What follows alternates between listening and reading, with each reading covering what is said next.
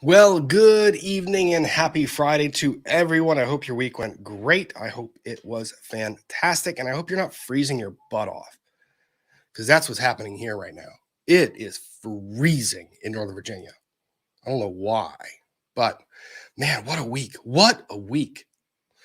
I thought this week was going to be like busy, but I had no idea it was going to be as busy as it would be.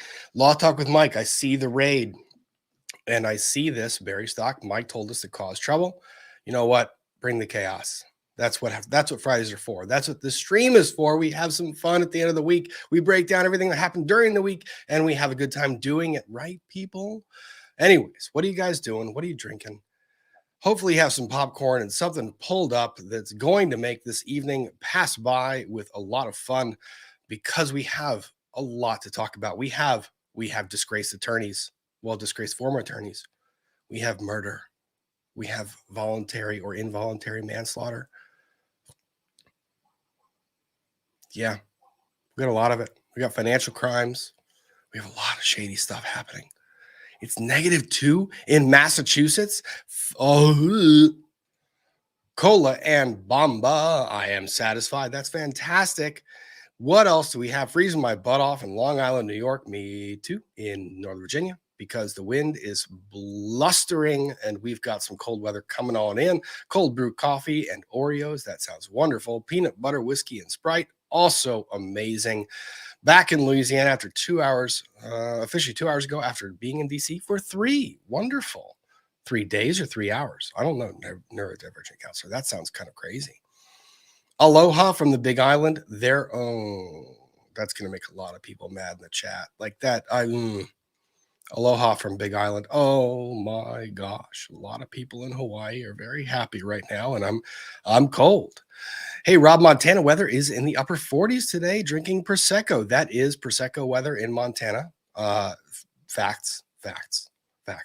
Southern Maine, and it's cold up here, -4. Julie, oh my gosh, that's amazing, but cold. Mountain Dew, pitch black. That's wonderful. My pizza just arrived and I'm ready. Thank you, Hez. Pizza's fantastic. Great little snack for the evening.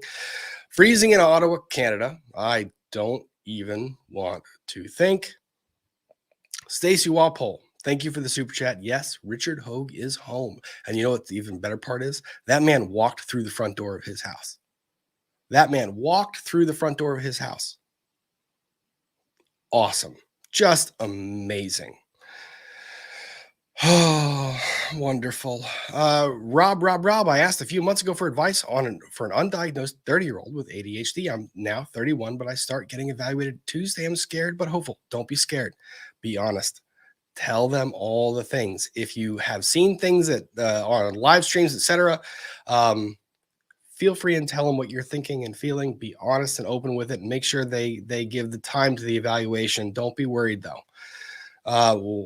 Virgin Mick, water, and spanakopita. Ooh, freezing Rockville, Maryland. Spanakopita is fantastic.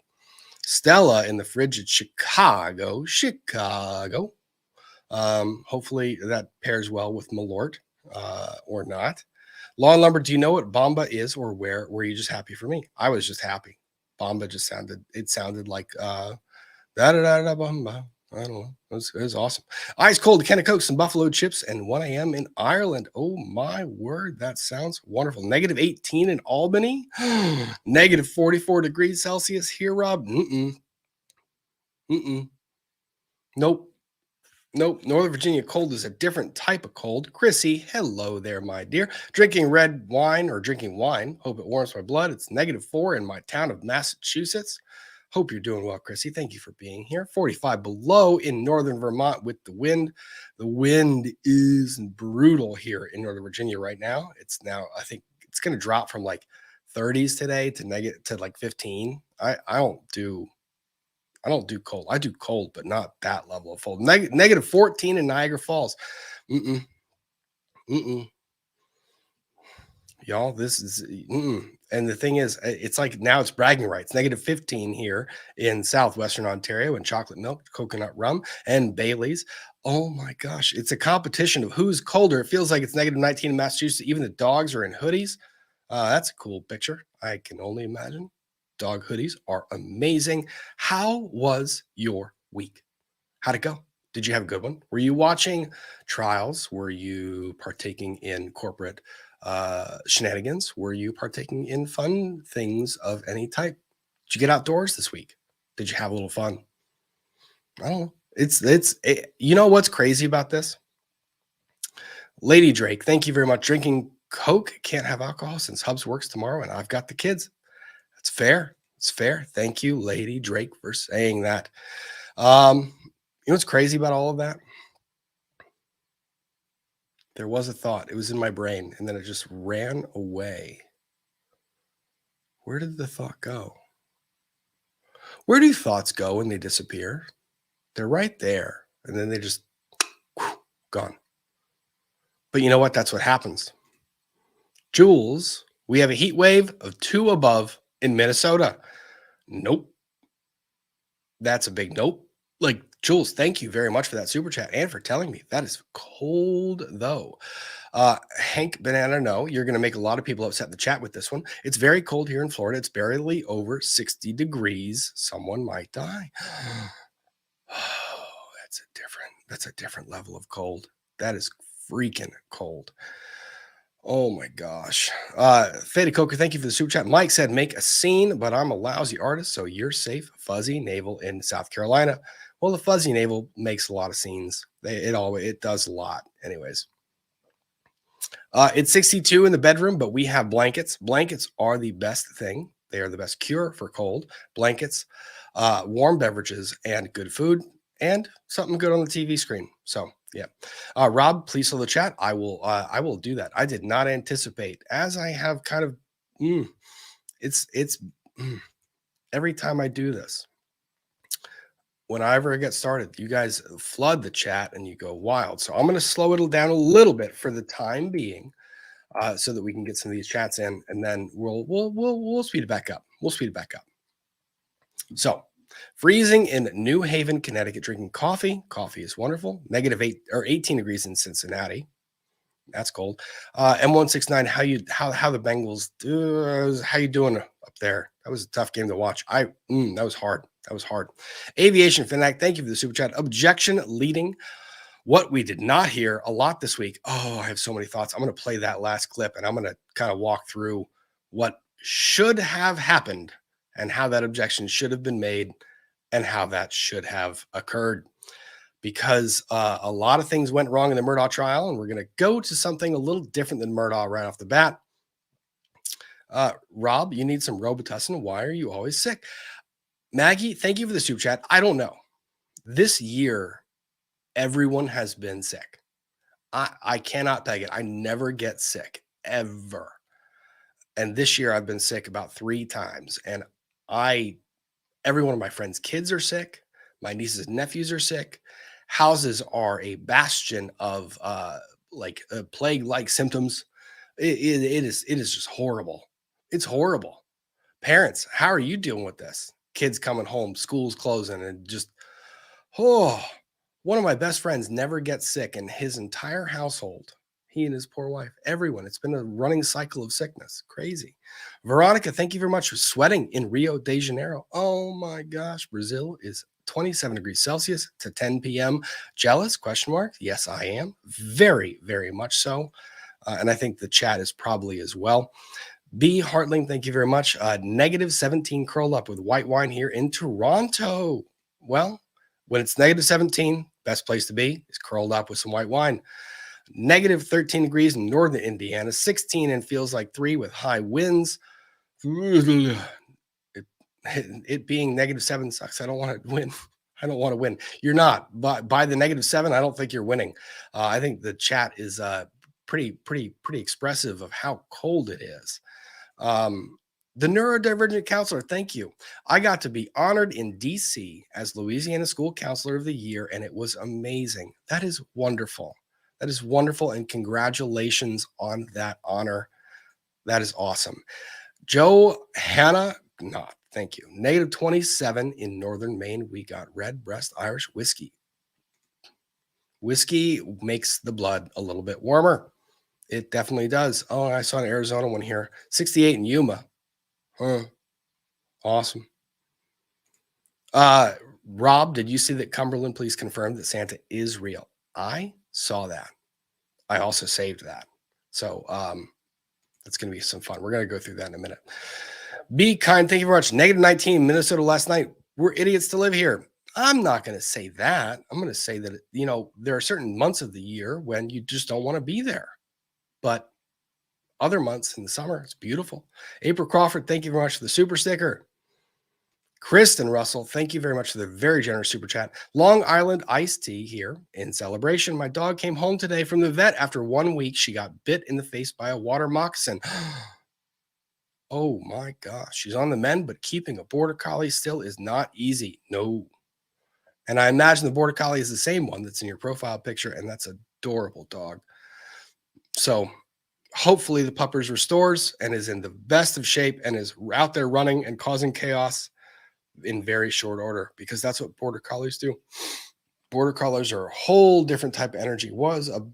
Trixie, thank you. Was about 70 degrees here in Phoenix, Arizona, drinking some tea and working on homework. Well, work on the homework. We're going to keep you preoccupied while we do that. Christy Hack, thank you very much. 2 degrees in Madison, Wisconsin, watching Murdaugh all week while working.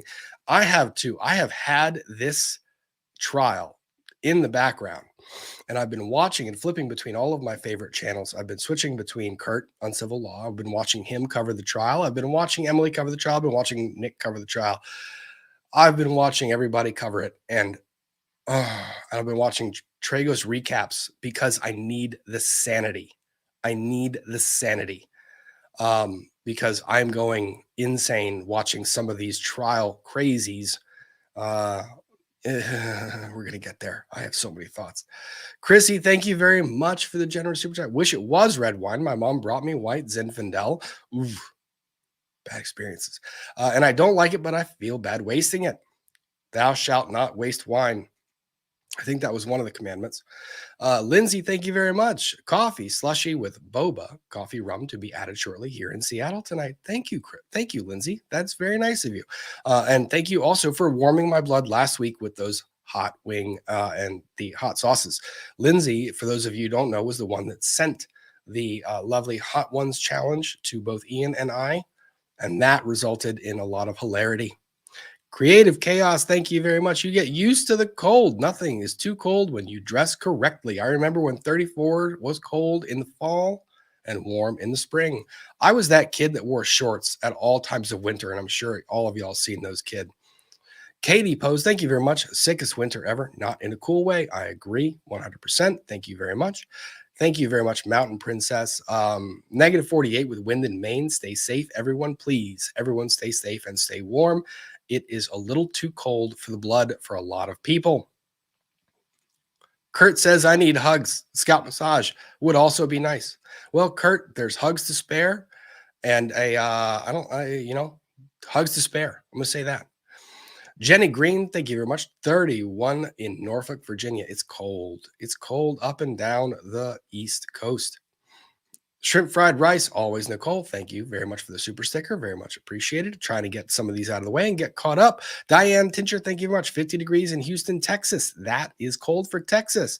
Amanda Lee, thank you very much for the super chat. Happy Friday, Rob. I was just offered a position in public health as a dental hygienist. My goal for the last few years, churros to celebrate. Churros are one of my favorite desserts. I would put them right up in line with what am I thinking of? Creme brulee as one of my favorite desserts and snacks of all time. M169, the ref messed us over. Up your vitamin C and D, it will help. I've also heard that elderberry helps. But yeah, the refs, that game, I had opinions, and you know what? It is what it is. You live, you have some fun. And we have a Super Bowl coming up next week. The Lauren, thank you very much. The week started off bad, and now it's even worse. How are you? I'm hoping that the week can get a little bit better. I'm doing all right. I can't complain. We're going to have some fun this evening because we have some stuff to cover.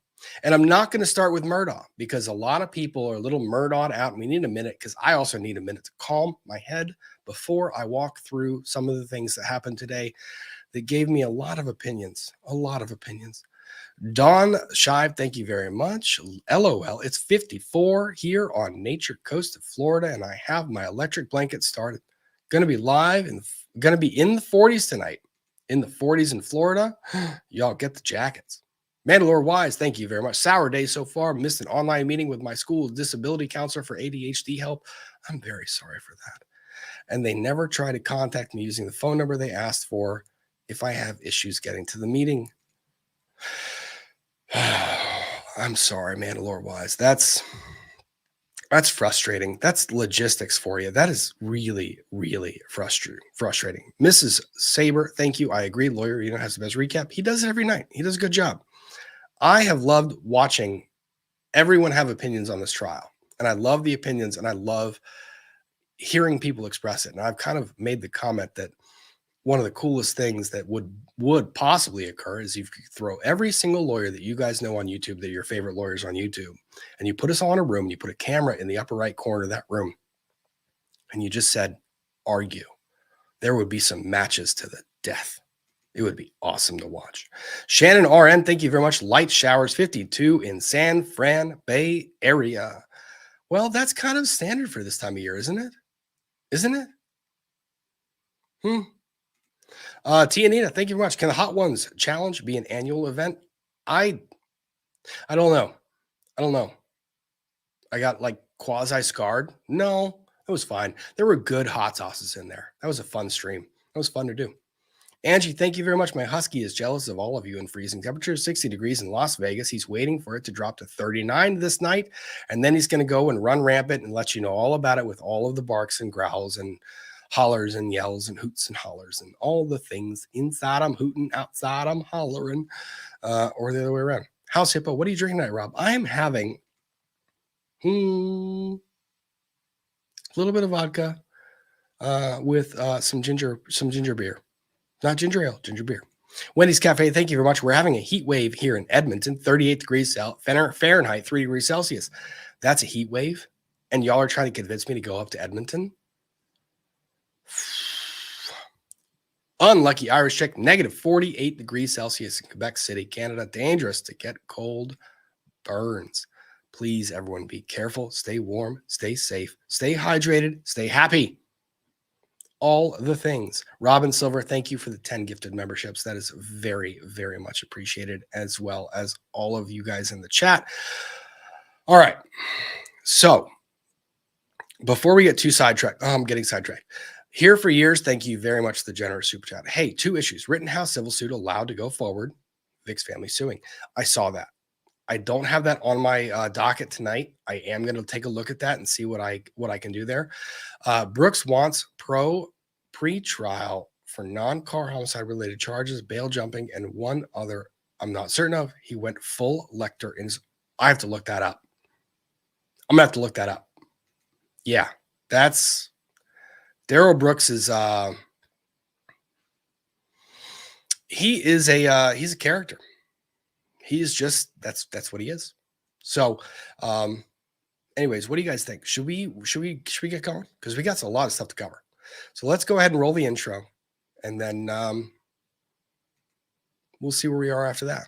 Tara Jimenez, thank you very much for that super chat. Please, for the love of all that is good and holy, make it make sense in low country. Did he, didn't he? Guns, ammo. Where is Runkle? Let's sigh.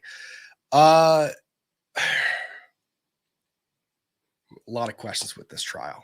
A lot of questions with this trial, and a lot of things that I think are coming in that aren't making it easy to discern what actually happened that evening. There's honestly just there's more question. There are more questions after this first week of trial than I thought I would have. And yeah. So I don't know. Let's see. But let's roll the intro. Let's get rolling. And then we're going to start with some Girardi stuff. We have Tom Girardi getting indicted. We have Alec Baldwin getting charged. And we have some Murdaugh catch up to do. And of course, I've got a couple of things here and there that are a little fun that we'll go through as well. But let's roll the intro and get rocking and rolling. Happy Friday, everybody.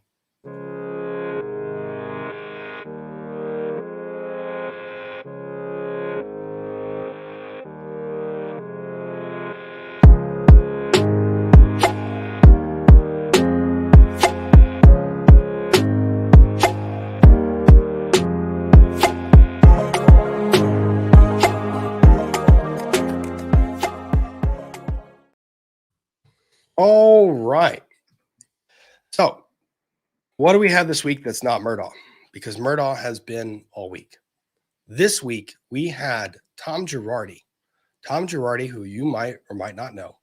Tom Girardi was a former attorney. He's since been, his bar license has been suspended / revoked. But he was a personal injury attorney that essentially covered mass injury cases, including cases involving Lion Air airline crash, where a bunch of victims passed away, and wrongful death claims associated with that case, and other wrongful death claims, massive injury cases, etc. And what did he do with the money he received from those? He used them for improper purposes. There were 175 bar complaints filed against him before the bar ever took a single action. He personally filed a bankruptcy via a conservator after he was placed in a conservatorship because he had dementia and wasn't really fit to handle his own finances. And then the law firm, Girardi Keese, where he managed these cases, went and filed bankruptcy itself. Those of you who are not aware, Tom Girardi is the estranged spouse of Erica Girardi, otherwise known as Erica Jane. Erica Jane, who appears on The Real Housewives of Beverly Hills. Tom Girardi, as a part of the bankruptcy case, you've got $300,000 earrings that he purchased for Erica Jane. That was part of litigation. You have a house in Southern California that was purchased that was occupied by a judge that has since been essentially turned back over. You have earrings, jewelry that were purchased for third parties, money that was spent left, right, and center, that was money spent directly out of the client trust account, money that was spent via a firm credit card for the benefit of Erica. Erica had a firm credit card that she was using for her own gain and benefit for quite some time, racking up hundreds of thousands of dollars in charges. And you've got a lot of lawsuits by different trustees in the bankruptcy case trying to claw that back to try and recover some of these assets for the different creditors being primarily a lot of the clients that he completely stiffed out of money. So people have opinions. He's a disgraced attorney, and I say that pretty freely. Yeah. He stole money from people that never, ever, ever should have happened. And I'm getting notes like behind the scenes that the earrings were purchased for $700,000, not $300,000, $700,000 earring purchase, but then sold at auction, I think for $215 or something like that.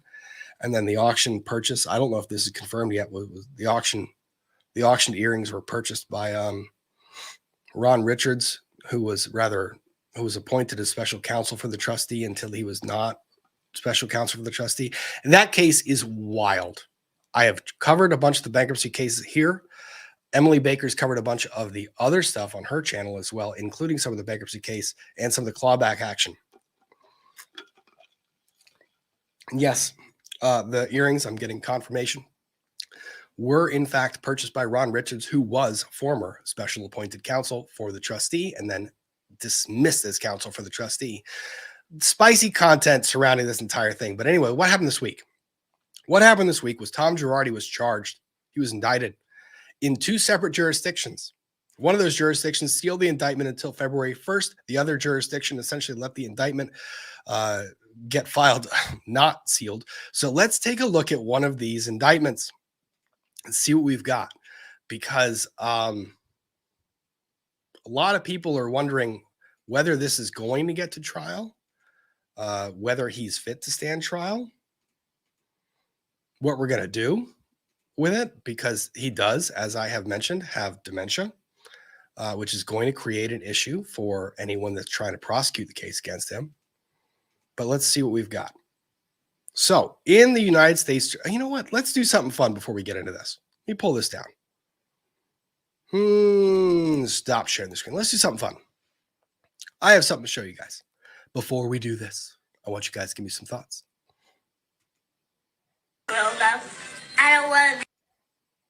All right, what we got? When I turn to a grown up, I don't want to be a fat grown up. I want to be a skinny grown up. Do you know any fat grown ups?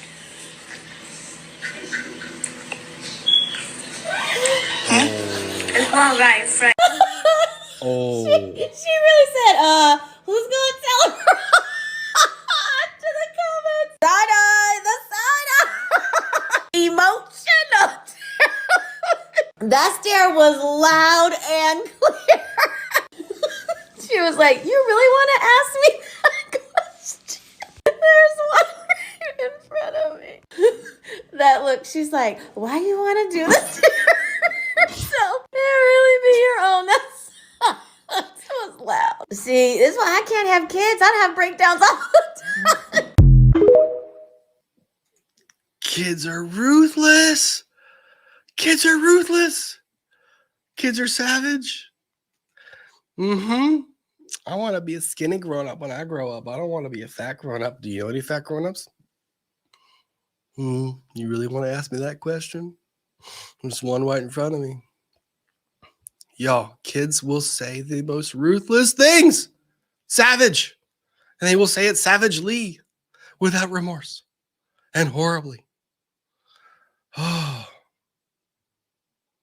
But I also have a little friend popping in. How we doing, Natalie? Uh-oh, what did I do? Hold on. I forgot. You did nothing. You did nothing. How's it going? It's going well. Good. How are you, my dear? I'm good. I'm good. I just told everyone that I'm leaving my stream and to come right over here. So I expect to see some chicks in the comment section below. Oh, no. Ian posted something to this week. And then, of course, we have a mutual friend, Emily Baker, who encouraged several people in response to that. And I have to take some of the blame myself for this. I really do.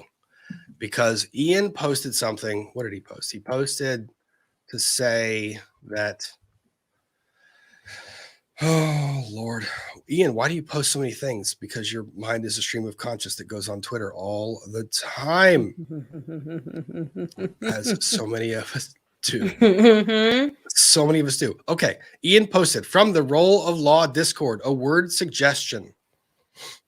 Lumberendos, for the times when Law and Lumber accidentally says something that the chat can twist around to make him blush. Oh, like innuendos, lumberendos. I like that. I like that. Yep. And of course, Emily Baker, who's one of the busiest people on the interwebs, decided that she was going to chime in and give a comment in response, and it just encouraged more responses. So there's now more lumberendos that have just circulated. And I blame you as well. I blame you as well. Great. I'll go down on that. Listen, I'll tell you this. Emily D. Baker is the one who came up with the Lawyer Chicklets as the name for my people. She's good at naming things. So, you know, take her advice. I'll just run with it. So I messaged you before we get going on the other stuff. I messaged you and said that I saw one of the worst cross-examinations I've seen in a long time today. What were your thoughts? I know you watched it today. Yeah, so I could not watch all of it because I was bored. And I'm being as honest as I can be, right? And I'm like, oh, wow, this is what a jury feels like when they're listening to this shit. It was horrible. It was so boring. But aside from that, there were maybe 2 or 3 things that the defense got out that were good. Because I didn't think the direct was that great either. There were 2 or 3 things the defense got out that were good. Number 1, it's inconclusive, right? Number 2, the markings on that gun are not as unique as you think that, as you said that they were. Thank you. We're going to go through that in a minute. Yeah, I wish he had stayed there. And I feel like inconclusive, in closing, inconclusive is reasonable doubt, right? That's the very definition of that word. That's reasonable doubt. So you're saying that they're all matched to one another except for the firing pin. That was number 3. To me, that was like, that's it. That's the ball game. Because what do you mean they're all matched to each other except for the firing pin? That means I no longer listen to you. Right. How else does the bullet get out of the gun? Yeah. So he lacked. He lacked. I'm sorry, Natalie. Give me 1 second. Yeah, sure. I need 2 seconds to step away. Can you give people an update on what you've been covering and then jump back into this? And I'll be back in about 2 seconds. Absolutely. I'll just run my mouth while you're gone. I'll run your stream. It's not a problem. Perfect. Okay. So to me, guys, hi, I'm Natalie. My channel is called Natalie Lawyer Chick. I'm a criminal defense attorney, and I've been doing this whole criminal defense attorney thing for now 13, 12, almost 13 years, something like that, right? So I watched this cross-examination, and this is just a area of criminal law that I am really, really interested in, because there's a lot of changes right now in the law to how we accept ballistics experts. It's been challenged based on this thing called the PCAST study that came out in 2019 and has been found to be inadmissible in some courts, in some trial courts recently. So it's a really hot topic of debate. And we kind of saw that play out here, where the expert kind of had to back off of his definitive, these shell casings are all a match to one another. These projectiles are all a match to one another, mainly because he said things like, oh yeah, there's this really unique element to this gun that only this gun has. Oh, but actually, you know, I can't really say how unique it is. I haven't seen every type of that gun, right? Also, he said that the bullets or the shell casings were a match to one another. However, he also turned around and said, oh, by the way, the firing pins are not a match for each other. And that's why the match, that's why, I had some questions or whatever the case may be. So the firing pins not being a match for each other is certainly an issue. And I think ultimately is reasonable doubt. It's not, oh, a slam dunk defense win. It's just there's doubt as to whether or not the shell casings around the family members even came from a gun that at one point in time was on the property, remembering that that gun was never even recovered, that he did this comparison without even having a gun. So I think that the cross was very significant. It was just boring, and they're going to have to bring it home in closing. Well, let's do this. Let's do this, because I was going to do Girardi, but I've got you here, and we're both fresh on I'm fresh on the Murdaugh stuff. This is fresh in my mind. Let's cover some of that cross. I just want to cover a little bit of it. Now, the chat's going to yell at me if I don't do a swoop, so I have to do a swoopy swoop. So give me 2 seconds. Do it. I think I got to do it again. That's too fun. I like my swoop. My swoop's fun. Is that a cat on a unicorn? Yes, it is. It is Oh, exactly that. adorable. It is That's exactly adorable. I that. love It is. And well, I don't know if you've seen the magic that is. I have not seen. How have I missed this? Well, it does other stuff too. It lights up. I don't have any fun props. It's fun. It's fun. It's a lot of fun. Life is too serious. If you take it too seriously, you'll never Honestly. make it out alive. Honestly and truly. Honestly and truly. Oh my goodness. That just made me so happy. Do we continue to wear this while we analyze the cross-examination? Absolutely. Let's do it. Let's do it. Okay. And I can't be here for long, so do not take that off while I'm here. It's going to make me so happy. Go ahead. All right. We're going to do that. I'm going to turn the lights off, though, because they're kind of frustrating to me. So the cross-examination occurs, and we have Jim Griffin, who is second chair on this trial, who I've liked him compared to Dick Harpootlian. Harpootlian is the primary, and he's annoying, and he knows it. That's what it is. Harpootlian, he said, listen, if you don't like me, please do not hold it against my client. Okay. I do not discredit him for saying that, because at least he told us that. He knows what he's like. He knows himself, and that's half the battle right there. All right. So let me see if I can get to the right moment here in the cross. Pull this up. Share the screen. And we share the screen. All right. So let me know if you can hear this while I start it. Give me 1 sec. Whether those items were heard? Good. Yes. So there was a part of the cross that drove me crazy. And when you're cross-examining an expert witness, the expert always wants to talk. They love to talk. Yes. And they love to use their own words when they're talking. Yes. And It is one of the hardest things for a litigator to cross-examine an expert witness because they are trained witnesses. Yes. And you have to control them. Yes. You have to control them and keep them within your narrative. You have to keep them within your language, and you cannot let them give long-winded answers. And when they do, you have to get them in the reins immediately. Agree. This cross drove me crazy because Jim Griffin lets this guy run off, and this guy loves talking, loves talking more than anything. So let's see. And based on my understanding of the evidence. Okay. I want to stay on the 300 blackout for a moment. I'm going to show you what we marked as Defendant's Exhibit 69. Is that a little loud for anybody else? Fine for me. Excuse me? Just what I previously. Yeah. And you have your file there, but take a look at Defendant 69 and And the entire trial,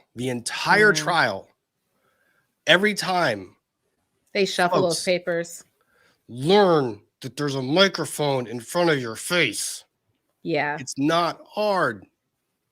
Yeah. They like, there's been several times where he's like blown my eardrum out by just moving papers around. And I'm like, ah. Every time. Every time. tell us if you recognize that document as coming from your firearms file report, extended report. And I have a comment after right here too, like in just a second. He's just not leading. Even right here, he could be leading. Yeah, he's This- not doing it. And thank you. This was my point. When you have them right there, when the expert has that report in front of them, you get control of the expert and you make the comment like this. And I'm sure you've probably done something similar.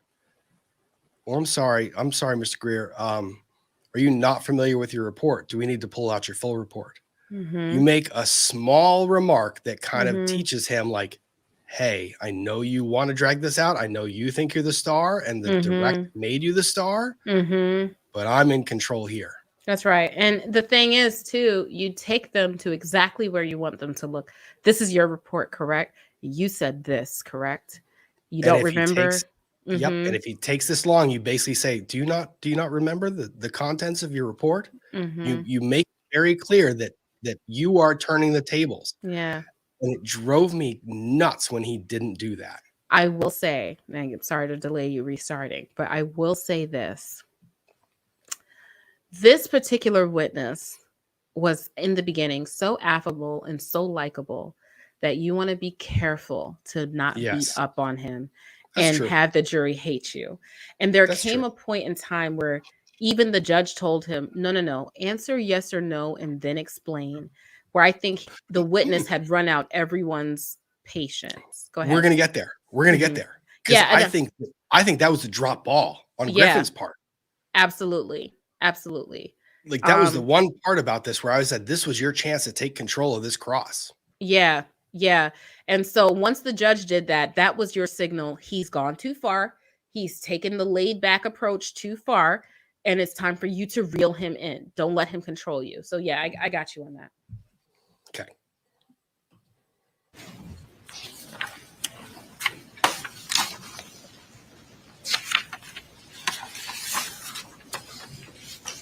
Sir, are you not familiar with your report? Yes,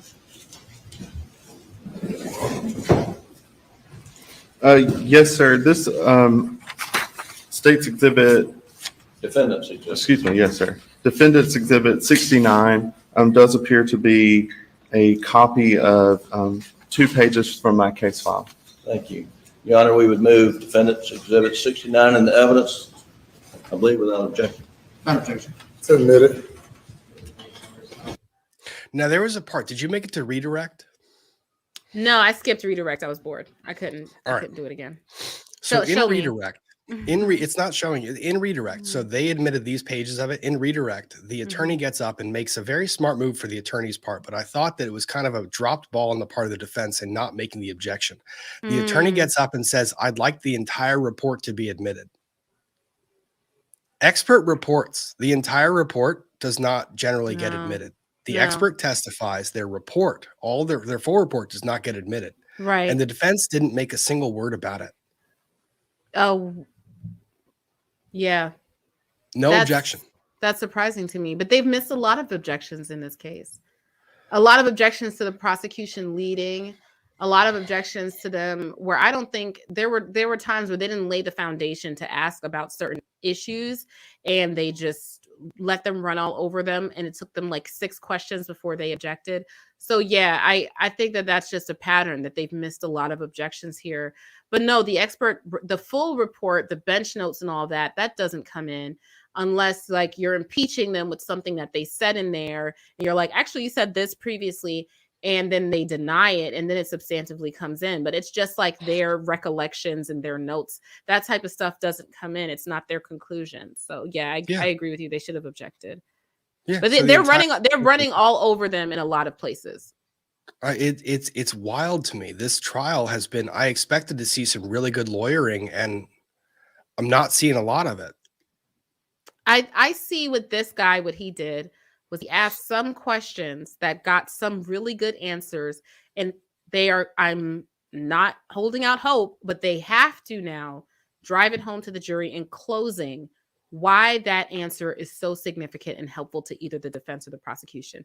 And I feel like both sides are struggling with that. You're going to like what I have pulled up next because I have a surprise for you. I'm excited. I have the defense expert. I have the an article the defense expert who is slated to testify wrote about tool mark analysis. Oh, okay. I now have Natalie intrigued. All right, let's see, because I want to get to the point where where is it that he makes that remark about answer the question, please. Whether those items were fired by item 33 or by another fireman. Nope. Of projectile, of shell cartridges, the back end of the full. That was your marker. Come on, baby. Ejected from this rifle. That's correct. But you don't say they were fired from this rifle. That's correct. But they were spent shell casings found at the shooting range, correct? Yes, sir. And those were fired cartridge cases, and it's just plain term. They had been fired. When I'm looking at the totality of all these markings, again, we go back. Oh my God. Oh my gosh.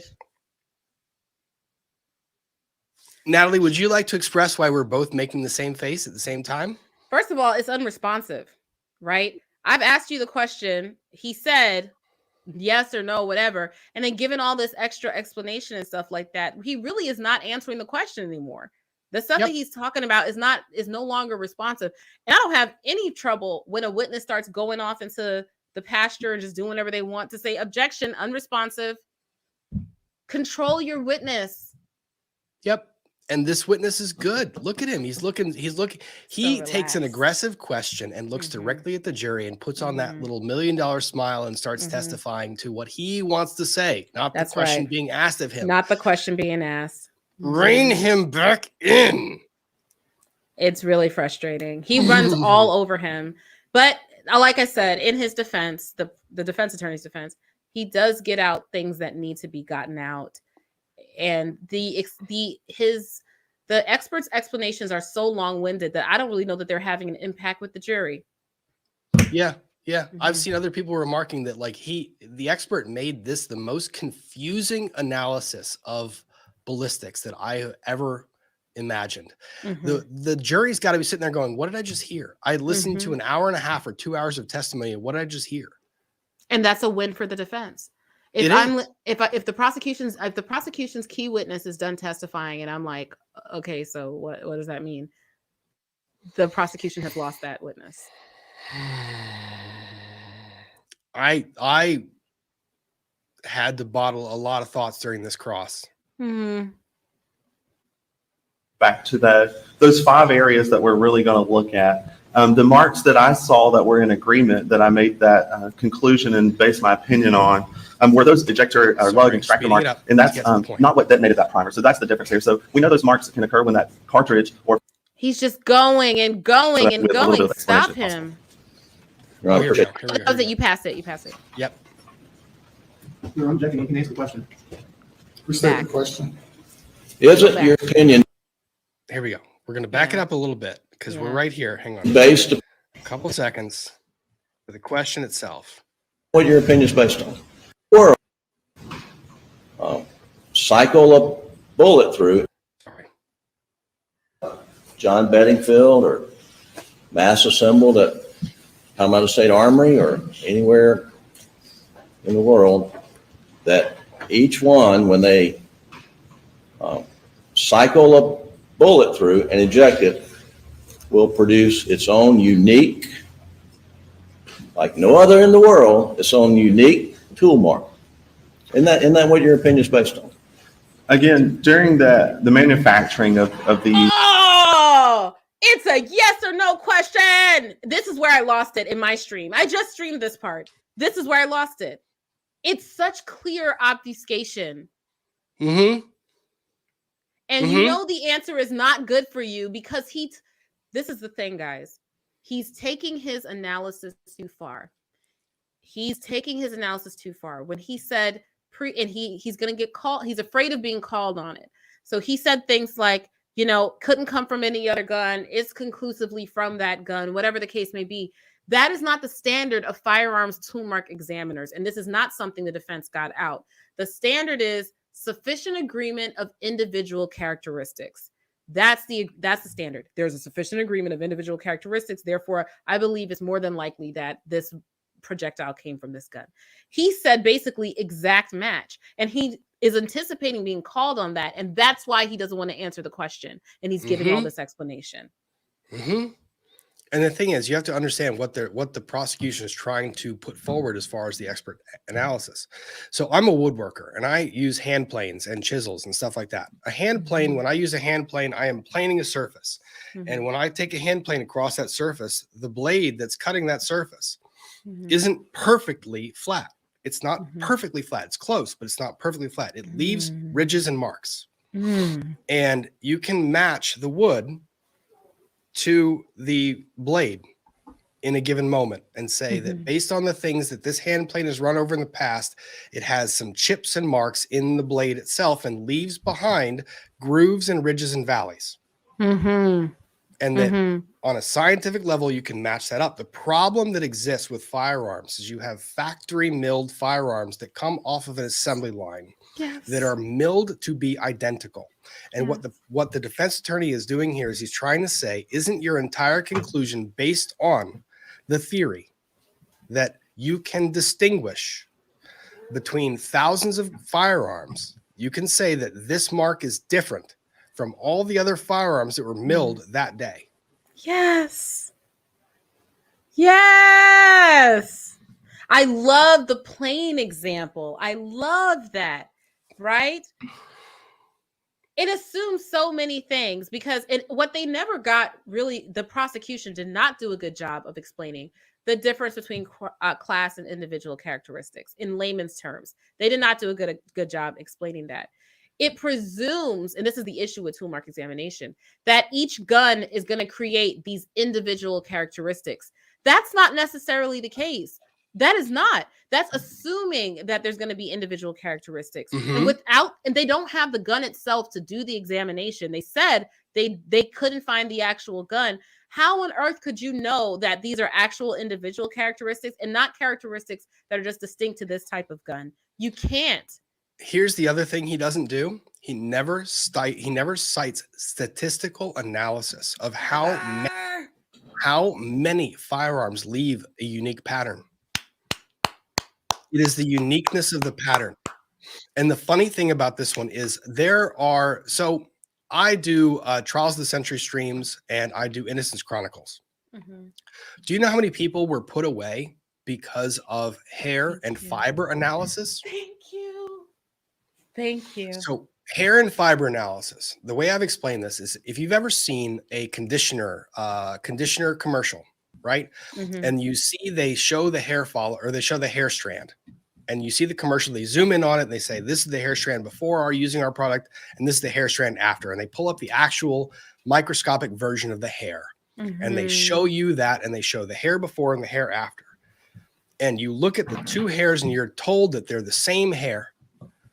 And you're basically looking at those matchups and you're trying to say it's the exact same hair based on the markings, based on how the growth is, based on that.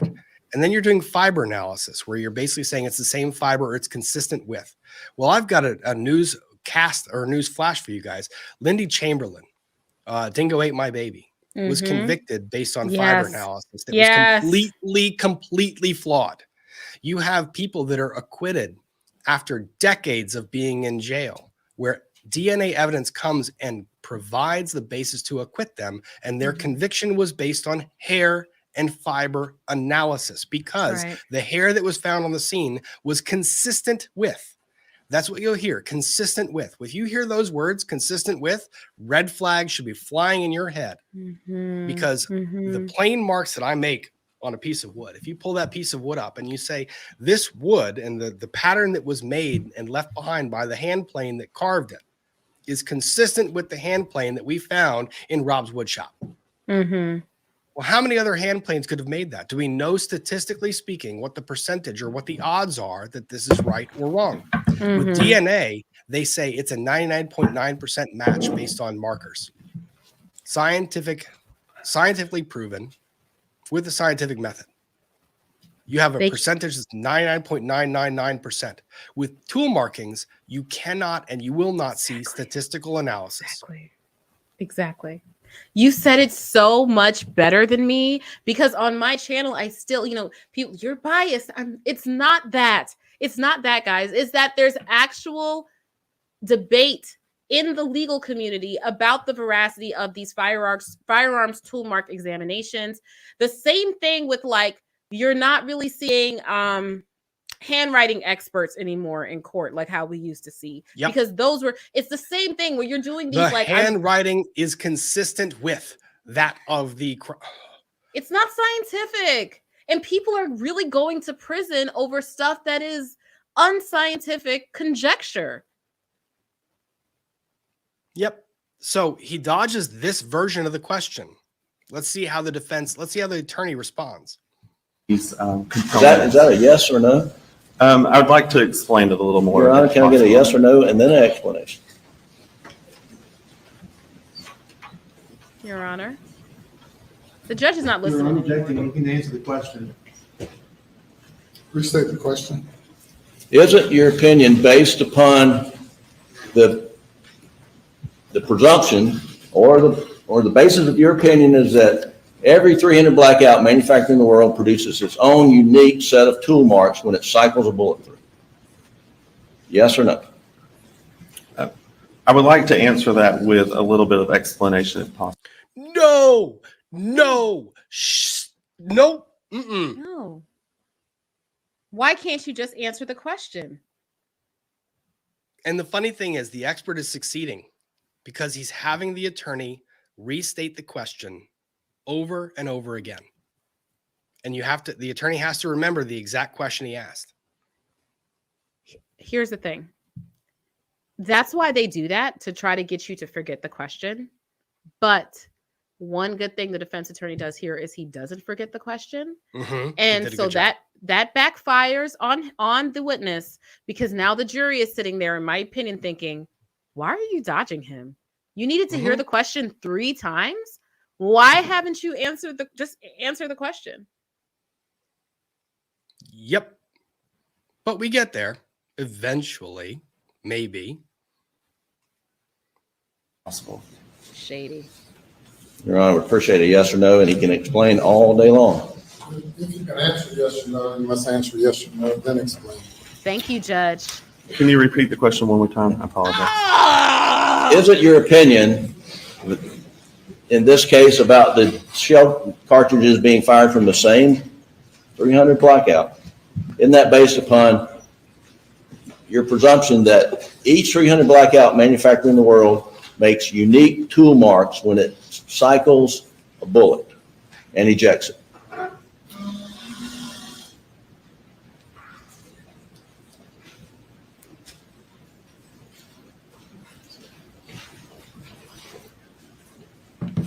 And he's still not going to And answer. it's hard to say. I have not looked at every 300 blackout that's So in the no. world. So it's hard to answer that question. But again, based on my knowledge of. Wow. Ask the But question. that's the answer though. That even though, because I haven't, it's hard to say. I can't say I don't know. Reasonable doubt. Reasonable doubt. You don't know. Your job is guessing.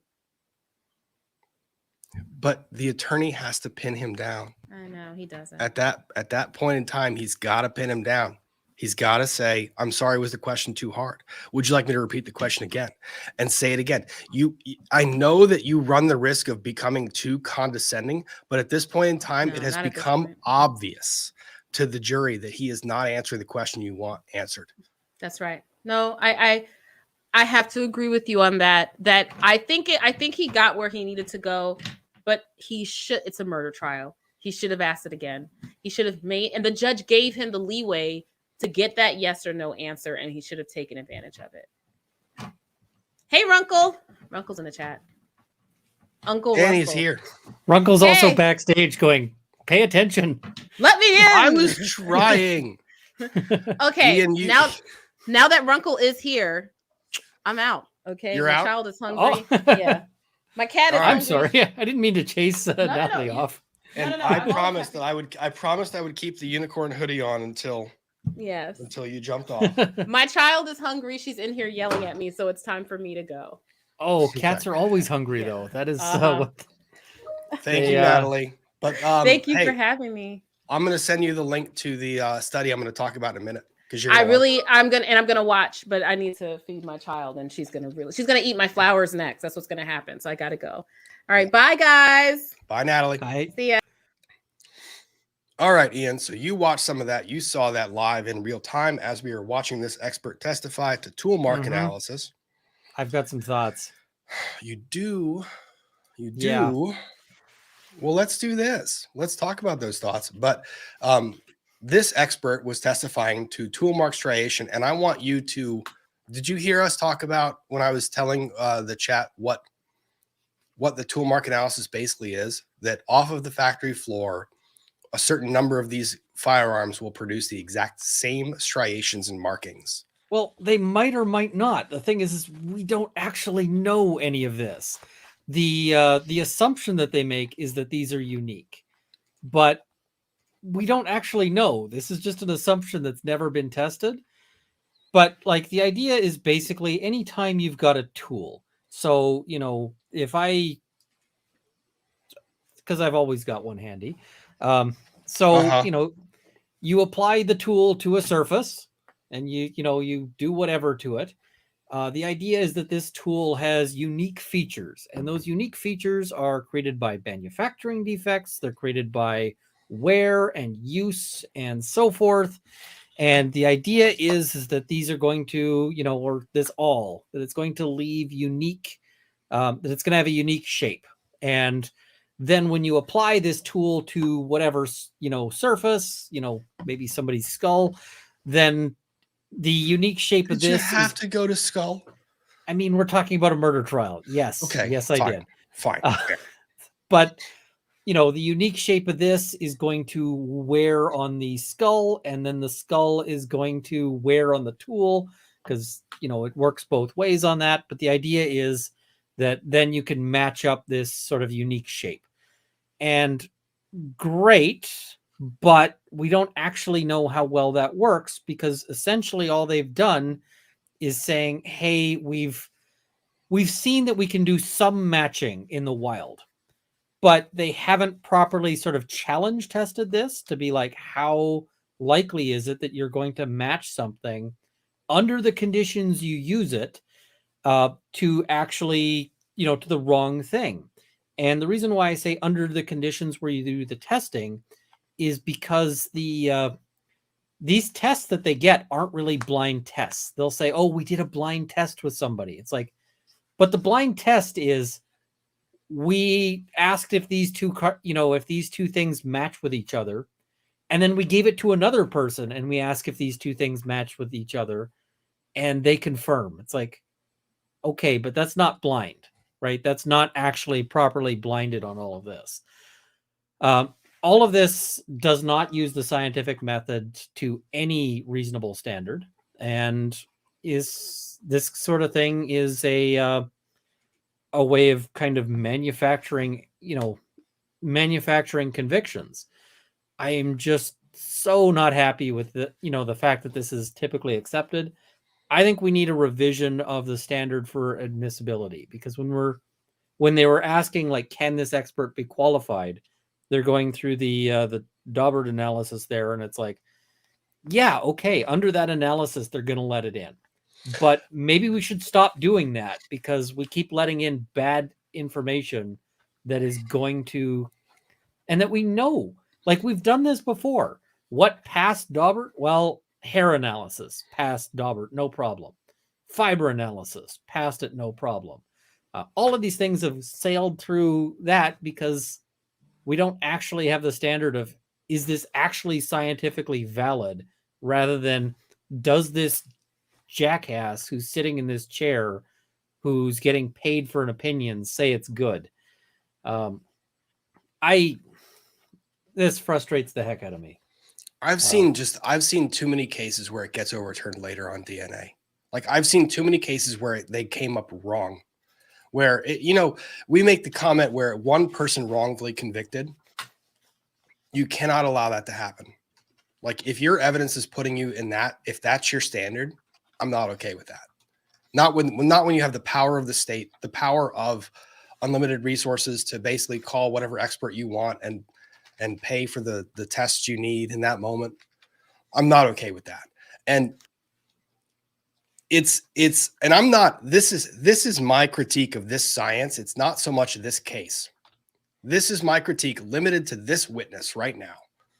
This witness is being offered by the prosecution to prove a certain thing, that the firearm that was on or in his possession or at his disposal was the same firearm that fired the rounds.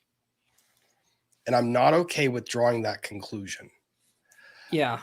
Based on this type of analysis. The the evidence that they have so far is pretty thin. And then they've got this guy who's going to patch it up. And I'm just kind of looking at this going, there is a real possibility. Like, let's say in, I don't know, a few weeks after the trial, they find the .300 blackout rifle that does match this stuff in a drug house somewhere. This case got real problematic, right? We just don't know. If this firearm turns up like 5 years from now, that creates a problem.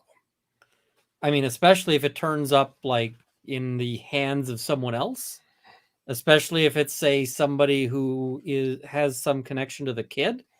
Because if it's something like, oh, they showed up with their shotgun, got a hold of this gun in the course of things, and, committed some murders, it's like, well, now we've got a problem. I really don't like this kind of matching, because it's fundamentally a problem. We don't actually know if this is the same gun or if it's a different gun.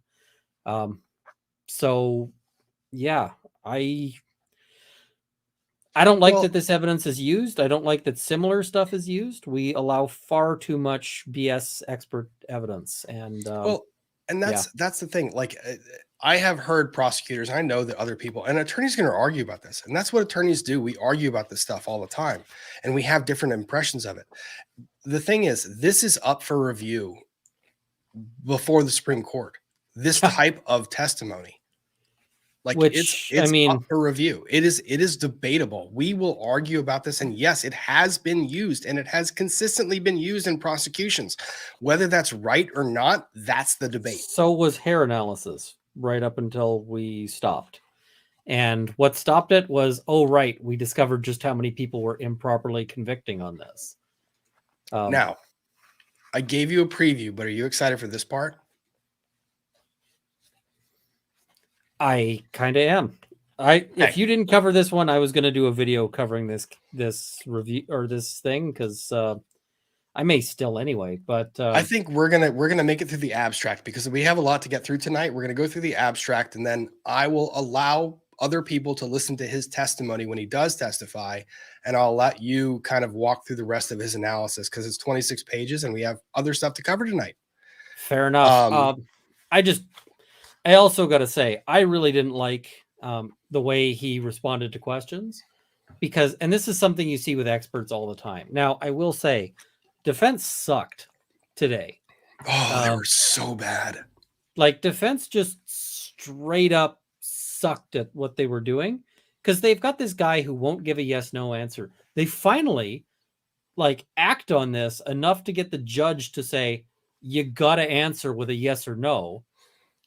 And then they let him keep doing this. You know, so he goes and meanders and it's just like, so was that a yes or a no, sir? You know, well, I have to give my explanation. You gave your explanation. Was that a yes or a no, sir? Right? And just pin him down. Let people see how much he's BSing. Because when you see this, the other really fun thing on this one, and I say really, you know, fun with quotation marks, watch the way he responds to questions from the prosecution versus the defense. When he starts throwing up this bullshit is only with the defense. And that's because he's here as a hired gun. He is not like an expert properly should be coming in with, I am a neutral person here to provide information to the court. But he very much was coming in going, I want to see a conviction. That's his goal. Yeah. And, you know, he is absolutely pushing for that. So to my mind, this is a place where it's like, you got to hammer him on that. You got to let the jury see this guy is a hack. This guy is, and you can, you know, so, it just frustrates me because they get these guys who are, you know, affiliated with the police. They train them up in some like pseudoscience to be an expert and, you know, and then they unleash them on the public like this. We see something even worse here in Canada where they bring in these experts on whether something is drug trafficking. Like, oh, this guy had this much drugs and, you know, he had a scale, therefore it must be trafficking instead of personal use. And it's like, this is not a science. This is just some guy's bullshit opinion that shouldn't be considered. But it just drives me absolutely nuts. And the amount that guy got away with on the stand, frustrating. It was a lot. So I want to make a quick comment, and it said the request. You know how frustrating it was? Hang on. Let me make a quick comment at the request of my mods, and people in the chat. Guys, there are 4,000 of you here, almost 4,000 of you here. The chat is flying. I have slowed it down quite a bit. I'm going to say that please refrain from just emojis. If you're doing just a string of emojis, I'm going to start asking my mods to please start timing you out. It's not a disrespect to you guys, but it's so that other people can get chats in so that I can see them without just strings of emojis. So please try to refrain from just spamming emojis. I know they're cool and they're fun to use. Throw them behind a comment. I'm happy to answer the comment and take a look at it, but try to stop spamming emojis so we can just get the chat to kind of hang out, have a good time, good dialogue, so I can pull questions up like this from Mr. K. Law and Lumber, what about primer marks from the firing pin? Can't they match those to eliminate Father's 300 blackout rifles? Ian, you're going to have an opinion, and I need a prop to give mine. So why don't you give your opinion, and I'll give mine. I mean, maybe. The question is, do they leave distinguishable and uniquely different ones, or is it just them making a guess? And I was going to say how frustrated all this made me. So I'm working on a wallet, and you can see I'm putzing around with the wallet. I did that, and I don't know if you can see it. That punch line is me screwing up and punching through the front face of this wallet because I was frustrated and not paying attention to what I was doing. So that guy owes me a piece of leather. Well, and so my remark was going to be that I have a CNC. these tools, the upper receiver and the bolt carrier group. The bolt carrier group is machined on a CNC, that is milled on a CNC, which is a computerized router that goes and carves through a piece of metal. And I have a CNC, and with my CNC, I make these things and other things that are like them. This one is who's that one for? Nate the lawyer? It's a little hard to read on the screen. I assume you're gonna darken it or put something in there. I gotta find something to darken it. But I mill these on a CNC. Oh, come on, white balance. Correct. I mill these on a CNC. And the tool marks that are left behind by the CNC are quasi-unique. But it's unique based on the angle that the tool is positioned and whether or not it's perfect. It is possible for another CNC that's set up in a different shop to make the exact same incorrect tool marks. And then as far as the firing pin and where the firing pin hits, let's say that my CNC is configured the exact same way and I put two pieces of wood right next to each other and do the exact same thing. It's going to leave it in the exact same imperfect, but off by a couple of micrometers in one direction or the other. And let's say that I have my CNC is set up to mill 1,500 bolt carrier groups that day. And the CNC positions it, but they're all off by the exact same measurement. The firing pin under perfect conditions or ideal conditions are going to create the exact same striations, the exact same marks. So the imperfections that you're going to see, because nothing is perfect, the imperfections you're going to see are going to be the same coming off of my machine for everything I put through that machine, with all materials being the same. Yep. No, it's a real problem. We just don't know how often it happens that two things match each other. So it's really annoying. So yeah, I was just saying, I don't know if you heard, but they caused me to muck up this wallet. I'm going to end up reusing part of the leather, but I'm still quite annoyed by that. The cool thing is you know how to make it again. Well, and it's also, I just muck up this piece, so I will make another of this piece and then fix it. But, well, that's the fun part. Like I have friends that are friends that have kids, and they come over to my house and they scratch stuff up and they do all this other stuff to the different furniture that's in the house that I've made. And they're always like, "No, I'm so sorry. I'm so sorry. I'm so sorry." I said, "No, I can sand it back. I know how to fix it. Don't worry. We're fine." You're like, I enjoy sanding. Yeah. So before we get to this this analysis here, and I'll explain why this is up on the screen, there are almost 4,000 of you here. If you have not liked the stream, please do so. It actually does help the YouTube algorithm to bring people to watch what we're talking about. You have Ian Runkle of the Bailey, who is a firearms, I'm going to call him an expert. He's not going to say that. I'll call him an expert. But he does a lot of firearms law in Canada, Canadian lawyer. I am on the channel. I am a trial attorney in Northern Virginia that does mostly domestic relations, but again, trial attorney. Natalie Lawyer Chick is a public defender who prosecute or defends cases in Maryland. So you have attorneys that are analyzing this stuff. If you do like the content, please do the YouTube things, like the video. If you like the content enough, subscribe to the channel. I very much appreciate you guys being here. It's wonderful. Love it. Let me see here. What did you think of the last minute? Hey, we have this information that may be privileged, which is why I didn't look at it, but now I totally want to use it. I want to get to that in a minute. I want to pull this up. Nurse Liz, good to see you in the chat. Thank you for being here. Love seeing you here. Is there any part of the gun mark analysis that is legit, or is it a bit of fluff?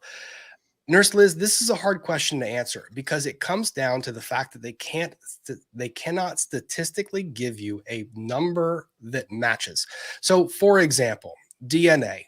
You can narrow it down to 99.9% based on the markers that exist in every human body. There are a certain number of variations you can get in a DNA strand, right?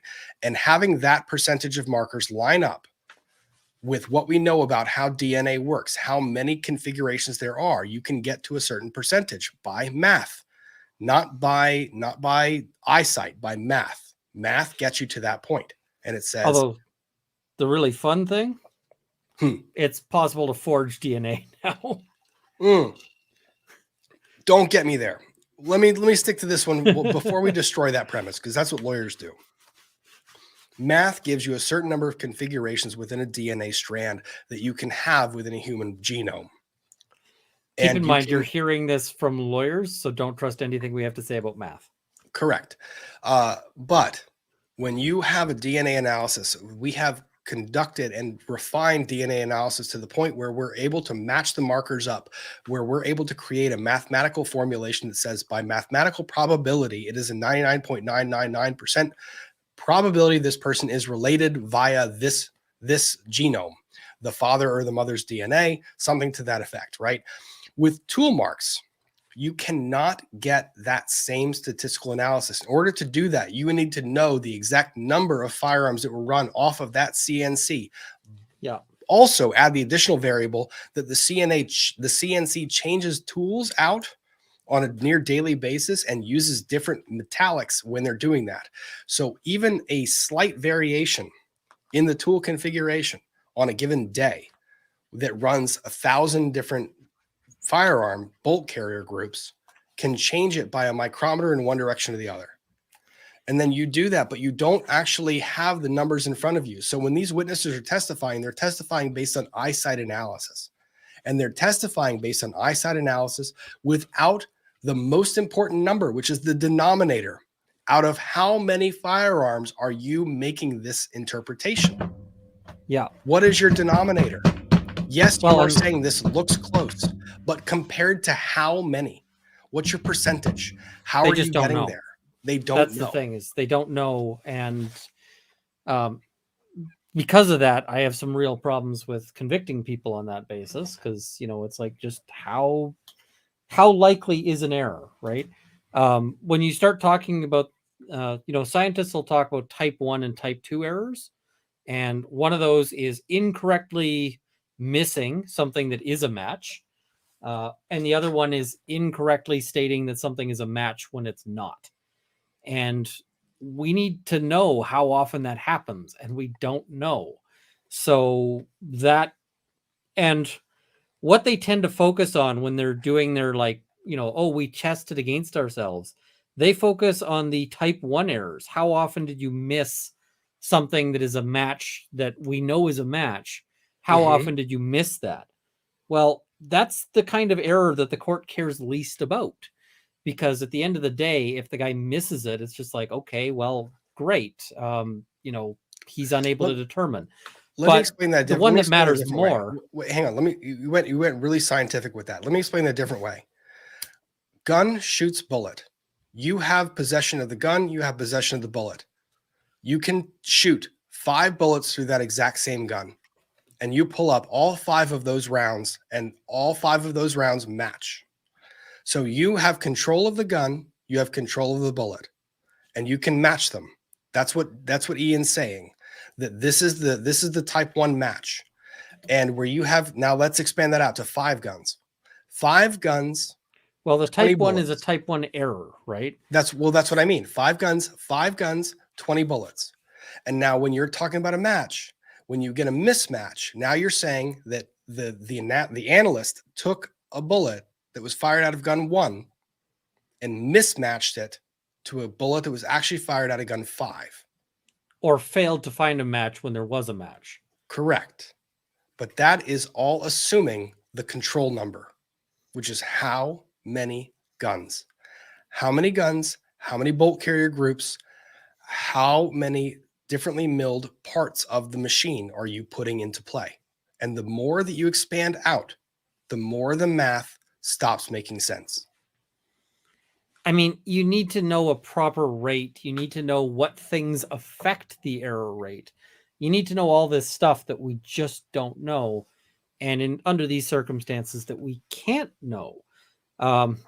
It's a terrific problem, but what it means is that some of the stuff that we get presented as science, and I mean, there's all sorts of things. They used to do lot matching for ammunition, and they'd say, this shot definitely came out of the same box of ammo as this other shot. And they convicted people on that. And we now know that it's BS. It just doesn't. So, yeah. Two things I want to highlight. One is this one, which I think is the most apt comment I've seen. Can we all simply agree we lost hours of our lives we'll never get back because the gun guy? Fair. Totally fair. Two was this. Jen Joe, would cleaning the gun change the striation even slightly? Likely not, because these are milled in precision. Like there's almost no tolerance between the outside of the bolt and the bolt carrier group.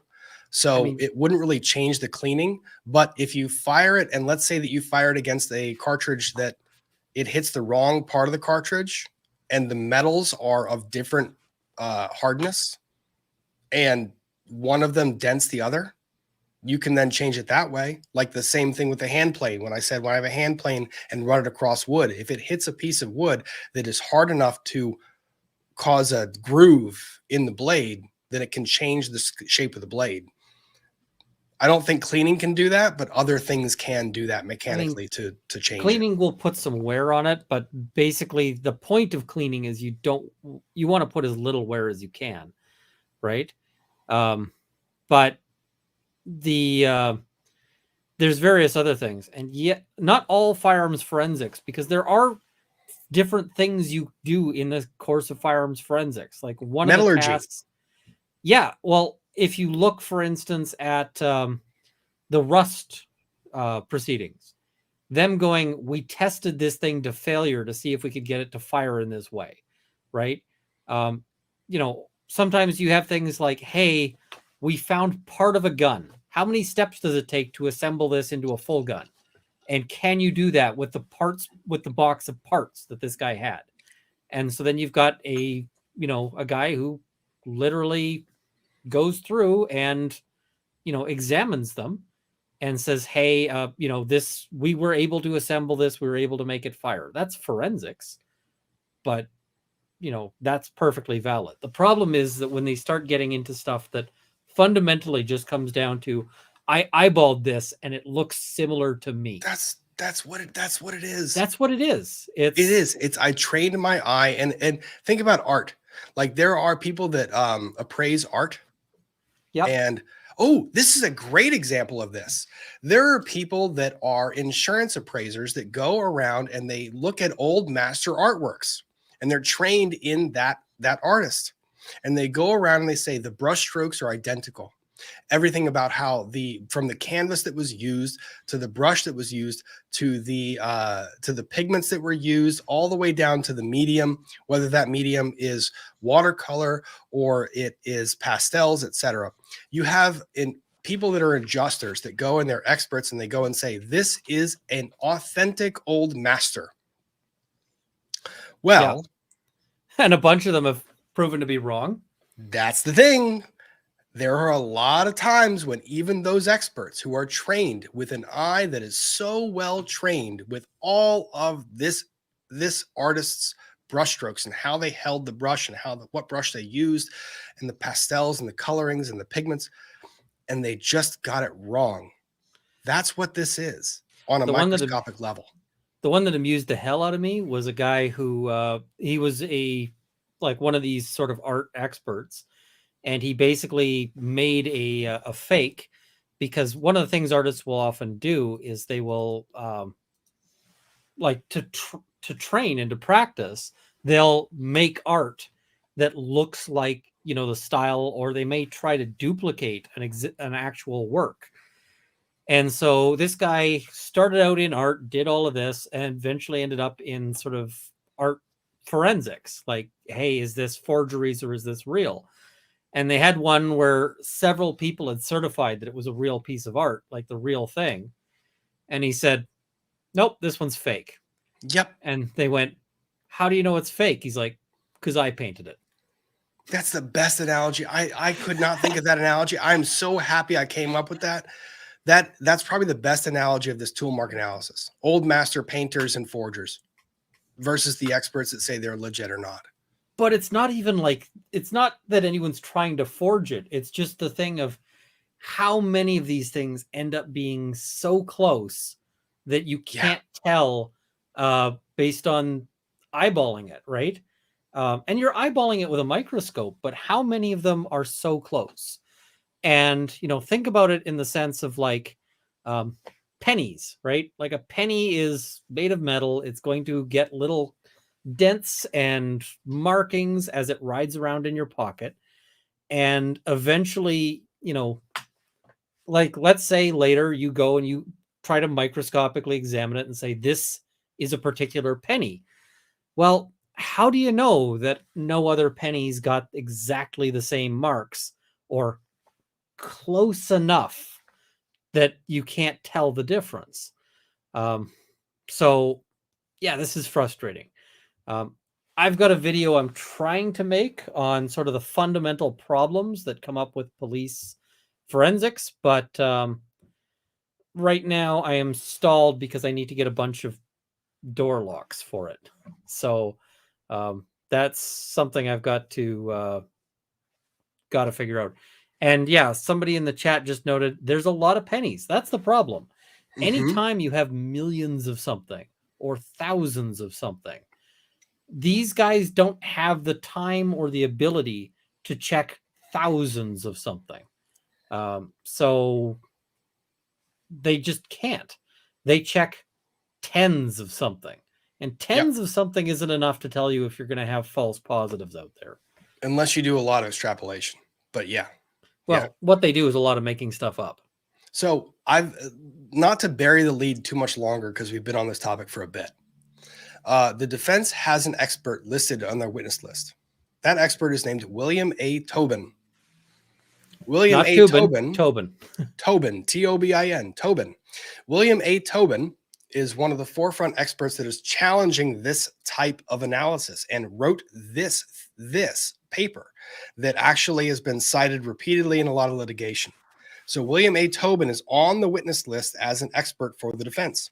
I will tell you, again, not bearing the lead, that the person that testified today, Mr. Greer, while I appreciate the fact that he is trained, he is nowhere near as trained or as an expert as Mr. Tobin based on my review of his CV that's available online.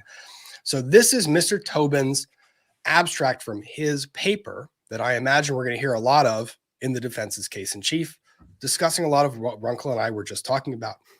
So headline or the heading, hypothesis testing of the critical underlying premise of discernible uniqueness in firearms tool marks forensic practice. Basically, let's put this thing that you have as a theory to the test. By William A. Tobin and Peter J. Blau. Abstract. The forensic practice of firearms tool marks identification rests on a currently indefensible conceptual foundation of discernible uniqueness. That's what Ian and I were talking about. Similar to the now defunct forensic practice of comparative bullet lead analysis that had been admitted for almost 4 decades in judicial proceedings. That's that metallurgy you were talking about. Yep. There has never been any scientifically acceptable hypothesis testing of the underlying premises required for practice validation.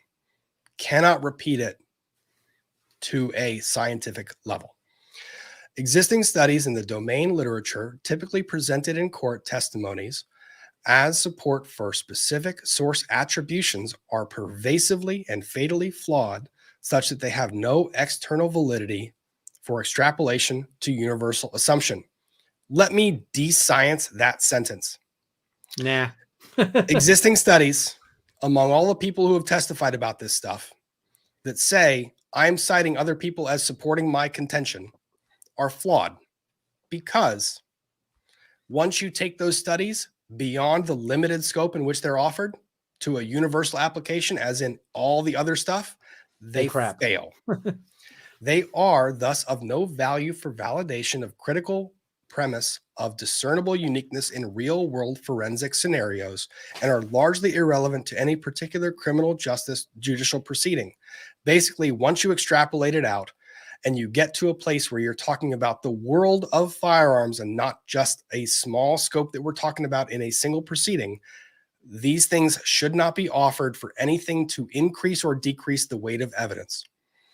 A practical solution is offered that would allow a scientifically defensible opinion to be proffered to courts until comprehensive and meaningful hypothesis testing can be conducted by the mainstream scientific community.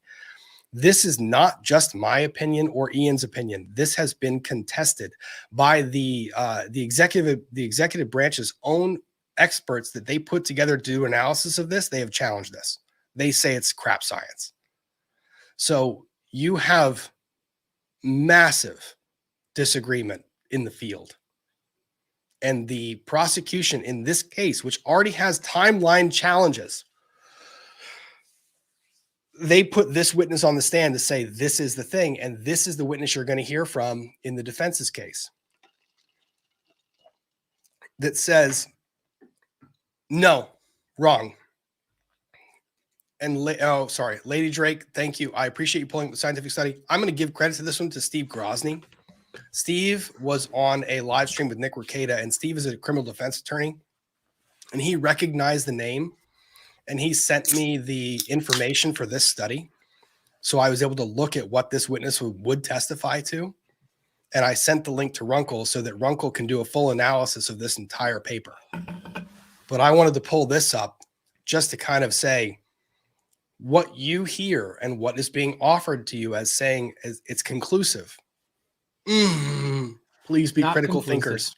Please be critical thinkers. Please. It is huge when you have someone's life on the line and when you have the power of the state behind it. I 100% agree. Alec Murdaugh is a POS. He is, the financial crimes alone are absolutely horrific. Horrific what he did. I don't know if it's fair to call him a piece of shit. I mean, he's more of a large pile. Massive pile of shit. The financial crimes alone and what he did to cover them up and who he involved in that and who he stole from and what he did. And the thing is about the financial crimes, I've got beyond a reasonable doubt. It was proven in this case already. It was already proven. Like you have it. Like it's there. You look at the financial data. You look at the statements that are pulled up. All of it's there. But when I'm the problem is murder, that he might be too convenient to the police. I know, to get them to actually look into like whether there was other things. So yeah, this case feels to me like so many of those cases where you see wrongful convictions because the police just immediately leap to like one convenient target. And yeah, they had a search warrant and they decided not to execute the search warrant and to send one officer to do a voluntary search of the house, which is ridiculous. No one gets that treatment, and no law enforcement agency worth their weight in shit would ever allow that to happen. I am frustrated on both sides of this case. I hate it, and right now, I just hate the rush to judgment. I'm going to wait until all the evidence is in before I make a decision one way or the other, because there's just too much unknown. There's too much. Yeah, it's. Oh, I have a joke I have to preview. It's really dumb. Oh God. It's so good though. I think I'm going to make merch out of it though. Oh. Well, because it's with Alec Murdaugh, because you know he has over 100 charges. I mean, this is not a place to go for the high score. No, but I got 99 crimes, but murder might not be one.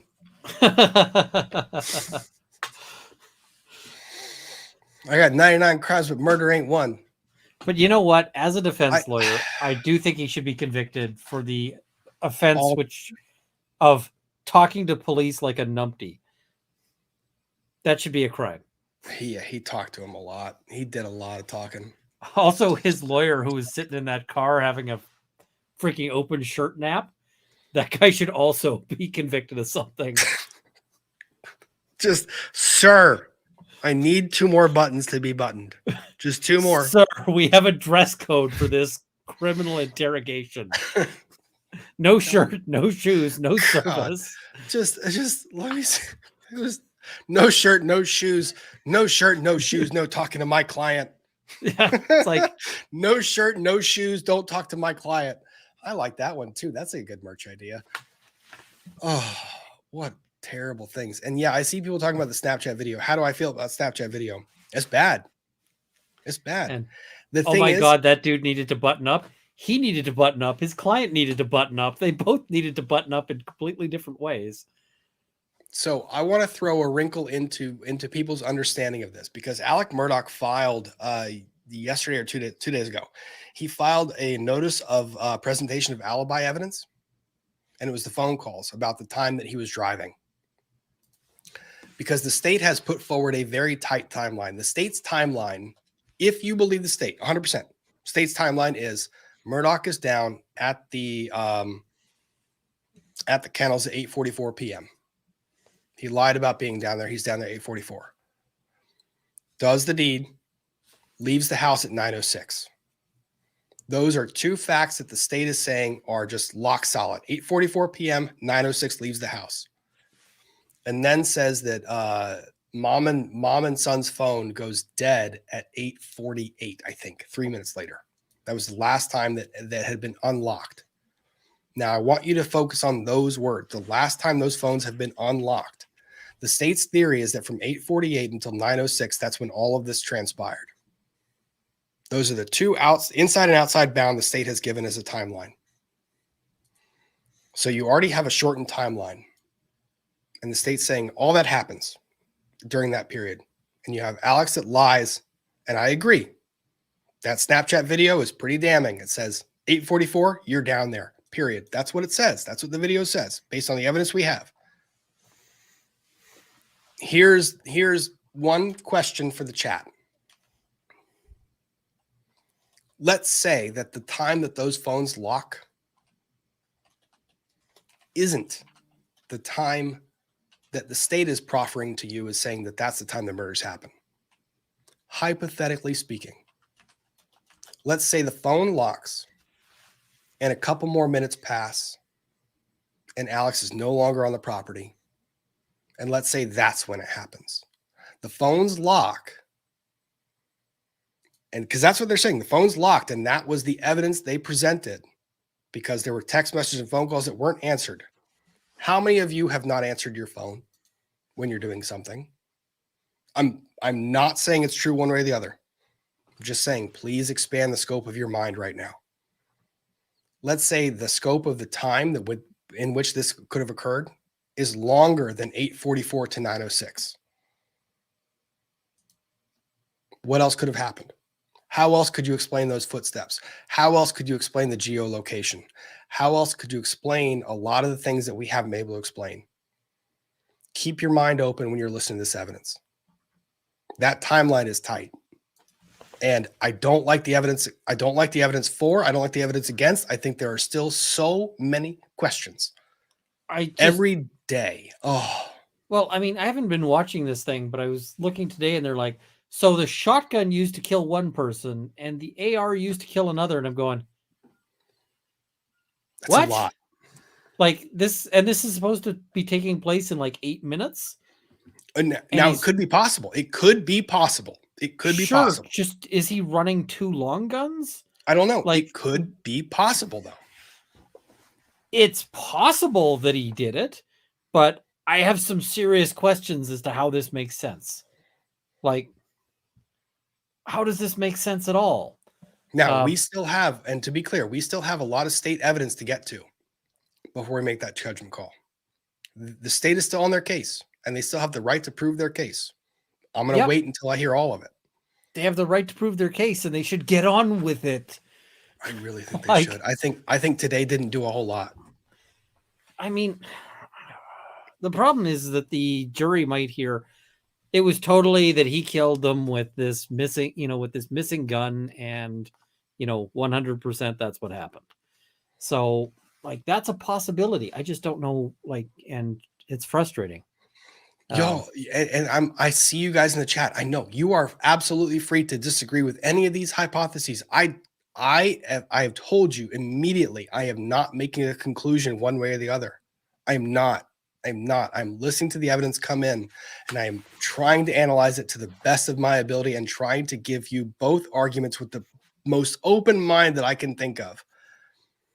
Because that is the fairest thing that I can do to this trial, which is to give you my understanding of how would I argue it from the other side? How would I try to make you think of it from an outside perspective? Because you're going to hear a narrative in one direction or the other. I'm trying to give you both sides equally. I'm just like this. They need to get on with proving some things, but I'm also every time I watch this, I just am baffled by the lawyering that's going on. Because they've got like the lawyer who's like testifying with occasionally, is that true? The witness is like, yes. Which one? Creighton Waters or Dick Harpootlian? Because both of them are doing it. I was like, I don't know. Both. Yes. I just don't know. I kind of feel like this guy is a scummy, crappy weasel, whatever. And that they're possibly going to convict him of the murders for being a crummy, crappy weasel. And I don't know if he did the murders. And he might have been it might also have been a situation where he was involved because there's previous things where he was trying to hire other people and whatever else. Yep, but it's that is also a possibility. But then I look back at the state and I said, you have to charge it that way. You have to figure that out, and you have to know what story you're going with, because the state is so far, their arguments seem to be like, there's a bunch of things that say maybe he could have done it. And I would like to see some things that say, it had to have been him as opposed to anyone else. Dude, here's the thing. I love John Grisham novels. I love mystery novels. I love the Mitch Rapp series is my favorite series. Vince Flynn, one of my favorite mystery writers of all time / suspense writers.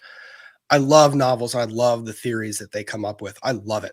It's fantastic. I love being in that world of imagination and fiction and putting things together and speculating and true crime and breaking these things down.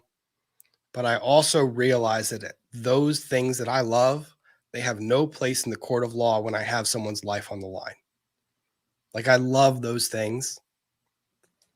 But when it comes to me being an attorney, I take myself out of those theories and I take the facts as they are. And I force the facts to make the case. So that's where I am with it right now. I mean, you've got to have a coherent story. You've got to connect it, right? You've got to make everything work. This part in this story. Point, yeah. Right here. So, yeah. Tie it back to Maggie and Paul. So let's catch up on some super chats and let's get to some funnier stories involving, well, not funnier stories, but different stories. Steph L, thank you very much. Don't be hard on yourself for the hot sauce thing. Your poor mucous membranes, infections, and hot sauce. Ouch. And you still got through it. You did great. Ian is right here, right now. And he knows those were hot sauces. Ian, they were. I have a Super Bowl party next weekend. And I sent out an email and tell me how great this idea is. They were like, what can you bring to the party? And I said, I think I'm going to bring wings. And I said, we're going to have varying degrees of hotness and we'll call it wing roulette. And I'll just put them all in one bowl. And you can get either version 1 or version 10. And you just won't know. You probably shouldn't put them in one bowl, but you can set them on like different plates. But just not tell them. Yeah, that's what I think is just different plates. And you don't mark which is which. Love this idea. And occasionally you just move the plates around.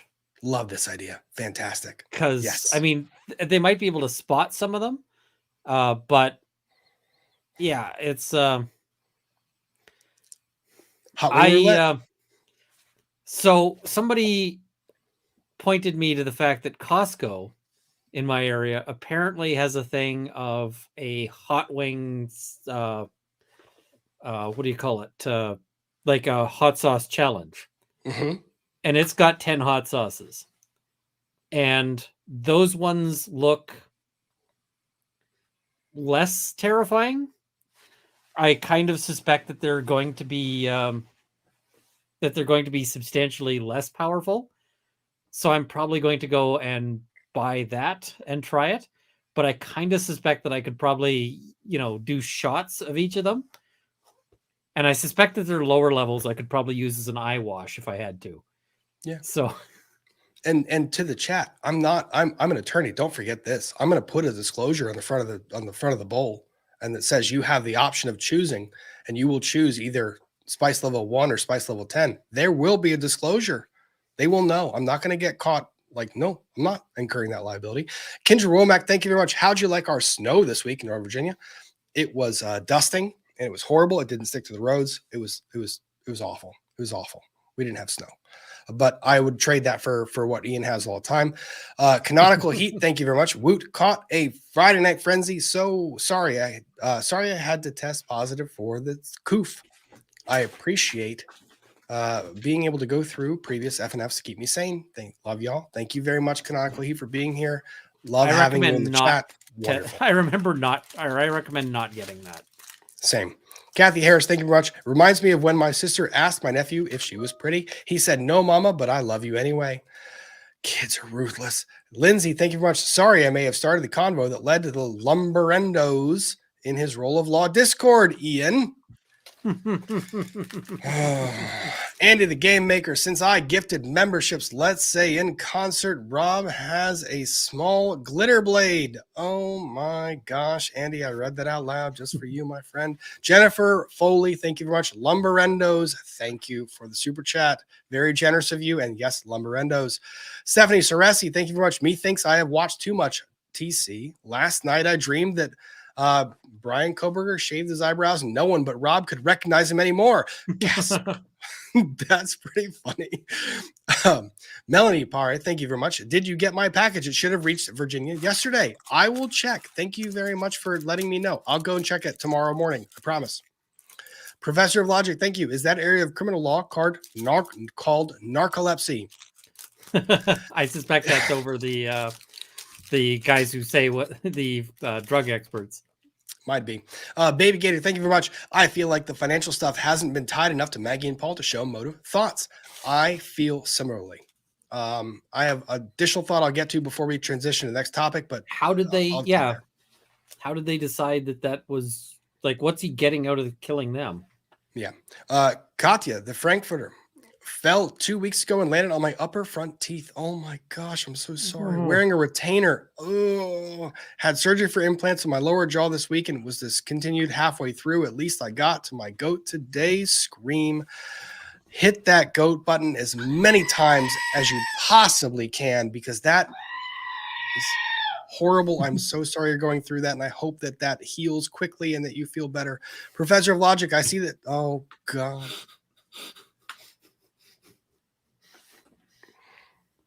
This is in response to the Rob wearing the unicorn hoodie.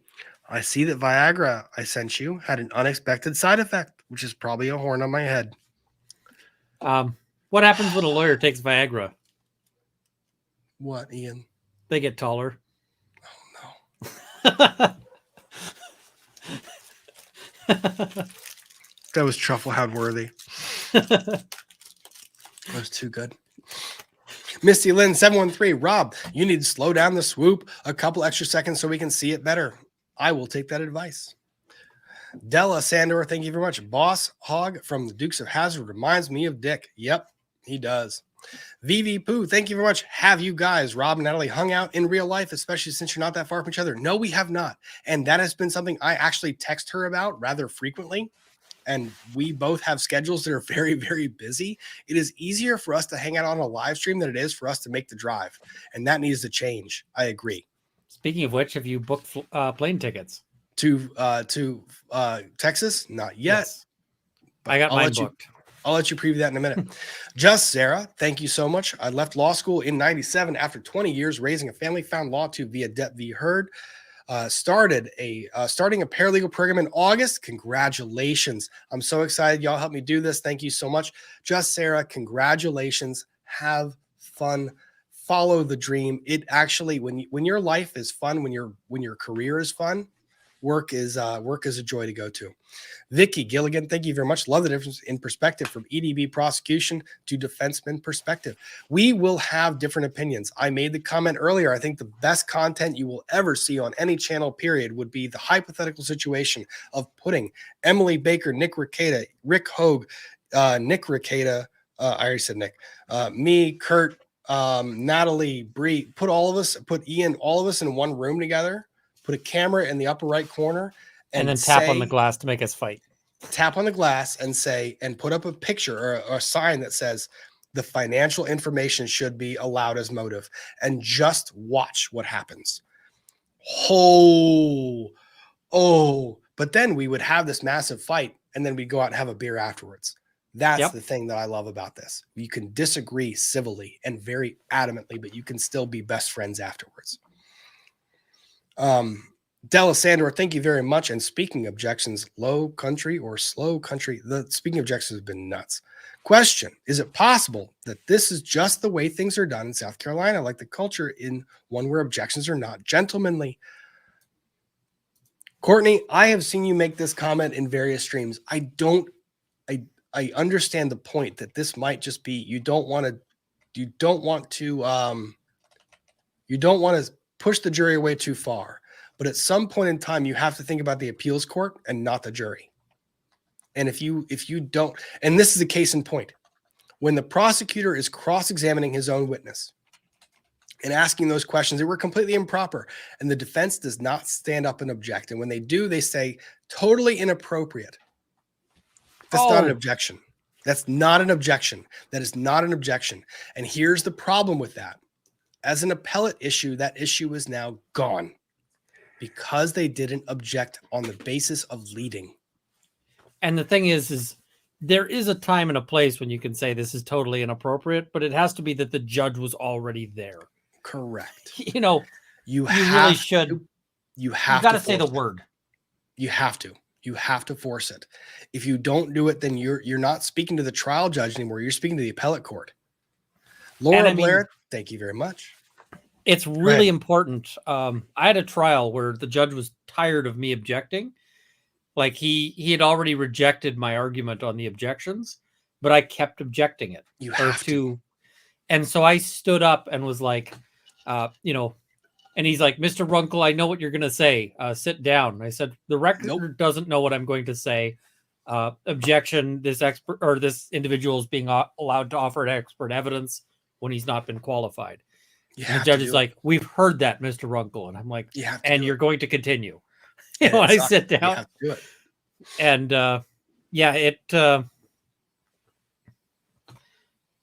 it was very much it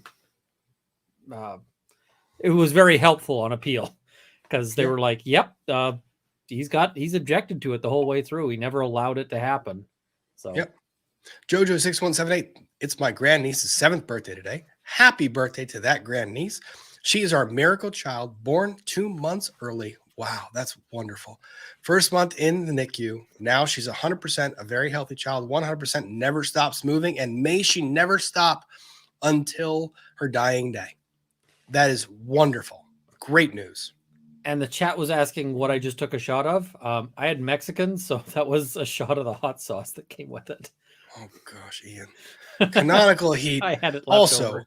Natalie Lawyer Chick absolutely rocks. Love her channel. It's a great channel. Go check her out. Fantastic content, as well as all of my friends. Kurt Uncivil Law, who's covering this trial from gavel to gavel. Nick Rekieta, covering the trial from gavel to gavel. Emily D. Baker, covering the trial from gavel to gavel. I will even promote Legal Mindset and Legal Vices, covering this trial gavel to gavel.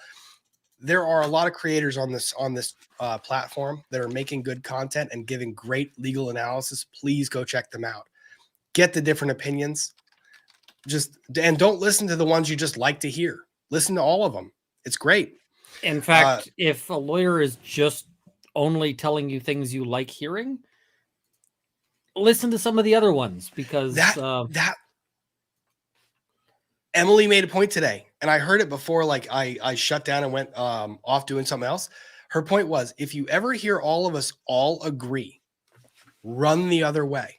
Like there is no situation where all of us will agree, ever. Well, the other thing is, if you are ever hiring a lawyer and that lawyer, everything they tell you is good, be skeptical, because there are some lawyers out there who will tell you that your case is going great. Everything is, you're a sure winner. Everything is fantastic. And then it's, oh, well, I said it was a sure winner and that they've got no case whatsoever, but sure, it made it past summary judgment. So, maybe not, but it's still a sure winner. And then you end up having spent huge money and, you lose. And you're like, what happened? How come this wasn't such a sure case? Yeah. I see somebody saying, that we all agreed on Depp v. Heard and Brooks. I disagree about the thing of if you all agree on something, run. But because there's some things that are just obvious. And there's some things that we will all agree on, like just period. But there are going to be things that are controversial. There are going to be places and like some of my good friends who are prosecutors, I have had serious situations. Like I've had situations where I come in and I'm like, I say the law is this. And he's like, I think that it's going to go this way. And at the end of the day, one of us is right. Yep. And we walk away and we shake hands, right? That's kind of how this goes.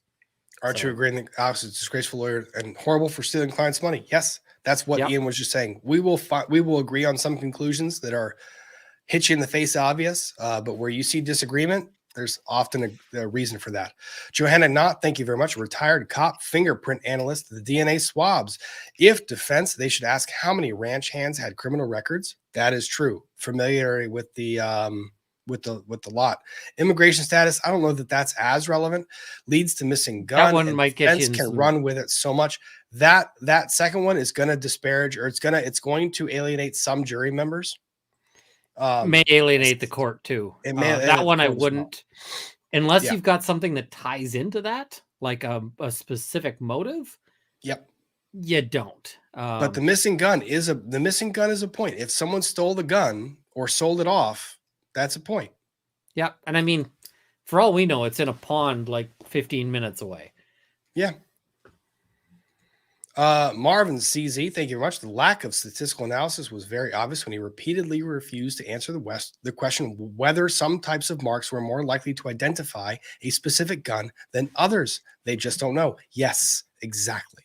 Cast the Sass, thank you. The bolt carrier groups are easily replaceable in the ARs. There's no way without the gun they can stay 100%. These rounds were cycled through the same gun. I am inclined to agree, having shot multiple rounds through different guns. I don't see how it lines up that way. Heather, thank you very much. Weren't some of the guns custom made? Will that affect the tool marks? The bolt carrier group is usually sold as one assembly, and even when it's not, there are multiple bolts that are sold and multiple different pieces that are sold, the gas chamber, the release, etc. All of those are mass manufactured. So there are uniqueness elements to it, but not one that can make it specifically identifiable to a level of specificity that you would need for a conviction. Samantha Steinis, thank you very much. Runkle, what is the Scoville rating of that cutting board? This cutting board has not been used for food. I got this. This is specifically, I got it for doing leather work in my house. Good point. Yeah, I don't want food on it because I don't really want a spicy wallet. So many things. I'm not going to say them right now. Marvin CZ, when they brought up their study on consecutive guns, I was getting upset. What value does their study have when the way they conduct it isn't scientific at all? Zero value. I agree. Chrissy, thank you very much for the generous super chat. Can you please say hi to Beatrice when you have a chance, of course? Hi, Beatrice. How you doing? She's watching at home for the first time, and she loves when I get lectures. Beatrice, thank you for keeping Chrissy in line, for not sending all the super chats all the time. I wish she would focus on her health all the time. Thank you for doing that for her. And thank you for all that you do as a caregiver to a lot of others as well. Thank you, Beatrice. I've got to step out again. Okay. So I do see suggestions that the wing challenge should be done with a lazy Susan and people just spin it and then. Ooh, I like that idea a lot. Oh God. Will we see you a little bit later? It depends how long you're running. Because You if got you're still going when I'm free, then I will pop in here. I also told Legal Vices I'd try to pop in on his thing. But, Sounds wonderful. So, all right. See you later. See you, buddy. Robin Silver, thank you very much. Getting right back to it. Thank you. That was Runkle of the Bailey. Please go check out his channel if you have not yet done so. And if you are here and if you're enjoying the content, please hit the like button. It does bring people to the stream. It helps me facilitate the content and to also share these creators with all of you. Runkle of the Bailey, please go check him out. Robin Silver, so glad to see you in the live stream with Rob. Natalie, thank you. I'm sorry I didn't pull that up earlier. I'll make sure to tell her that as well. The Lauren, thank you very much. Hey, Rob and Runkle, glad to see you both. I have questions. I was told as an expert witness to only answer the questions asked. Yeah, but experts always, they want to get back to their report, always. Misty Harris, in under 5 minutes, Runkle could have saved everyone hours of boredom today. He does that often. Ryan Man YYC, I done process capability analysis and statistical process control in manufacturing and can assert with confidence that tool mark analysis is crap. Well, Ryan Man, with the expertise you have, thank you for adding to the conversation in that regard. I very much appreciate that contribution. Fallen Star, thank you. I finally get to catch you live. Thank you, Fallen Star, for being here. Just because, thank you. Would you be more amenable to this if it were used only in an exclusionary fashion? That's a good question. I don't know that I would. I think crap science is crap science and doesn't really have a place to exclude or include. So I don't think it should be used either way. Cake or death. Law and lumber for Ian. If you load multiple sizes of ammunition in one weapon regularly, can that cause it to eventually stop auto loading properly? I'm sorry I didn't pull that up earlier. I'm sorry I didn't see that earlier. I will say from my experience, no. From my experience, no. Munitions, by and large, have softer metallurgy and softer metals than the bolt carrier group or the upper receiver than the actual cartridge itself. So if anything bends or gives in that equation, it's going to be the cartridge. It's not going to be the other mechanics. But I will ask Runkle if I get the chance. Thank you for asking. A great question. Misty Harris, thank you very much. Thanks, Rob and Ian. You guys are great teachers. Love it. Cassie Lemke has Gibbs vibes from NCIS. Oh, I know who started that one. Feral Dragon question. Does any part of the ballistics consider that guns can be broken down and parts swapped out? Yes, they do. They're looking at markings on the actual the rear of the cartridge where the firing pin hits, and then also on the extractor where the extractor leaves marks leaving it. So yes, the extractor is kind of viewed in isolation and the firing pin viewed in isolation as well. Thank you for the question. Good question. Kathy, Cat Sheet Crafts. Love how you apply your woodworking knowledge to the case, just like in the AHJD trial. Also love how you and Ian show your crafts during the stream. It's fun. The more that you learn, the more that you can share, the more that you actually learn, the more it can carry into different parts of your life. And you would be surprised how many things will cross over into different areas of specialty. Whether it's learning how to play the piano, learning music, learning how to read music, learning how to do woodworking, metallurgy, metal crafting, blacksmithing, leatherworking. You see a lot of crossover. But thank you very much. The neurodivergent counselor, thank you very much for the very generous super chat. Pretty sure I gave myself a concussion trying to close my suitcase this morning. Ouch.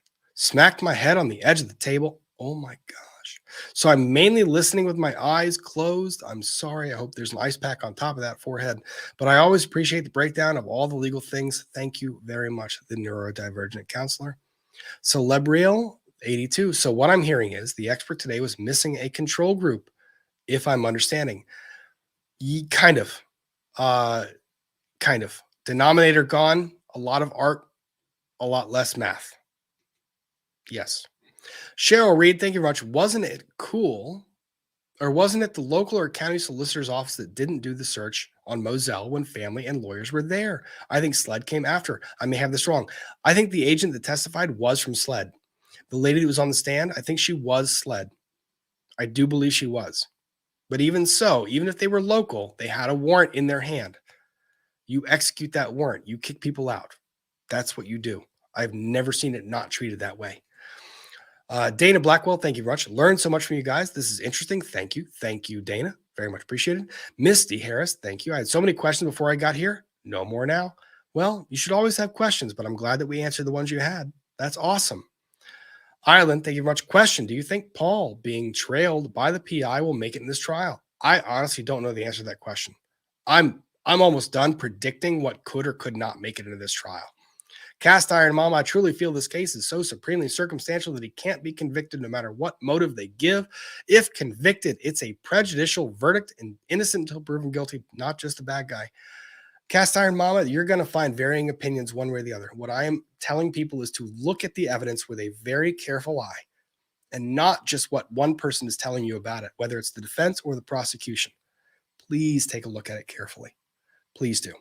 All right, let me do this. I want to pull something up and I'll take a brief break while I do. I had the opportunity to go and see something this week. It was a walkthrough, a set of woods around the Dulles area in Leesburg that was set up like Harry Potter. And for those of you with spider fears, turn away from the screen because this is going to be something you don't want to see.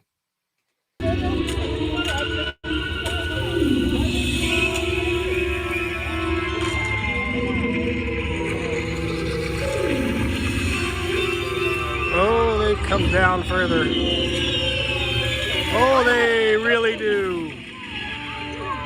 That's right there.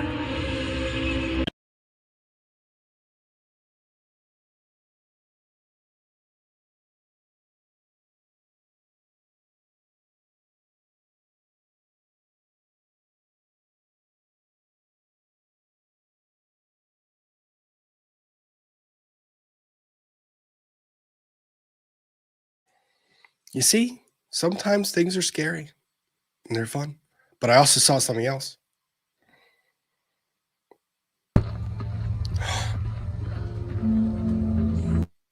Isn't that neat? That's cool. I think that effect is really cool. I'm also terrified for when they start doing that with like haunted forest walks. Is that a unicorn walking amongst the trees? Sure. It is. That's what happened. That's what we saw. That is what we saw indeed. Oh, that's fun. That is so much fun. Oh, I love it. Okay. Catch up a few more, and then we're going to get to what do you guys want to do next? So let me do this. I'm going to put up a poll. Dun, dun, dun, dun, dun.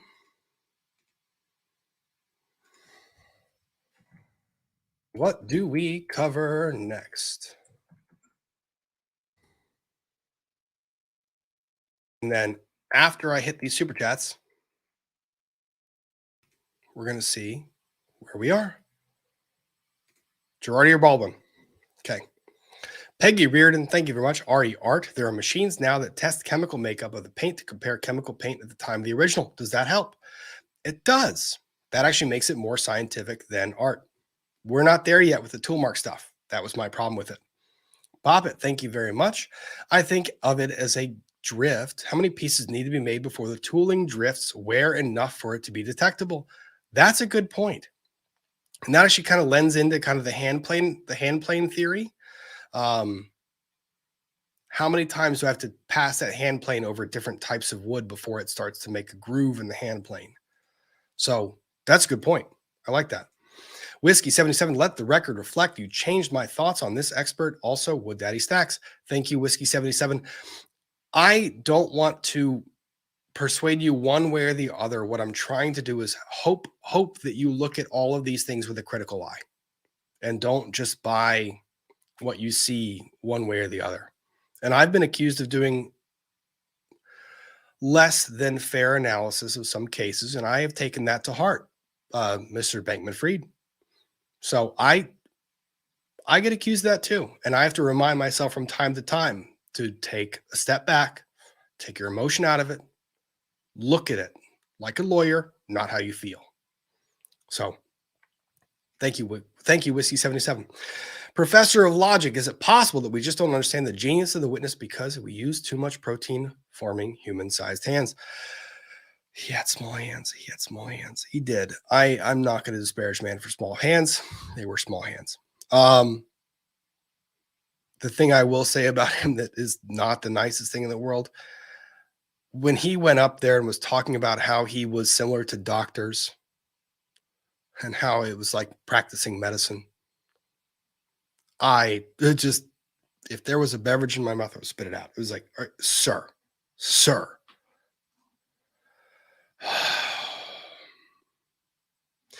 You know what? There are things. That was one of them. The Lauren, thank you very much. Why would one man use two guns to kill you? To kill two people? That's a question. I don't know. I'm not there yet. I'm still trying to figure it out. Moffat on money. Thank you very much, my friend. The legal system is getting as bad as the educational system, and I'm an educator. You are indeed. And people should go check out your content because you are rather educational. Moffat on Money on YouTube does do educational content on financial issues. Legal system. I'm not going to say we're that bad yet. Burberries, thank you for being here, my friend. Have you seen the timeline spreadsheet Steve has? It's got the activity times of each person's phone, etc., side by side. I have seen those. And I still have so many questions with those. Why were the footprints, why were the footsteps not tracked equally? Why was there dead times, not dead times? If the phones were theoretically in the same proximity, they would have both had service and they both would have tracked the same thing. I have so many questions and I'm waiting for the questions to be answered, and I'm still waiting for them to be answered. I'm going to continue waiting and continue watching this case as I do. Professor of Logic, thank you very much. They can't hack your phone if you invest in a phone case C4 self-destructive device available at Kickstarter.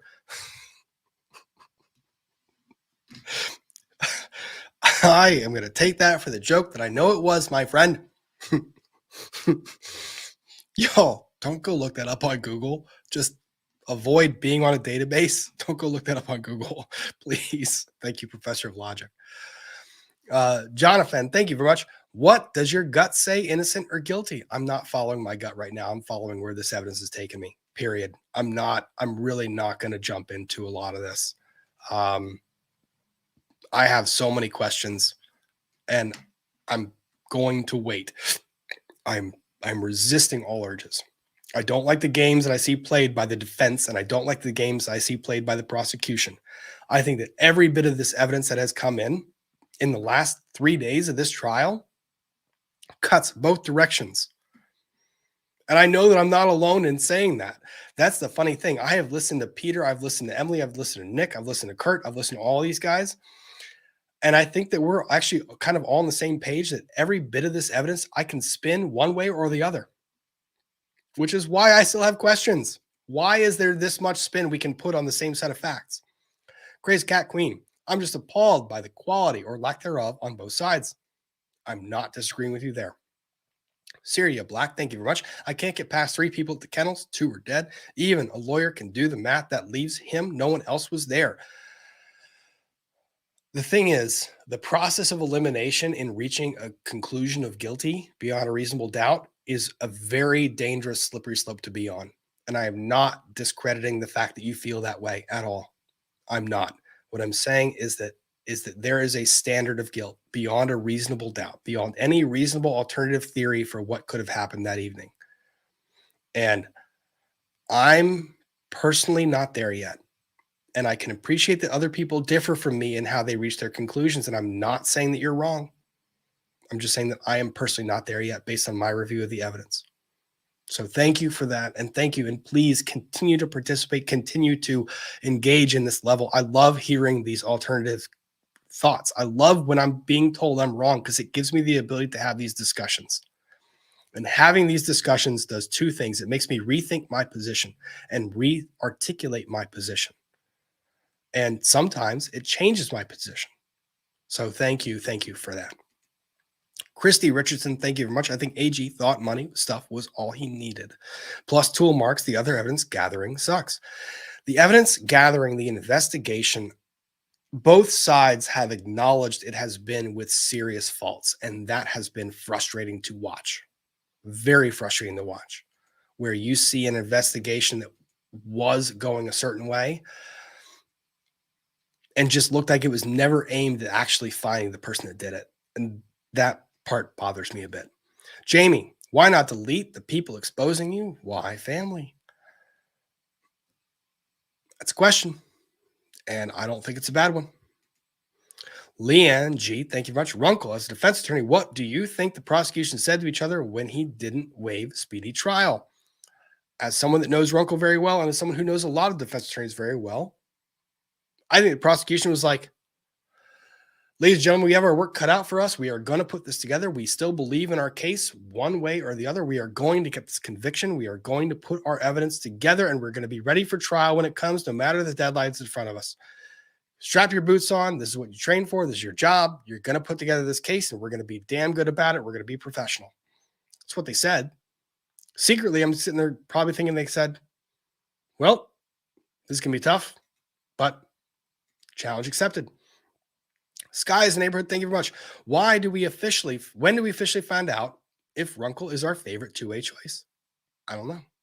I will tell you that February 23rd at the Gundys, you might or might not see a certain Canadian wearing a yellow tie with a certain Virginian in near proximity hanging out. I don't know. At the award show, you might or not see some people hanging out together. Just saying. It's a possibility. You never know. Isn't that going to be fun? I think it will be. Nana 1776 1776. Besides Grissom, who did you say your other favorite author was? Vince Flynn, who died of pancreatic cancer. But he wrote a character, Mitch Rapp. Mitch Rapp was a CIA spy. And it's my favorite book series of all time. One of the reasons why, my dad loved the series, and we would talk about it. Every time a new book would come out, we would race to read it, and we would talk about the new developments in the new book. So I listened to that series on audiobook, like kind of on repeat. Every time a new book comes out, I will listen to like all 17 books while I'm getting ready for that. One of my favorite authors. Also died of cancer. Yeah, there's a lot there, but good author. Wendy's Cafe. Hey, Ian, thoughts on today's developments regarding C21? I'm making a note of that. I'll post it because I'm going to ask him about that. And Wendy, I saw you earlier making a comment towards Runkle, and I want to C21 thoughts. I'm sorry I didn't pull that up earlier. That's my fault. I apologize. Darth Sarah, thank you very much. A pub near me does roulette wings. They are all plain on the outside. Then they inject with a super fine needle that hot sauce next to the bone. Oh, you're giving me ideas. Really bad ideas. This is going to be fun. Thank you, Darth Sarah. RK, thank you very much. Dick Harpoolian's name has been bugging me and finally figured out why. Reminds me of Moby Dick. Dick, the word that sounds like harpoon. I can now see that connection. Lori DI1. How do you think the jury is managing this info? I've y'all, Peter, Natalie, Uncivil, and EDB, and still can't follow the arguments in the courtroom. This case is going crazy. This case is wild. I don't blame you for not being able to follow it. We have trouble following it, period. So, thank you. Keep getting those different interpretations. I think all of my friends have been pretty good on this. EDB, Kurt, Natalie, Peter. I think they've all been good on their takes. I think they've been fair in viewing the evidence. So I would encourage you to continue watching. Christy Tourville, thank you very much. Who are you rooting for in the Super Bowl? Answer wisely. # Kansas City. I'll tell you this. I'm rooting for a good game and not a whole lot of bad ref calls. I hate when refs decide the outcomes of games. I want to see a good game.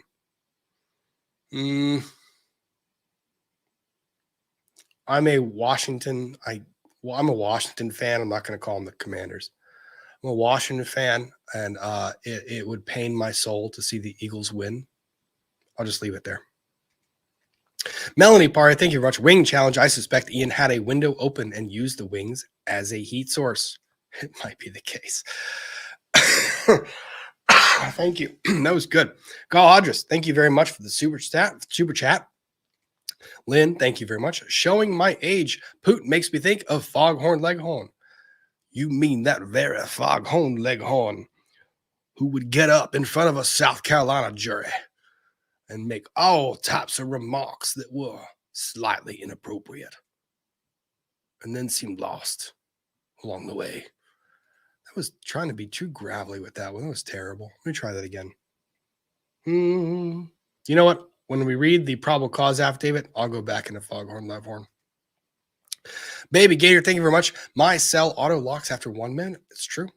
Mine does too.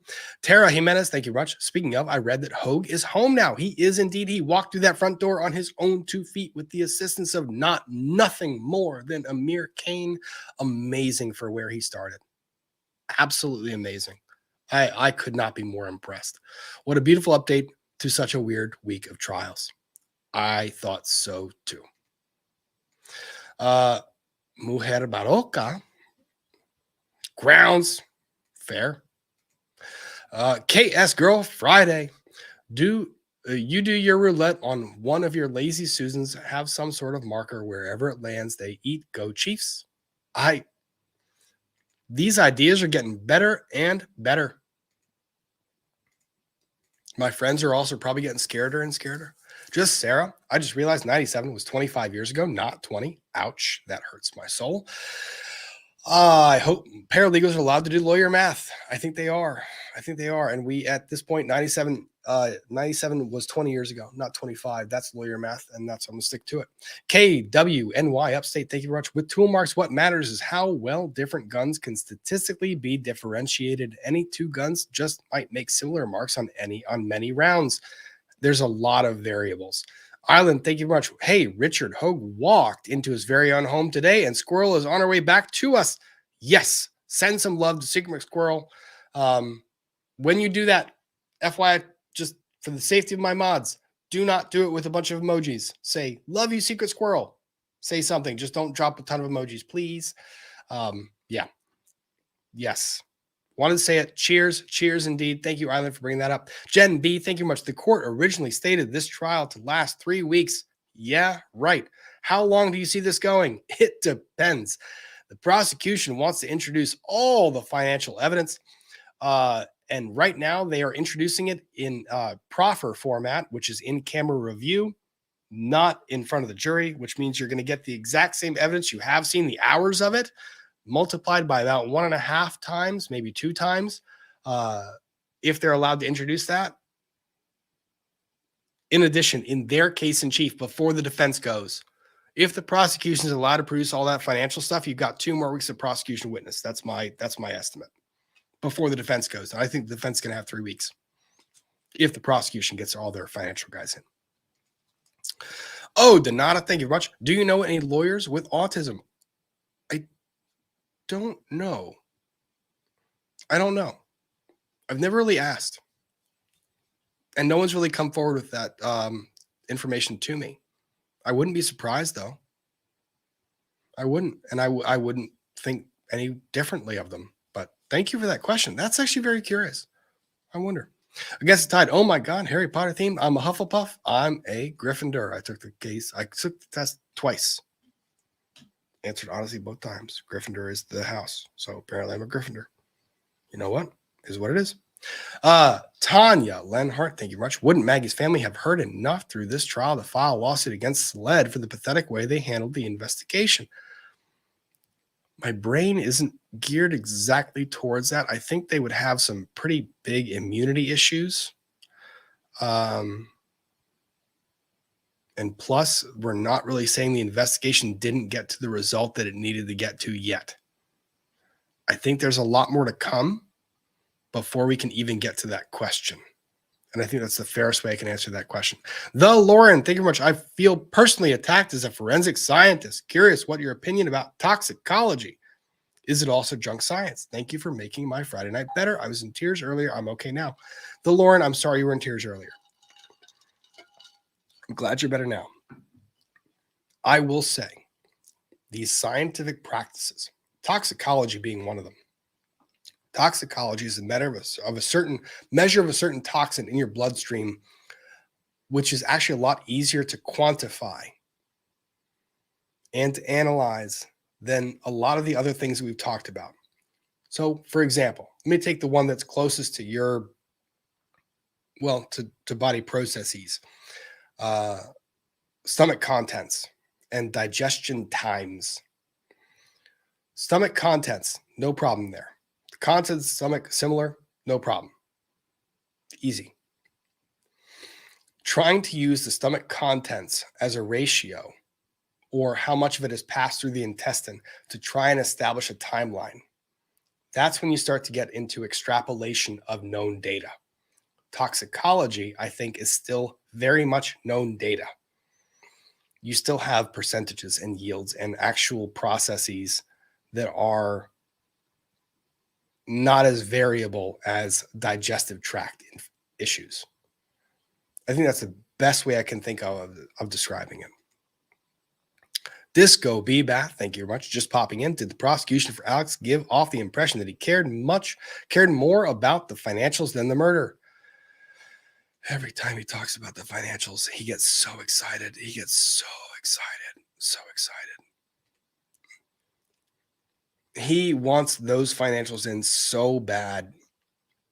And he is so much more interested in talking about those than the murder. Listen to his tone of voice. Watch his demeanor. It's wild to see. That's a shame. Thank you very much. Rob, National Criminal Defense College has their yearly institute in Fairfax this year. If you have any other followers who will be there, you should have a meetup. I did not know that. I'm going to look that up. That might be fun to go look at. I'm going to check that out. Mary Swanson, thank you. Can you make Linda's clam in wood? I feel like her clam could use some wood. Oh my gosh. Linda's clam doesn't need any. What would I even make? I don't know what I would make. I'm uncomfortable right now. I don't know what I would make. What would I make? How would I make Linda's clam in wood? Just a clam? A picture of a clam? Figure that out. Lady Drake, game name for Wings Roulette, Wheel of Misfortune. Ooh, good name. I like that name. I am Cash. This case is about permanently labeling and punishing someone for the rest of his life as a murderer. We need something more concrete. I am comfortable punishing him for the rest of his life with a lot of names. Not names, just convictions, records, things that are actually proven. I'm not yet at that last one. I might be by the end of the trial, but I'm not there yet. Emily, thank you very much. Listening on 1.5x, so sorry if I missed a follow-up, but the analogy of machines markings versus a trained artist isn't as comparable as it seems, in my opinion. And that's fair to have. That is fair to have. I will say that when you extrapolate that out to different machined parts in an assembly, so for example, if you're talking about the bolt carrier group and just the bolt carrier group as machined by one machine, yep. Now, let's take that and say that you can compile it into a firearm that is multiple components from different machines. And now you have added art into the equation. You've added something that's more personal and less machine. Just something to consider. But I actually don't disagree with you. I think that the art thing is there, kind of, but maybe not all the way. Thank you for that question, though. Great. Stephanie Coker, thank you very much. As a family law attorney, what questions do you have about Maggie's properties in money and inheritance, amounts of access to the fund? What would you ask to look for financial abuse of her? It's funny that you asked that. I actually pulled information and I was debating whether or not to share it. I might as well, right? We're friends. We're friends. We're good. We're good. We're good. Let's see here. I don't like people making suggestions when I can go and look stuff up. One of the suggestions that was made was about the transfer. It was from the witness this morning. The witness this morning testified, and I'll leave your super chat up while I walk through this. The witness this morning testified that he discovered that Alec Murdaugh transferred property from his name to Maggie's name. And he said something, or one of the questions that was asked made me curious, because the transfer of property always made me very interested. Because the property transfer thing, there was a question that was asked that said, well, let me zoom out a little bit. It means that Maggie owned the property. And that was the implication, but I don't think the defense actually got this right. So I pulled the property records because I crazy. I look at the records. And this is what I found. Based on a review of the deeds that I could find in the public record for Colleton County. Yes, did I do? Yes, I did this. Yes, all of this. This is while I was watching this stuff. Let me actually. So, Stephanie, thank you for the suggestion. Let me pull this down for a second.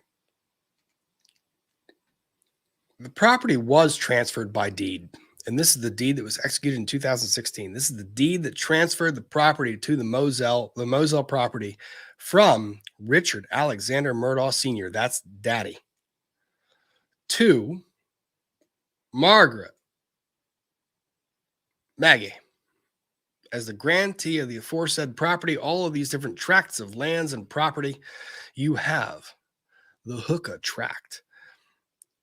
You've got the Light Sea tract. You have the Waldberg Upchurch tract, the Fender tract, the Smoke tract, and all of the above is combined into what we now know as the Moselle property. This was transferred from Sir Richard Murdaugh on this, the 20th day of December in the year of our Lord 2016. So the property was indeed transferred from one Richard Alexander Murdaugh to the one Maggie Murdaugh. It was in fact transferred in 2016.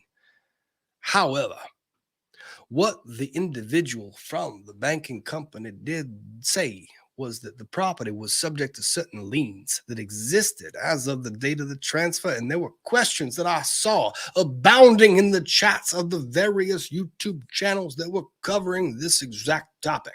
The channels were fraught with questions, and the questions were saying, well, how does one transfer property when it is subject to a mortgage?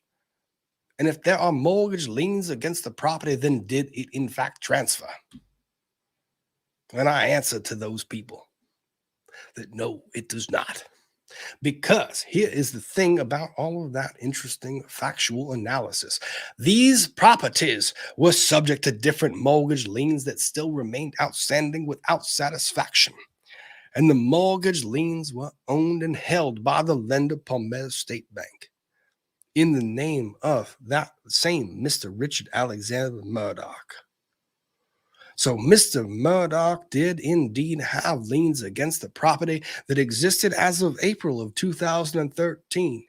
And this particular lien was in the dear amount of $1.311865 million. That was this lien in 2013 that existed prior to the date of the transfer. I do tell you that it was the case. And then you have a second lien, another lien, and these are just two of the various liens that I found against this property. The liens themselves valued probably exceeding in excess of $3 million in liens. This lien itself was recorded in 2015. And again, you will see the lender on this particular mortgage lien was indeed the Palmetto State Bank, again lending this mortgage to Mr. Richard Alexander Murdaugh, Mr. Alec Murdaugh himself.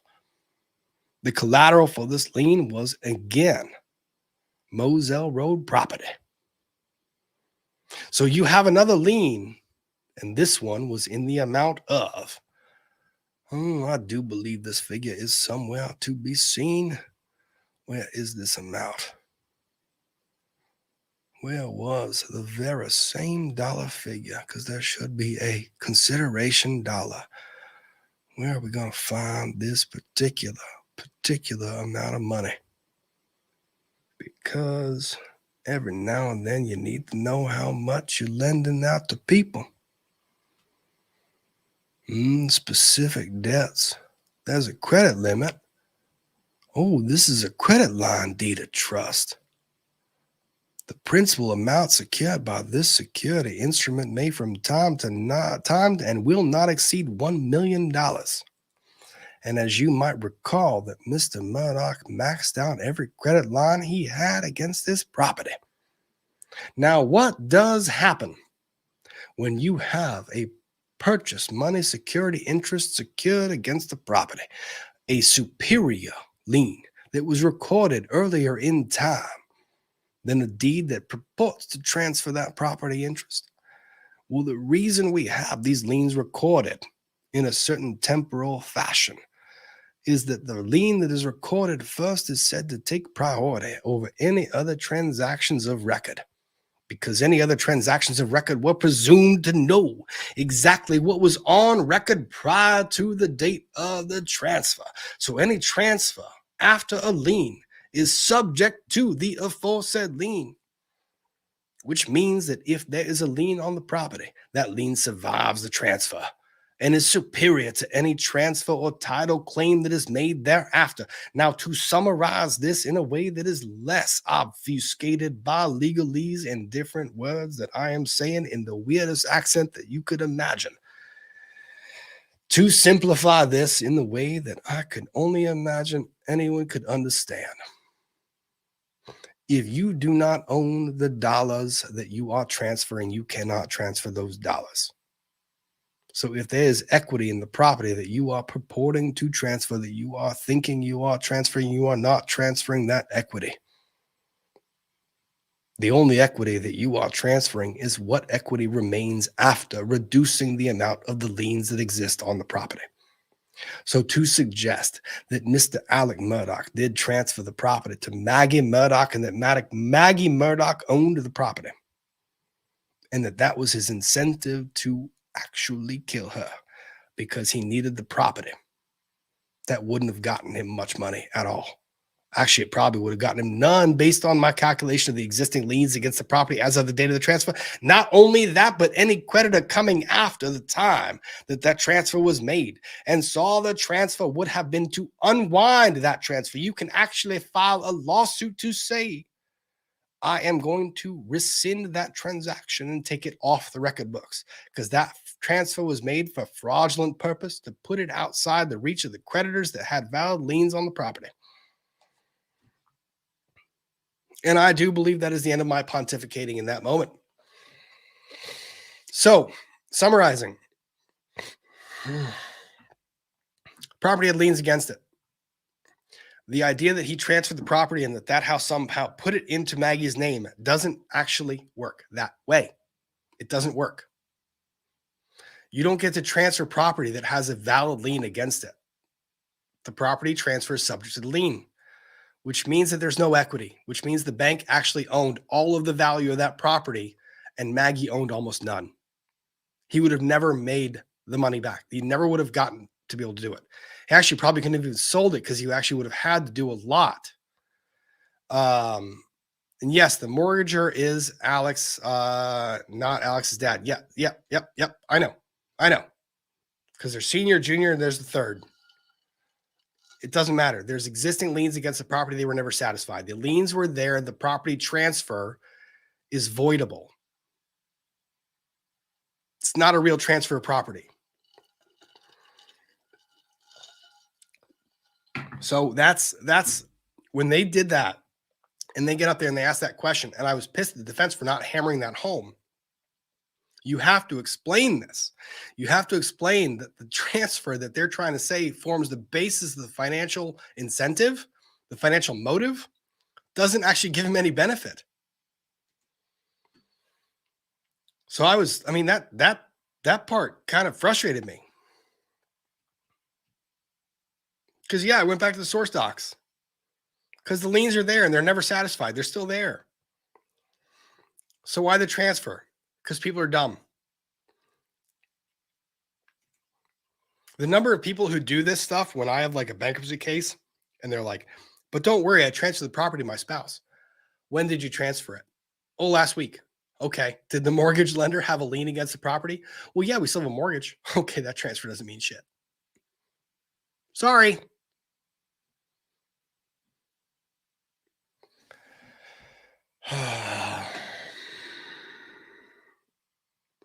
Oh, and it wasn't just this property. It was the beach house too. The beach house was encumbered by various liens to the point where the bank actually foreclosed on the beach house. So the idea that the properties and the transfers of the properties forms a financial incentive for Murdaugh to commit the murders, no, that's junk. And I thought the prosecution's argument in this regard was very disingenuous because they gave you half of the facts that the property transfer happened, but they didn't give you the other facts that the liens existed as of the date the property transfer happened. I thought that was bullshit. You can't give them half of the facts and say the property was transferred, but then not give them the rest of the equation that says the property had no value or the transfer was completely voidable. Because it undercuts the whole argument. This is why I hate criminal trials. This is why I hate a lot of this stuff because and this is why I hate that. Well, let me rephrase this. Is this me venting? Sure. Why not? I need a moment. This is why I hate a lot of this stuff because the problem I have with this is the media, and I'm saying all media, and I'm saying prosecutors, I'm saying a lot of people covering this trial. They will report to you that there was this property transfer, but they won't give you the other half of that equation. They won't tell you what it actually means. They'll just say nefarious things happened. And this is the nefarious thing, that this deed transferred the property. That's what they'll say. But they're not going to give you this one or any of the others. These are the two that I downloaded today. There were 4 others I saw. They're not going to give you all of it. So to give you this without this or this as context is bullshit. This is why I don't trust a lot of them. I hate it. Because what it does is it takes me wanting. Yes, those were, yep, you're right. You're right. Those were 2013, not 2021. You're exactly right. 100% right. Because the last transfer of this property into Maggie's name was in 2016. That's the last one showing on record in Colleton County. And the mortgages existed in 2011 and 2013, which means the liens were superior and earlier in time to the transfer.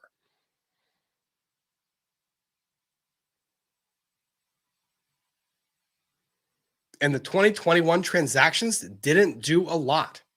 A lot's happened since then. You're right, but that doesn't change a lot of the title actions. The thing is, they tried to make this transfer in 2016. They tried to make this transfer the nefarious action.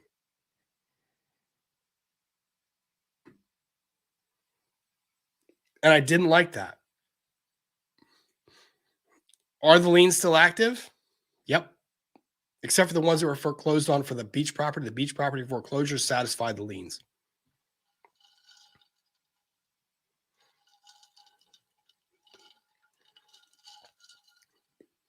Yes, they were earlier in time. There was a lot of shady shit happening. There was a lot of property transfers. But the notion that the property was transferred and it was titled in Maggie's name, when any person would have known that the properties were transferred subject to the liens that existed, it's crap. I didn't like that. I thought that was ingenuine, or I thought that was it bothered me. That bothered me a bunch. So that was my answer to your question, Stephanie. Thank you very much. Julie Buck, agree with EDB, but watch all for balance. That's fair. You can do that. Amanda Overson, thank you very much. Mitch Rapp, one of the best characters ever. I 100% agree. Aviation Fanatic, any thoughts on AG Stoney being there the first day, taking pics? Her age, he's AG because of the Murdaughs, very sus. That was weird. I tried not to read into it. It made me feel uncomfortable when the testimony was being read, going, why? But on discomfort without more you shouldn't read into just something that says uncomfortable. They need more. You can't just say bad. You have to make the additional connection. LJ Peach, thank you much. I think the prosecutor has tunnel vision. I think both of them do. I think the defense does as well. The defense has not done a great job. That's a problem when you defend someone who's your friend. You have tunnel vision. I think they both can be accused of that. I am Cash. Thank you very much. I also feel they've spent way too much time on the financial crimes. One, it's just showing how many more enemies he has that could have done this. They're about to open that door. So the defense opened the door. Debatable. You'll see disagreement. But the door is theoretically opened on the issue of character. And the issue of character brings in finances. But there's a flip side of that coin, which means the defense now gets to raise finances as a defense and say, look, they got to bring in all this financial crime. Look how many people he owed money to. Look how many people had incentives to go and collect against him. Look how many people he had reason to harm him. So that evidence cuts both ways. I think other people said that too. Two, it's not absurd to believe a rich man is scamming to stay rich. We've all heard it before. I don't disagree with you. Get me to the point where he actually did the things. And I'm not saying there's not evidence to put me there. It's just I'm not all the way there. It's all good. Rob just wanted to hear his thoughts on the cons being able to have the bill delayed and definitely C-21 is the gun ban bill. Wendy's, I wrote it down. I'm going to ask him, promise you. Brandon Meyer, thank you very much. Vince Flynn is my favorite too. I have all of his original prints signed by him. Oh, bless you. That's amazing. Blessed to live in the Twin Cities and have met him a few times. That's wonderful. That's awesome. Thank you for sharing that. Courtney Michelle, thank you very much. Have a migraine, so heading out, but want to thank you for your coverage. Learned a lot tonight. Thank you, Courtney, for being here. I always appreciate the questions. Keep asking them. I will try to keep answering them. I love seeing how you engage in the chats, not just mine, but others on YouTube as well. KWNY Upstate, thank you very much again. Dick Harpootlian is his adult film movie name. All right, that was pretty good. That was a good one. Samantha Sinus, thank you very much. I know I want him to be held accountable. I know that is swaying me because I want him to be guilty because I don't want him to get away with murder. And that's what's frustrating to me so much. The prosecution is frustrating. I am frustrated with both sides of this prosecution and the defense. I am frustrated all around. I am frustrated with this trial. This trial is frustrating. It is driving me insane. It is driving me nuts. It drives me crazy. Why? Why do we have to be this complicated? Why can't we present cases in a clear and focused manner? Oh, focus. But no, why? Why do you have to do the grab for all the things? And as the defense, why do you have to make all the things? Why can't you actually prosecute a case in a frustrated?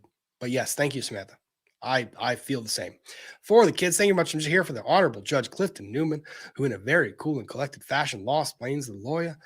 Mad flex when he cited his own case. That was pretty funny. That made me laugh a lot. When he's like, and I also believe that my case, the one that I decided, I'm gonna go back to that one and cite that one as well. That was pretty funny. Theta Coker, thank you much. Yay. Hogue, great news. Yes, and you spelled Hogue right. Wonderful news indeed. Beats Kill Bean, thank you much. Question, why do you think AM's family leaves every time the jury isn't present for testimony? I don't know. I don't know if they leave because Buster or the family is a witness in the financial crimes and there's a rule excluding them, because that's kind of what I've wondered. Every time they talk about the 404 evidence, they're not in the room. And I wonder if that's part of a ruling. I have questions about that, but that's the conclusion that I'm at right now, is that there's a reason they're not in that courtroom for the financial stuff. Maybe they're a witness. Sarah Lee, thank you very much. Prosecution has dropped the ball. End of story. Prosecution, defense, investigators, all of the above. Viking Wolf by Blood on day 4 of Raging Migraine. Just wanted to say hi. Hope everyone's doing well and has a great weekend. Thank you for always being here for us. Viking Wolf by Blood, thank you very much. Rewind a little bit and you will see your lovely unicorn hoodie being used to great effect during a lot of the analysis that we did tonight, including with Natalie Lawyer Chick while we were reviewing some cross-examination. Thank you, Viking Wolf by Blood.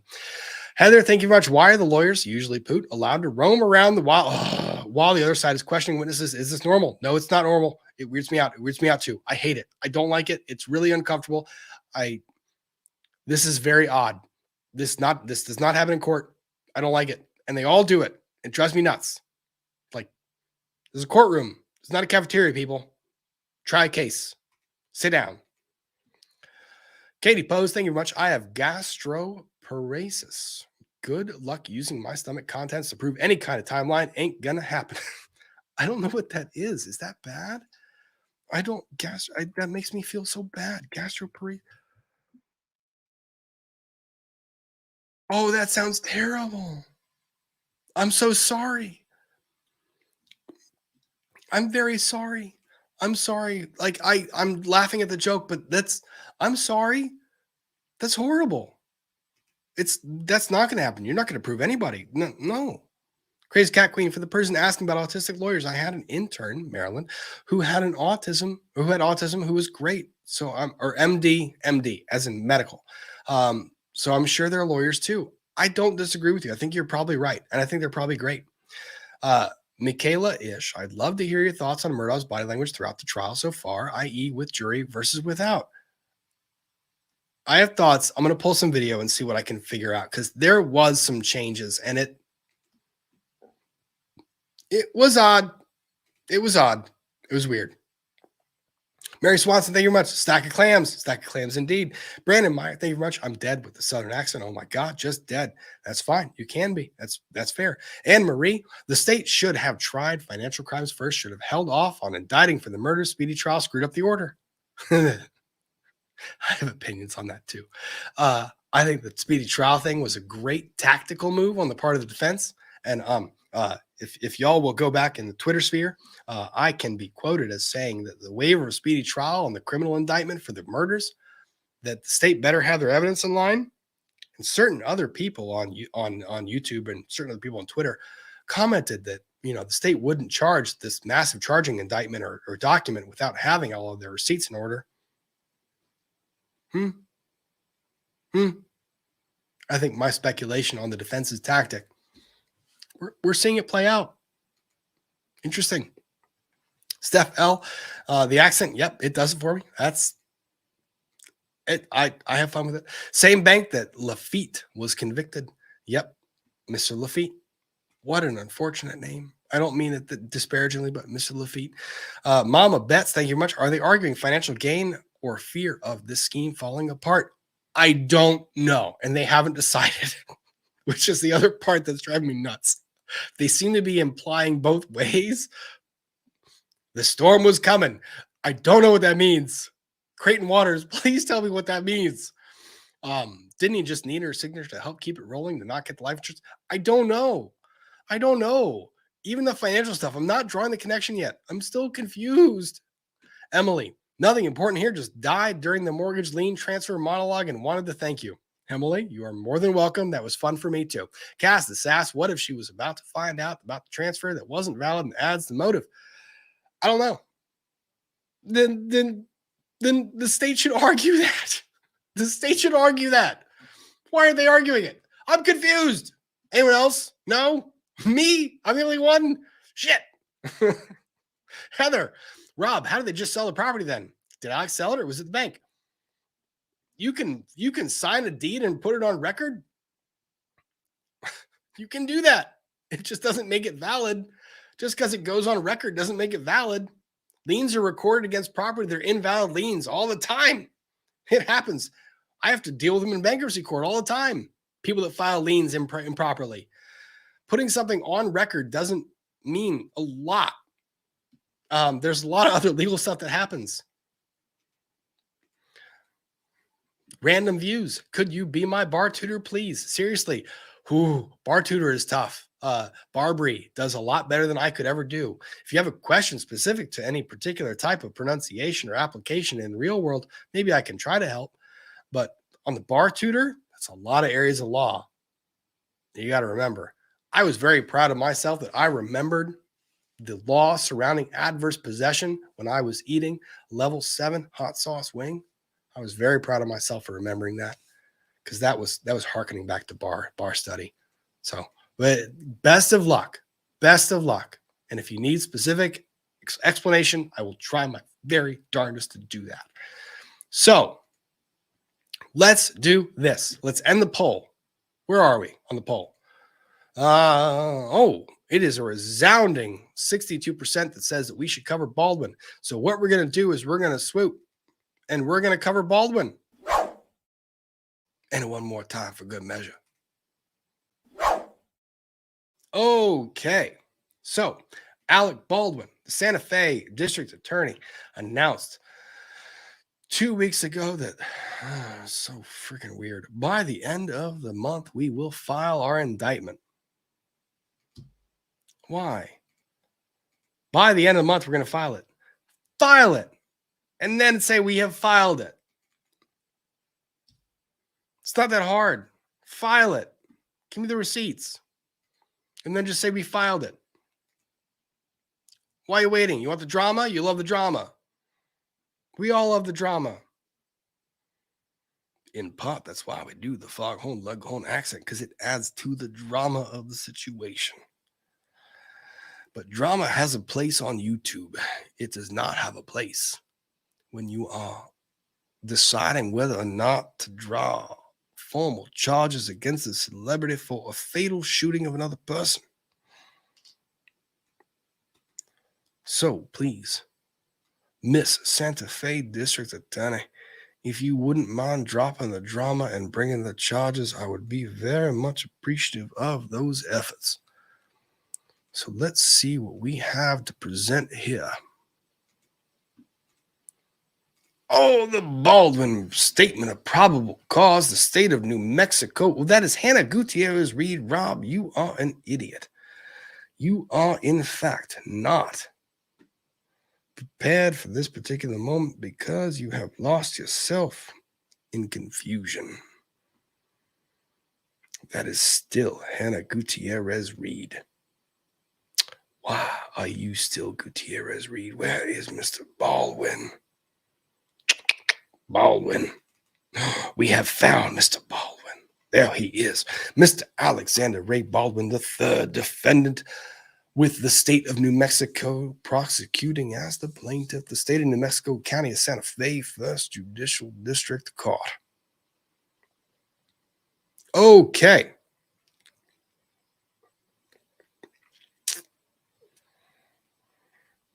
Statement of probable cause. Background and synopsis. What do you think? Do we do a little accent first? Oh, this is difficult. Why not? We're going to have some fun with it. Because it's been read before. And it's Friday. Okay, we can do Rob voice for a bit. On October 21, 2021, in the county of Santa Fe, state of New Mexico, a shooting involving a handgun revolver firearm occurred that resulted in the death of Helena Hutchins and the serious injury of Joel Souza.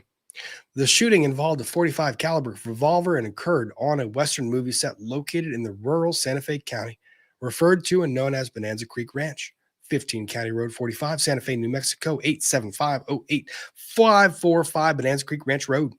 On this date, being filmed and or rehearsed at this location was a film at the time named, referred to as Rust. Through interviews, statements, and evidence, it was learned that defendant Alexander Alec Baldwin, hereinafter Baldwin, was the lead actor in the film. Through those interviews, statements, and physical evidence, it was also learned that Baldwin was involved in and named as a primary producer of the film. Through these same statements, interviews, and evidence, it was determined that after lunch on October 21, 2021, the crew, production staff, camera crew, and actors were preparing for a scene set in the church. Parenthetical. This was not an established rehearsal, nor had filming commenced. End of parenthetical. At this point, Baldwin was seated in what was referred to and appears to be a church on this movie set. Baldwin was in possession of a .45 long Colt caliber revolver type firearm, one of a type and kind often used and or seen in or on Western genre type movies and or sets. The firearm is a single action revolver handgun, which requires the cocking of an exposed hammer, which then rotates the cylinder, and then pressing of the trigger is required to fire the weapon. In front of Baldwin, standing, were victims Helena Hutchins and Joel Souza.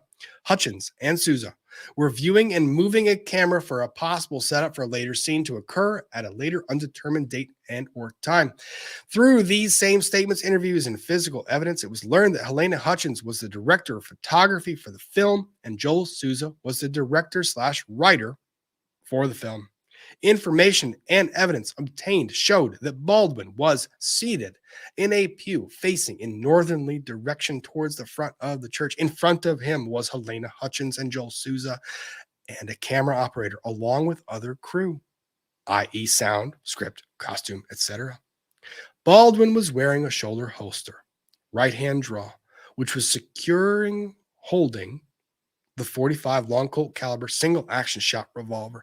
Baldwin was practicing drawing and pointing the weapon for the scene with guidance and instruction from Helena Hutchins and Joel Souza. The setup was to be a close-up on Baldwin and the firearm as he drew the weapon and pointed it. Helena Hutchins and Joel Souza were viewing the practice scene on a monitor attached to the camera. Baldwin drew the revolver from the holster, pointed it at Helena Hutchins, and fired the weapon. When reviewing the script and witness interviews for this particular scene and close-up shot, evidence indicates that the scene/shot did not require the weapon to be fired.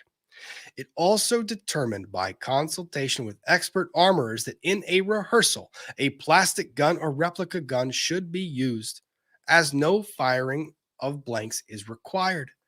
However, Baldwin fired a single-action .45 long Colt revolver, resulting in the discharge of a projectile that struck and traveled through the right armpit area of Helena Hutchins, exited her back, then struck Joel Souza in the right shoulder and lodged into his right back. At approximately 1:48 p.m., the shooting was reported to the Santa Fe County Regional Emergency Communications Center via 911. This resulted in the response of fire, emergency medical, and Santa Fe County Sheriff's Office personnel. This further resulted in a case number, incident number being generated 2021-007949. The Santa Fe County Sheriff's Office conducted an investigation into the shooting under the case number as a death investigation. Detective Alexandra Hancock was assigned as the primary investigator. The response of emergency personnel resulted in Joel Souza being transported by ambulance to St. Vincent Regional Medical Center located at 455 St. Michael's Drive within the city limits of Santa Fe, New Mexico. Helena Hutchins was transported from the scene by air ambulance/helicopter to the Level 1 Trauma Center at the University of New Mexico Hospital located in Bernalillo County, Albuquerque, New Mexico. Helena Hutchins was pronounced deceased at approximately 3:37 p.m. by attending medical personnel. Joel Souza was treated and released, but not before a projectile was removed from his back.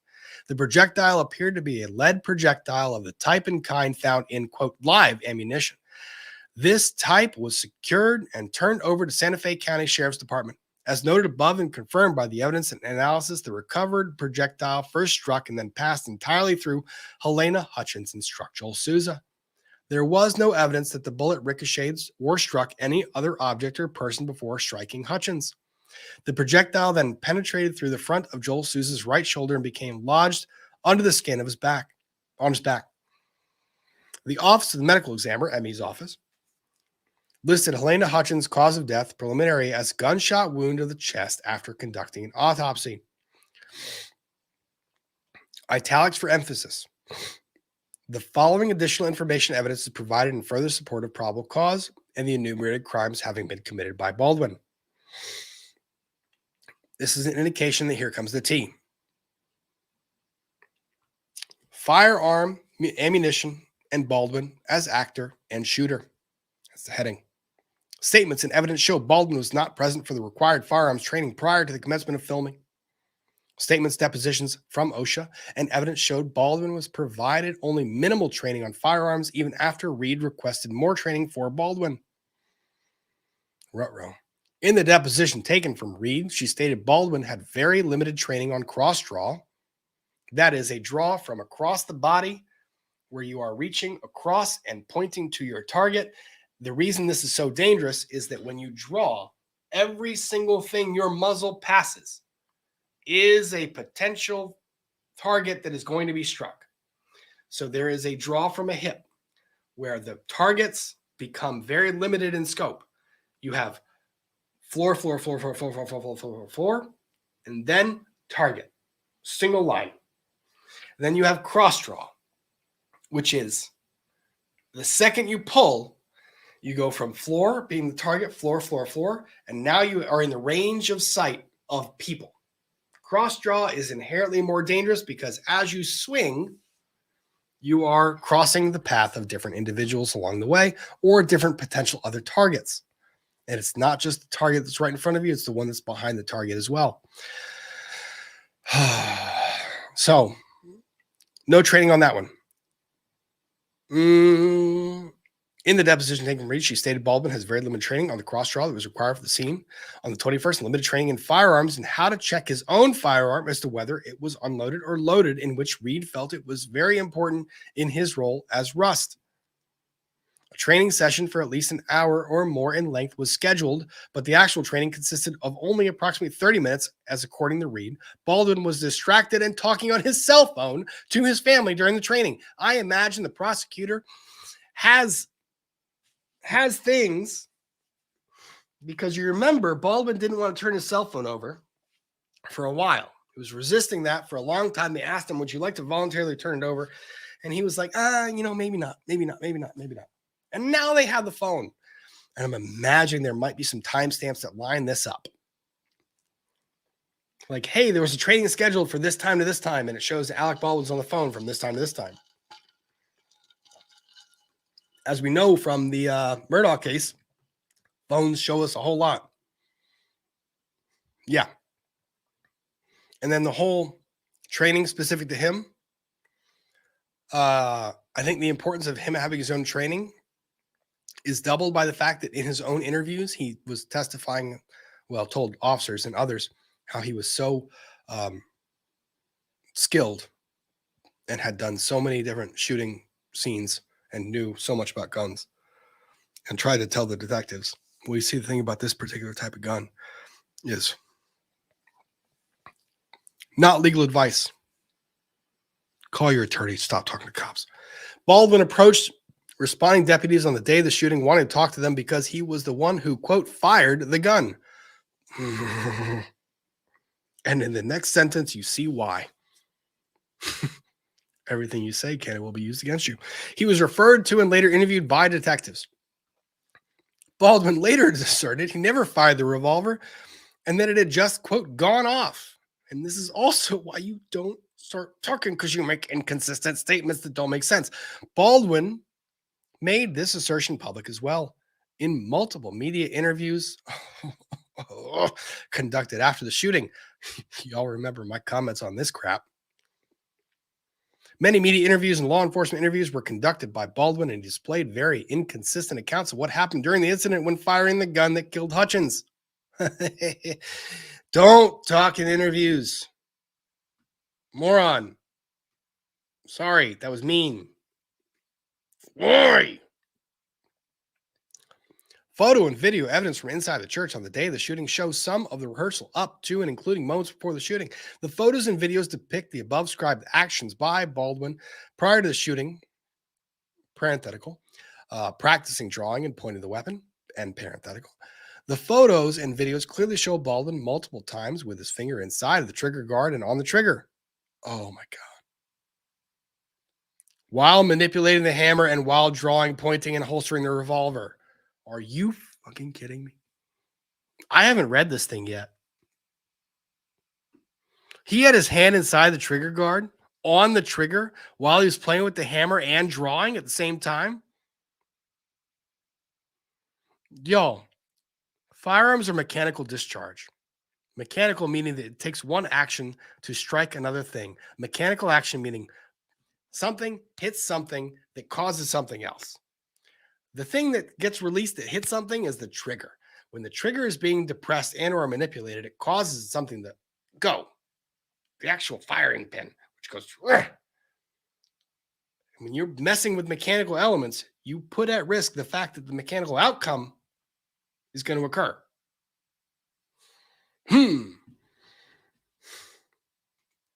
The Lauren, yeah, but Robbie didn't touch it. No, he didn't touch it at all. No, not at all. Just pictures showing him holding the trigger.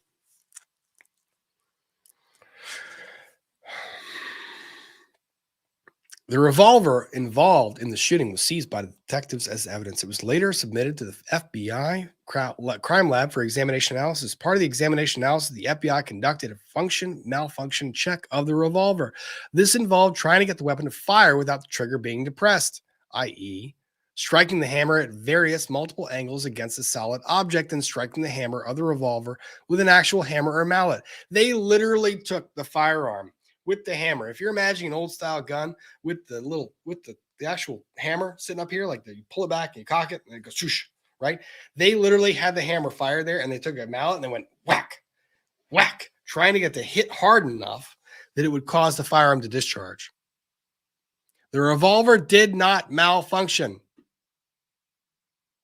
i.e. fire when it should not. The analysis clearly showed that the weapon could not accidentally fire. For the weapon to fire, the trigger had to be depressed and pressed. This is the thing that Baldwin said. When he said, it was an accident, blah, blah, blah. There's a misinterpretation here. It is not an accident when you do something that is an action that has some form of intention behind it. For example, when I walk in a straight line, the fact that my right foot hits the ground is not an accident. It is a consequence of my decision to walk in a straight line. The fact that a gun fires, the fact that you are putting your finger on a trigger and pulling the trigger, that is not an accident. That is an intentional act. You manipulated your finger and you pulled your finger against a metal object. You did that. You did this thing. Doing this thing when you have it on a trigger means that you're intentionally doing something. By pulling my finger back, that's an intentional action. The necessary consequence of that is that the trigger gets pulled.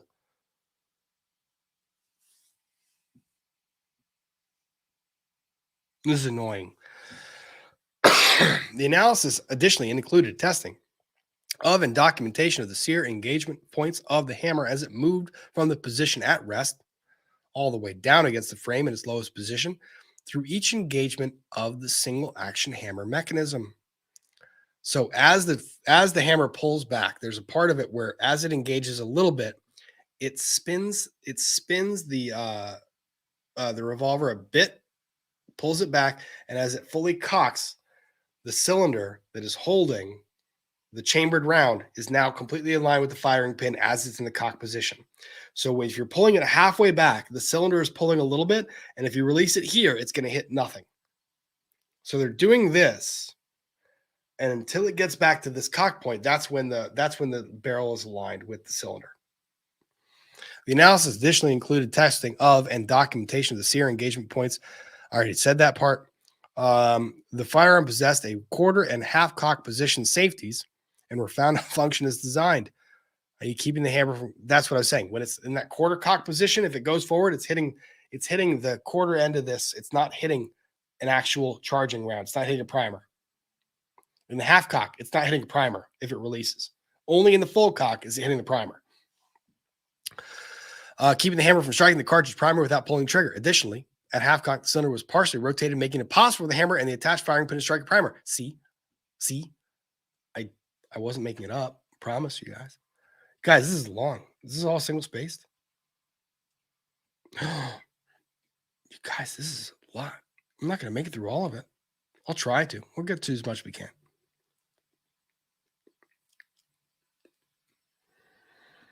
Yeah. The FBI additionally analyzed various types and kinds of ammunition seized from that scene, including the prop truck. This included dummy rounds, blank rounds, suspected live ammunition, a total of 5 suspected live rounds. One spent casing of a live round was discharged, causing the shooting were seized by investigators. That's a lot of live rounds.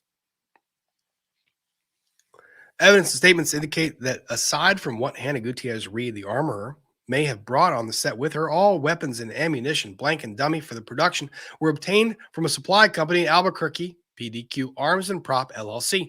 Detectives investigated these facts, including service of a search warrant at the place of business of PDQ Arms and Prop in Albuquerque, who was the supplier of the dummies and blanks to Rust.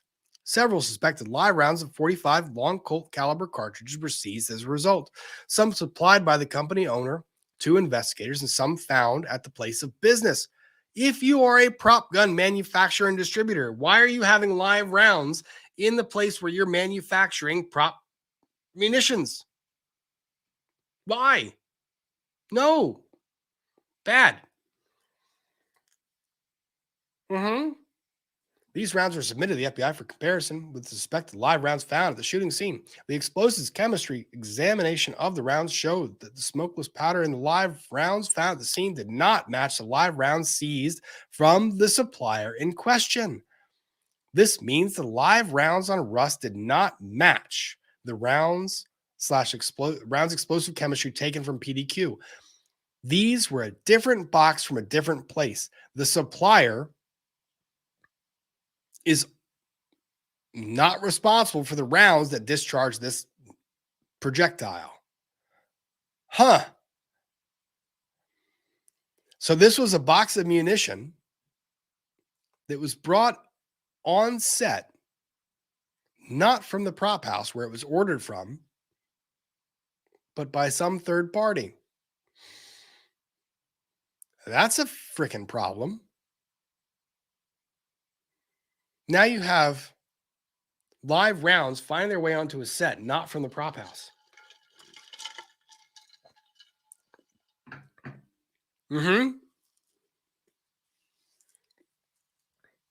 Okay. The FBI lab determined that the 5 suspected live rounds recovered at the scene of the shooting were indeed live rounds, each possessing an unfired primer, powder, and bullet as part of the cartridge. These 5 rounds were found by detectives and crime scene technicians while prosecuting the scene.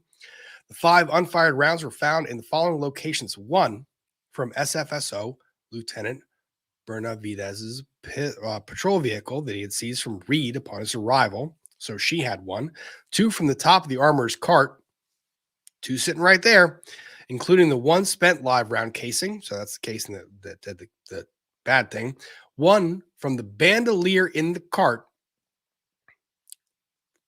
It's the bandolier that is on the leather holster. That's awesome.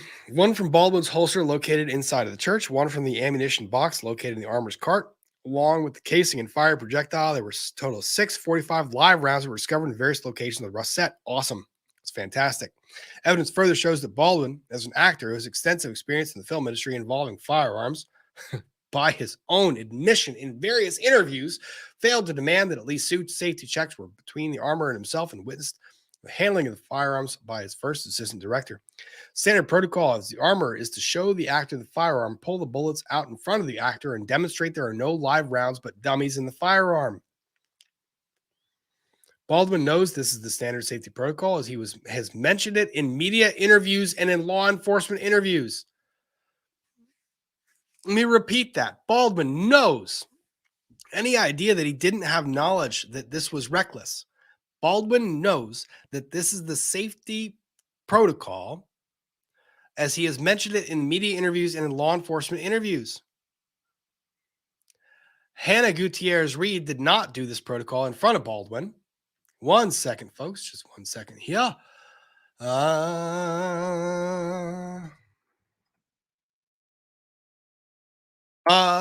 Let's see. Hannah Gutierrez Reed did not do this protocol in front of Baldwin. Baldwin did not object to this action. Reed discusses in her interviews with OSHA and law enforcement this should have occurred. Reed also acknowledges in her interviews she should have been in the church with the firearm at all times.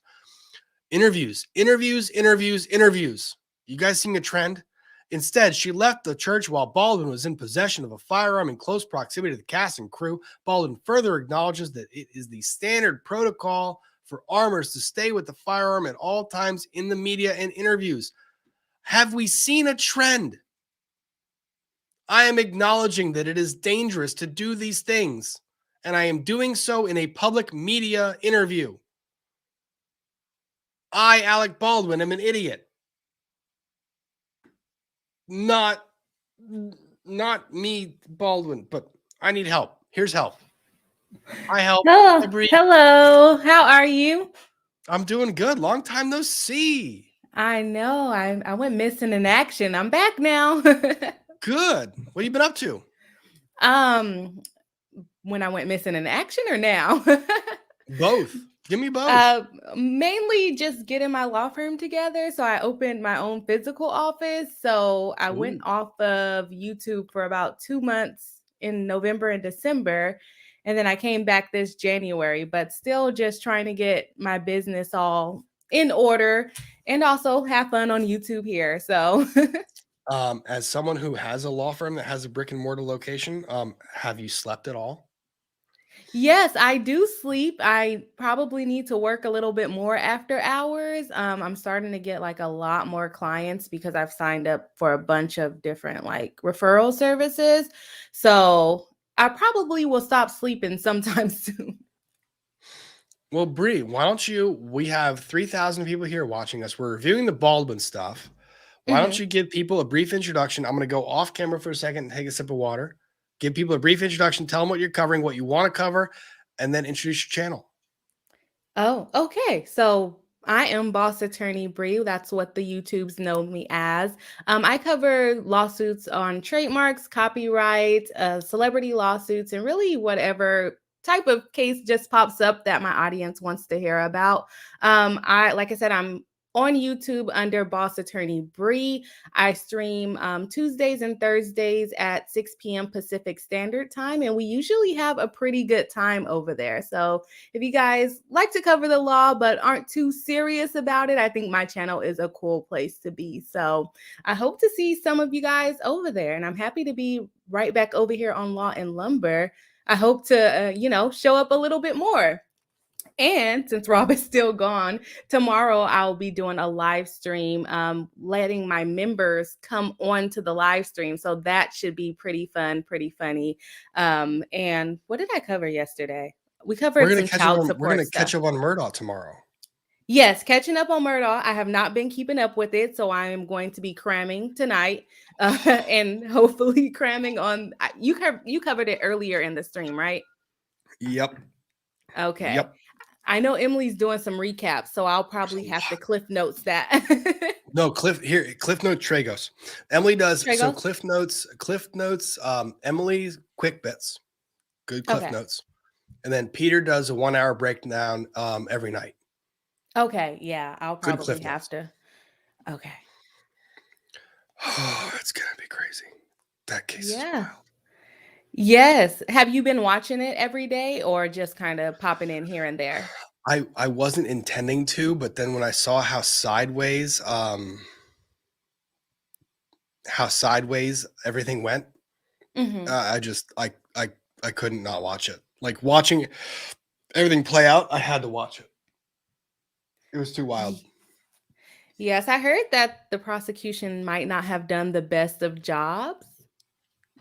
We've got a very motivated prosecutor who wants to get financial crimes in there, and we've got an investigation that might be a little bit crazy, and we've got a timeline that's very tight, and a defense attorney that seems to step on his own foot all the time. Oh, you're gonna have a lot of fun. You're gonna have so much fun. Yes, I think it's gonna be fun. I think Natalie should be coming on tomorrow too. So I know she's been covering a little bit too. Oh yeah, we broke her brain a little bit earlier in the stream with like today. Yeah. It's every day has me descending into a different level of despair about prosecutions and cases, but that's how it goes. But the chat has asked to see something, and I don't know if you've actually seen this yet. So hang on one sec. Okay.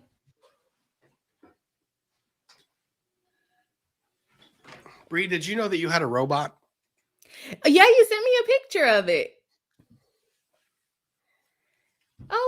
cute. It's like the perfect color, and it also has the bee. Who made that? Bree has a robot. So I have my robot jury. Am and I then in the Bree is- jury? You're not in the box right now. In the Oh, jury man. box right now. You're part of the gallery. In the box Okay. right now, we have Secret McSquirrel, Law Talk with Mike, Ian Runkle, Emily Baker, Kurt, Chatbot, Unicorn Bot, and Shopbot are in the jury box right now. They're the ones that are actively watching the trial. And then as observers in the gallery, we have Scott Bot, we have Joe Bot, we have Hardy, which is David Bot, Bree, you're in the gallery, Hogue Bot, Legal Bites Bot, and then Nick Bot. So we have the bots in the gallery, or the bots that are up in the gallery watching the jury. But the jury that is presiding is 8 members of the jury, and Bree is observing all of them. So that's I'm just happy to have a bot. it's just fun. The jury is fantastic. Mm-hmm. So, have you seen any of the Baldwin charges? I touched on Baldwin a little bit on Tuesday, and I actually mixed up Murdaugh and Baldwin, but I'm back on the right track. He's been indicted, right? Mm-hmm. We've got, and this is the probable cause affidavit. So he went out and gave all of his interviews and said that, I know all about guns and firearms and all of this stuff. And every time he gave an interview, every lawyer said, "Why are you talking?"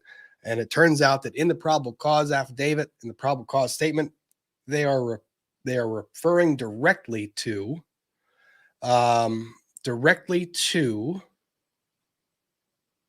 all of these statements as giving grounds for his knowledge that what he was doing was against protocol.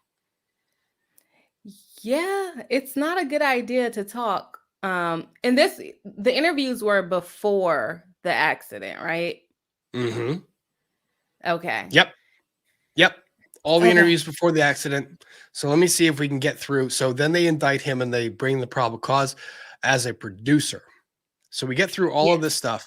Everything is against protocol. He's not using a replica firearm. He has his finger on the trigger of a real gun. So all of his handling itself leads him to the belief that he should have known that this was an action that was dangerous enough to cause the death of Lane Hutchins. And then as a producer, we now have a secondary standard.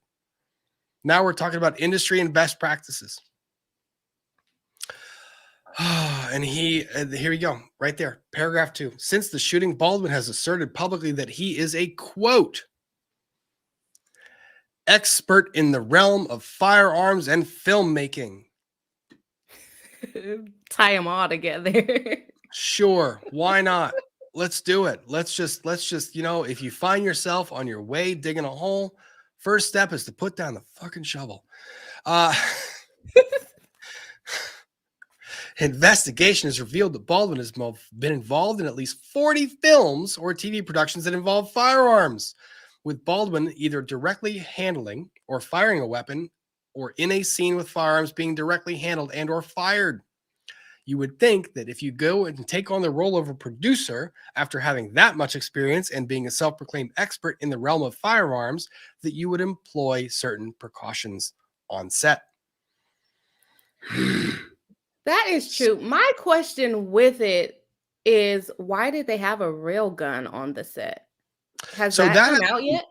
No, that's something I've talked with Ian about quite a bit. Okay. And a lot of people have this discussion. So the thing is, you can use a prop gun, or you can use a replica, or a prop gun is a prop gun being a non-firing weapon, a weapon that is designed to look like the firearm that you're using, but doesn't actually fire. Right. Or you can use an actual replica or an actual firearm. The thing is, gun enthusiasts, especially with something like this. Sorry, Ian, prop guns are real guns. Yes. Sorry. I don't mean to say it that way. Ian, it's not prop gun. What am I talking about? Not the replica is a real gun too. Ian's going to yell at me in the chat in 2.2 seconds. Yes, prop gun. Is he there? Yes, he's in the chat. He's going to yell at me. Here we go. It's not a prop gun. It's a dummy. It's a fake gun. Okay. You can use a fake and you can put CGI into it. Or you can use a gun that's loaded with no munitions whatsoever. You can use all those things. But here's the thing. You actually need to add CGI for the smoke discharge at Okay. the end of the barrel. Also, with something like a revolver, when you have the zoomed in, closed up shot, you can actually see inside not the barrel, but the cartridge that holds, or not the cartridge, why am I struggling right now? Because I've been in live streaming I for don't know 3.5 guns. hours. Because I'm I struggling know. because I I'm was 3.5 hours in. I was like, I'm super late, but here you are. My level of ADHD is not that good. You can see inside of the chamber for different rounds that are in the cylinder as the rounds are rotating.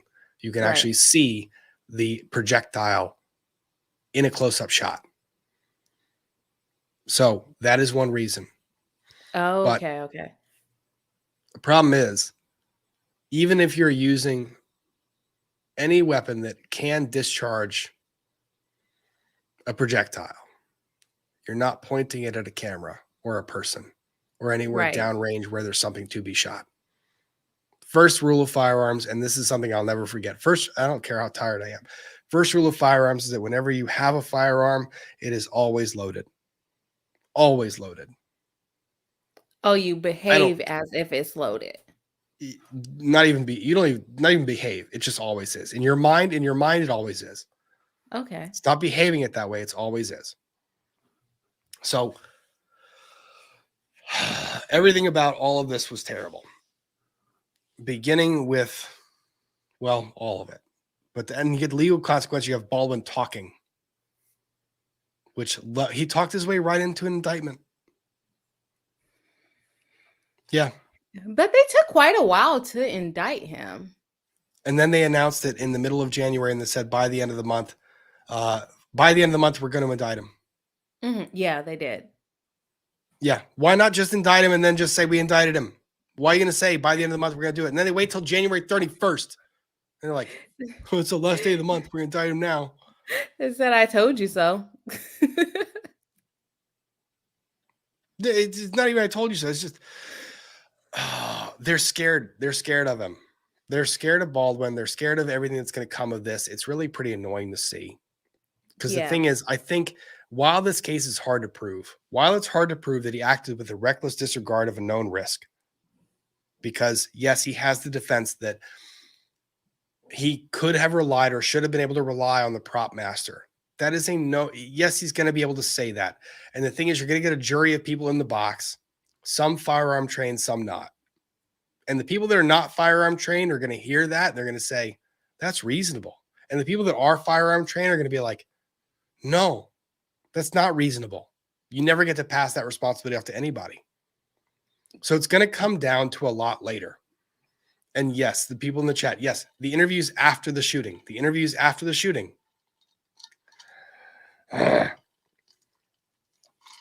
So, yes. And the chat is reminding me, watch the chat. When I forget a word, they help me. And that's why I ask the chat various things. They're very helpful. So, Baldwin, do I think that he is going to get convicted? I don't know. What do you think, Bree? I think, and I said this on my channel, and mind you, I am not a criminal lawyer at all, but in my opinion, I think they're going to take it up to trial, and Baldwin is either going to do a plea right before a trial, or he's going to go to trial, but he's not going to be convicted. And I think they're going to push most of the blame onto the armorer versus Baldwin. That's just my opinion, but I don't know. Do you know what I think is going to happen? Let's hear it. This. David Halls. David Halls has pled. He's pled this out already. He's cooperating with the investigation. This is the director, right? The assistant? Mm-hmm. Okay. I think he's going to tell a good story. This is a lesser included charge. This is a lesser charge. The negligent handling, negligent use of a deadly weapon. So, right now they have charged Baldwin. If I go back to this indictment or the statement of probable cause, no, I want the indictment. Involuntary, right? Let's Gutierrez read. Give me the indictment. Where's the indictment? That's the probable cause statement, which actually doesn't show the charges. Oh no, that's Girardi. Never mind. See I was looking at information. your Here it is. tabs. There you go. Yep. Involuntary manslaughter, count 1. So the counts in the indictment are count 1, involuntary manslaughter on or about October 21st, 2021 in Santa Fe County, New Mexico. The above named defendant did cause the death of Helena Hutchins committed in the commission of an unlawful act, to wit, meaning, and i.e., negligent use of a deadly weapon contrary to state law, a 4th-degree felony contrary to another state law. Or in the alternative, count 1, involuntary manslaughter on or about October 21st, 2021 in Santa Fe County, New Mexico. The above named defendant, Mr. Alec Baldwin, did cause the death of Helena Hutchins committed in the commission of a lawful act, meaning he had the permission to do the thing he was doing, which might produce death in an unlawful manner or without due caution and circumspection, a 4th-degree felony. Contrary to New Mexico statute, this offense shall be enhanced pursuant to the firearm enhancement statute. The state requests a felony first appearance be scheduled 30 days of this filing. It's now scheduled for February 24th. The state requests a preliminary hearing be scheduled within 60 days of the felony first appearance. So these are the 2 charges, involuntary manslaughter of varying degrees. One is saying that it was essentially, he was acting unlawfully, essentially in the negligent use of a deadly weapon, which, as I will show before, that is what the charge that David Halls pled to, the negligent use of a deadly weapon. That was the unlawful act that they are saying he was engaged in when the death occurred. So they're saying that's count 1. Count 2, he was acting lawfully, which means that he essentially was doing something completely permissible, but he was doing it in a very reckless manner. There was a known risk in what he was doing, and he disregarded that risk. And by disregarding that risk, it caused the death of somebody else. We've walked through this before on other live streams. They're high burdens. What I think is going to happen to Baldwin, if I'm being honest, and if he's smart. Now, this is if he's smart. If he's smart, he does this. He pleads out to negligent use of a firearm. But do you think they're going to offer him a plea? I think they would, by what the prosecutor's doing and how timid she has rolled this thing out, I think she's begging for it. She has slow played this the entire time. I get that. I think that there's a lot of like public attention on it. So I feel like they might be a little bit more reluctant to give him a plea. I feel like they have to hold someone responsible. No, the public attention is the other way. You think SAG came out and made a very public statement. Now, it was a completely misguided statement. But SAG came out and made a statement that what New Mexico was doing was against the law. And I was like, surprise, SAG doesn't write the law in New Mexico. But so they don't think that that he should go to jail. Correct. SAG and a lot of people are sitting here very, very strongly positioned on his side. Here's the question. And the actual question is this: whose will is better? The prosecutor who has slow rolled this thing and seems hesitant to charge, or Alec Baldwin, whose arrogance has so far left him on the wrong end of a charging document that results in a conviction for involuntary manslaughter. I already think he's not going to jail. So if they give him a plea, I feel like they might wait a little longer than just kind of getting rid of it right now. I think we wait until we see what he says. I'm curious to see how he handles these first few months while we're waiting for this thing to go on. Yeah. Hopefully he doesn't do any more interviews. Bree, from your lips, man. Jesus. Well, you know what's funny is we say that, but honestly, I want to do more interviews. I don't. I do, but I don't. Like more content. That's what I mean. And Emily made this comment earlier when we were watching the Murdaugh stuff. The Murdaugh stuff we get in the 404 with a lot of the financial crime stuff. And Emily's like, Does this have a place in the prosecution? I don't know. Do I want to hear all the tea? Yep. Yes. Yes. When you were Baldwin- saying that earlier, I was thinking about that. I was like, isn't this the murder? Are they talking about the finances? But yes, we do want to know. Yeah. Like, Baldwin, do I want you to go out there and incriminate yourself? The lawyer in me is saying no. Do I want to see what happens? Yeah, I do. Do I want to see you make an idiot of yourself? Kinda, just because it's content. It's just funny. Yes. It's just going to be weird. It'll be wild. So that's the Baldwin update. You have the charges finally. You have the first appearance is set for February 24th. Okay. We'll see what happens. I have no idea. I think the prosecutors is slow rolling this. I think Baldwin is going to hire a big team, and I think the prosecutor better either. I'm going to use a very inappropriate phrase here, and I apologize for doing so in advance. Nut up or shut up. I just feel like it's appropriate in this moment. You either step up to the plate and you do your job and you actually come and prosecute the case, or you sit down and you let it go.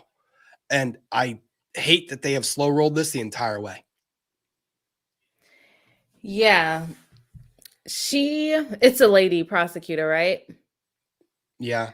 And I Yeah. didn't mean to make it that remark that way. I think a colloquial phrase like just show up, please. Just do your job, please. Yeah, I was just making sure I wasn't calling her a he and she's a she. No, but it's a she.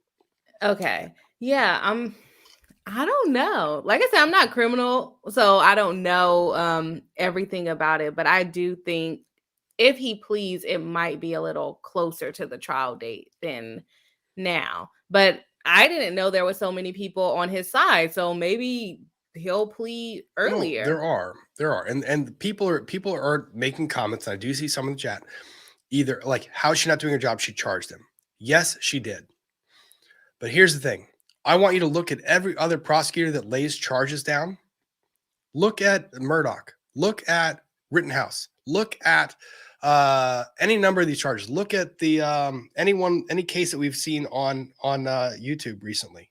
I mean, Bree, you've seen enough. You might not be a criminal defense attorney or a criminal attorney, but you've seen enough of the charges where the prosecutor doesn't come out and say, we might have grounds, we're going to charge them. They say, we are going to prove this, period, end of story. Person is guilty. We need them off the streets. They come in there swinging. The timid nature that has played out. The slow rolling of the prosecution. Baldwin gave these statements months ago. I don't like it. It's been frustrating to watch. So that's that one.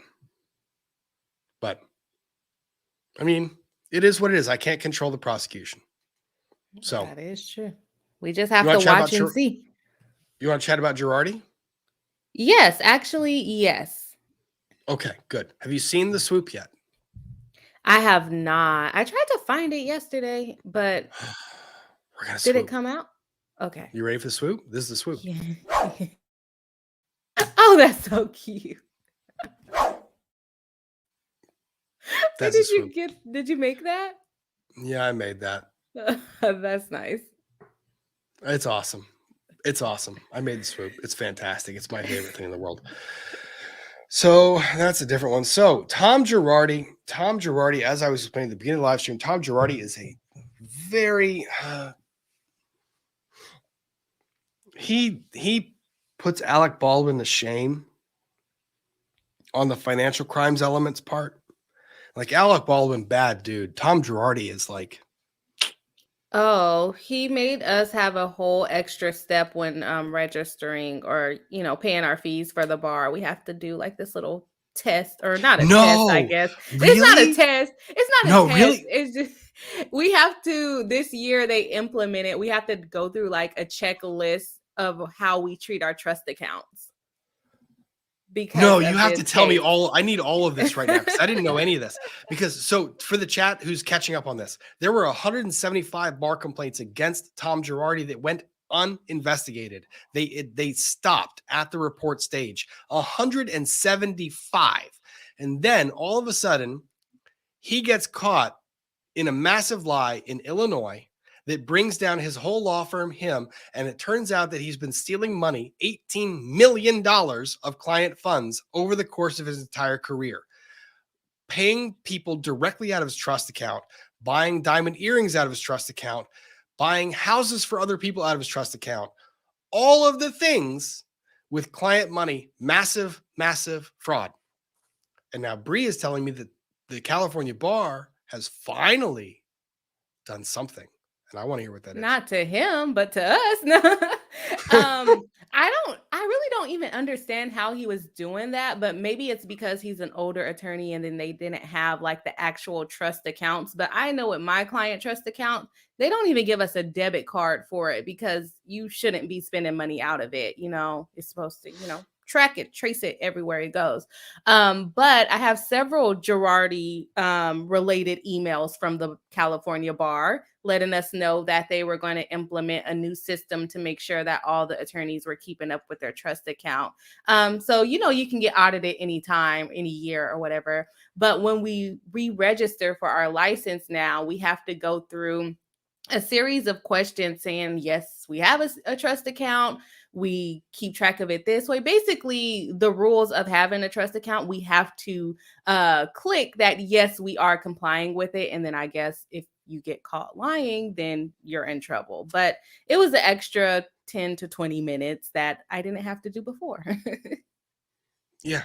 And to the chat that's saying, are we talking about Murdaugh? No, this is Girardi. This puts Murdaugh to shame. This puts Murdaugh to shame.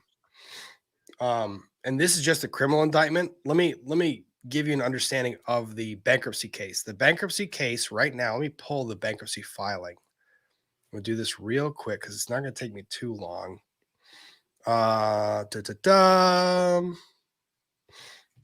Pacer, Girardi, Thomas. We are in the Central District of California. You're in the Northern? I'm in Northern. Is it more sane up there or less sane up there? I mean, it just depends. I'm mostly in the family court, so I don't see all of the crazy fraud and everything else. You don't see the crazy fraud. We just see the crazy everything else.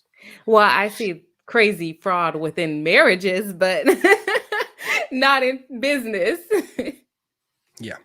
So Thomas Girardi, let's see what the creditor summary is. The creditor summary in the Tom Girardi case. The creditor matrix is showing, give me that claims register, baby. Come on, show me the claims register. Claims register.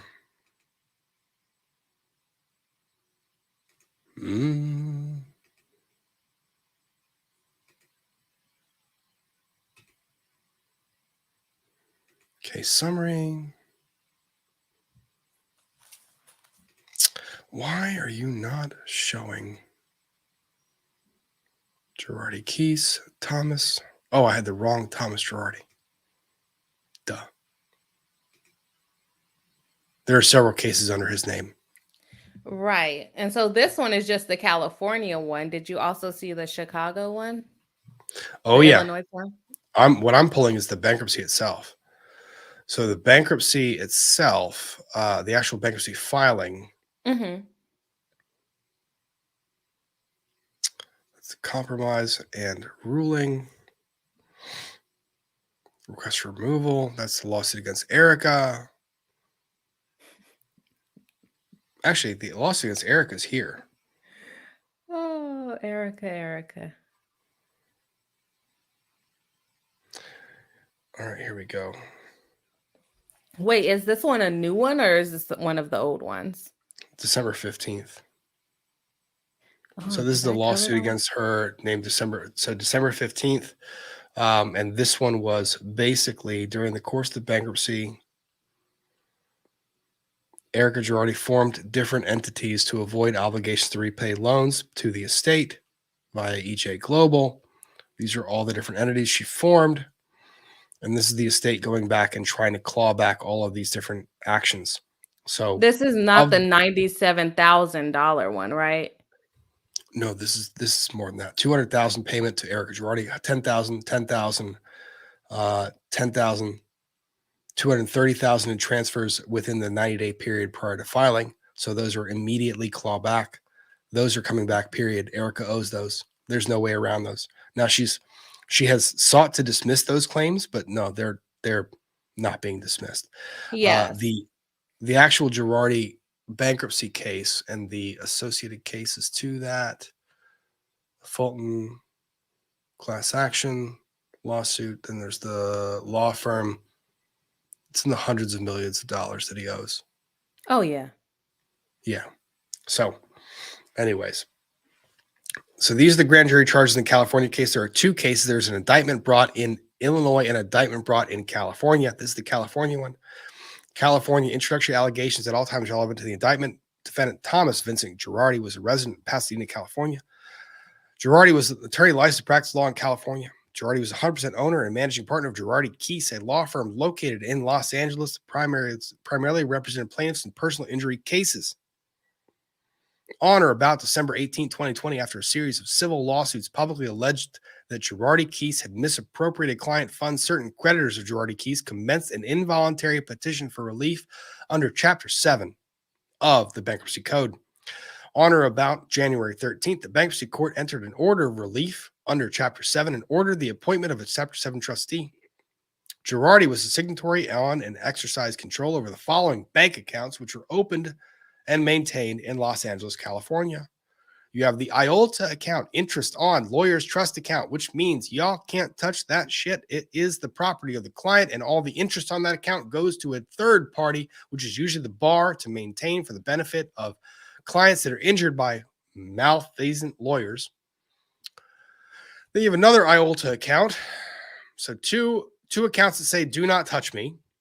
Then you've got Girardi became a member of the State Bar of California, was obligated to comply with the California Rules of Professional Conduct. Girardi knew that the California Rules of Professional Conduct required him to, among other things, promptly notify a client of the receipt of any funds the client was entitled to receive and promptly pay or deliver to the client or such payees as designated by the client any such funds that Girardi and Girardi Keese held in trust for the client upon the client's request.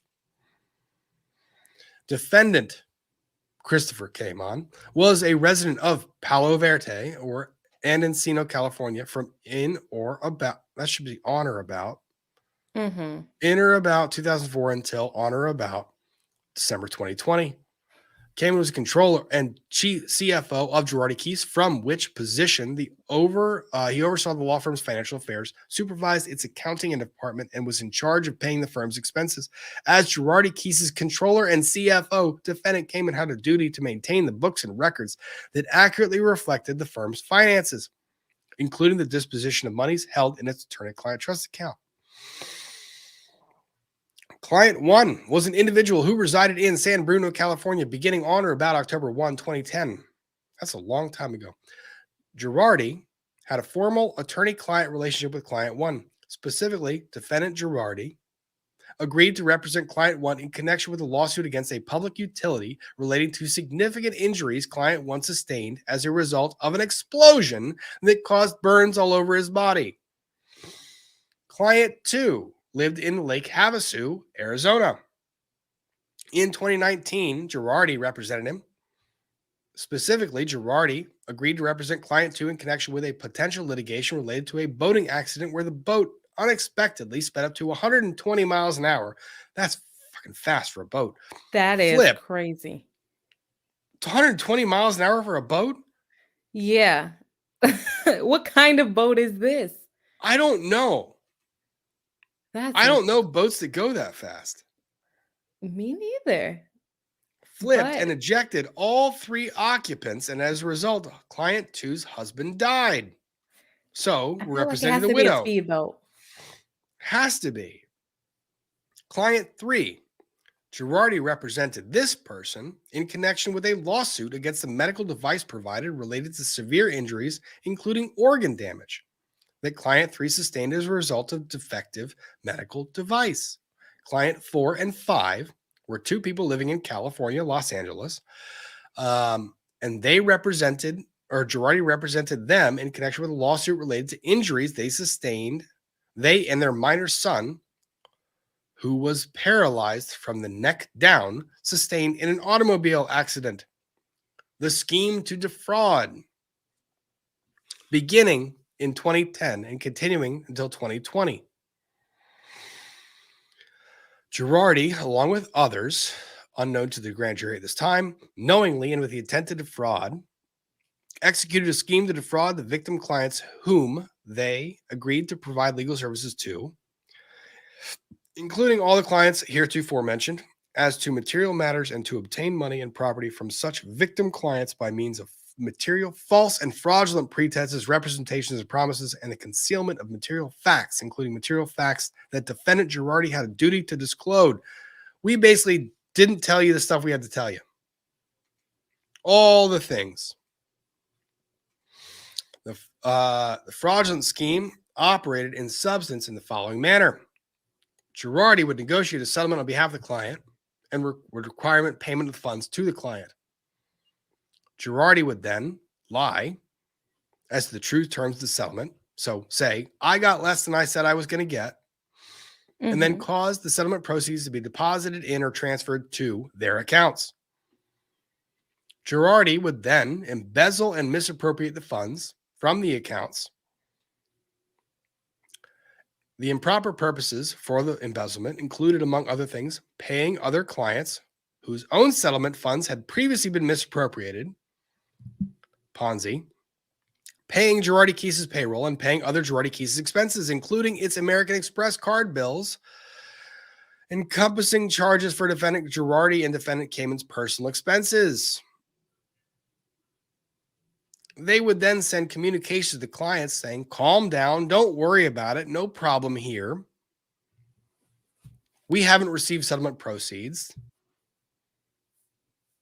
We can't get you the settlement until certain parts of this have been met. Certain requirements have been met, such as we have to pay taxes and other costs before we can get you the money that we've already spent to ourselves. I'm paraphrasing, folks. Yeah. As a further part of their scheme, they would also send lulling payments to clients. Here's $100. This is an advance on what you're going to receive in the future.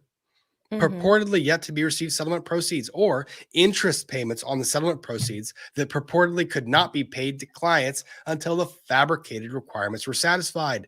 Hey, I can't give you the full disbursement yet, but I'm hanging on to this, and right now I can give you an interest payment on this amount until all the taxes and costs are paid. In or about January of what?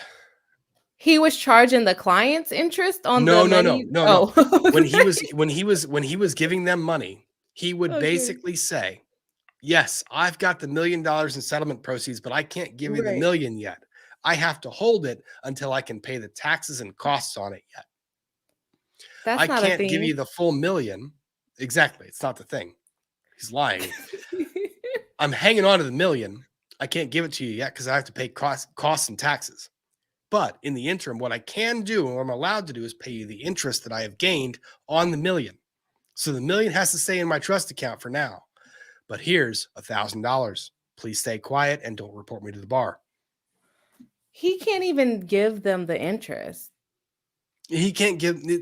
There was no interest to be given. It was already gone out of the account. He made up a fucking number. He said, here's a check for $1,000. By the way, this is pretend interest. And then on the books of his own account, he was like, BT dub, don't tell this person I didn't give him shit. Yes. I mean, look at the settlement amounts. Settlement number one, client number one. The terms of the settlement provided that client number one would be paid $53 million to release all of their claims. Pursuant to the trust agreement or the retainer agreement, Girardi was to keep 25% of the settlement amount, costs and expenses to be deducted prior. So costs and expenses come out first. Girardi Keys gets 25%, and then the rest goes to the client. On January 10th, Girardi told the client that the case is settled.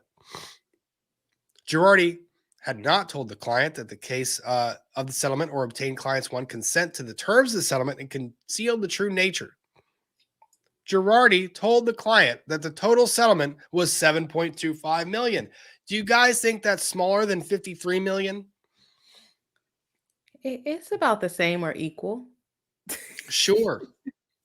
Maybe he meant after all the costs and expenses. I'm positive But- that's exactly what he meant.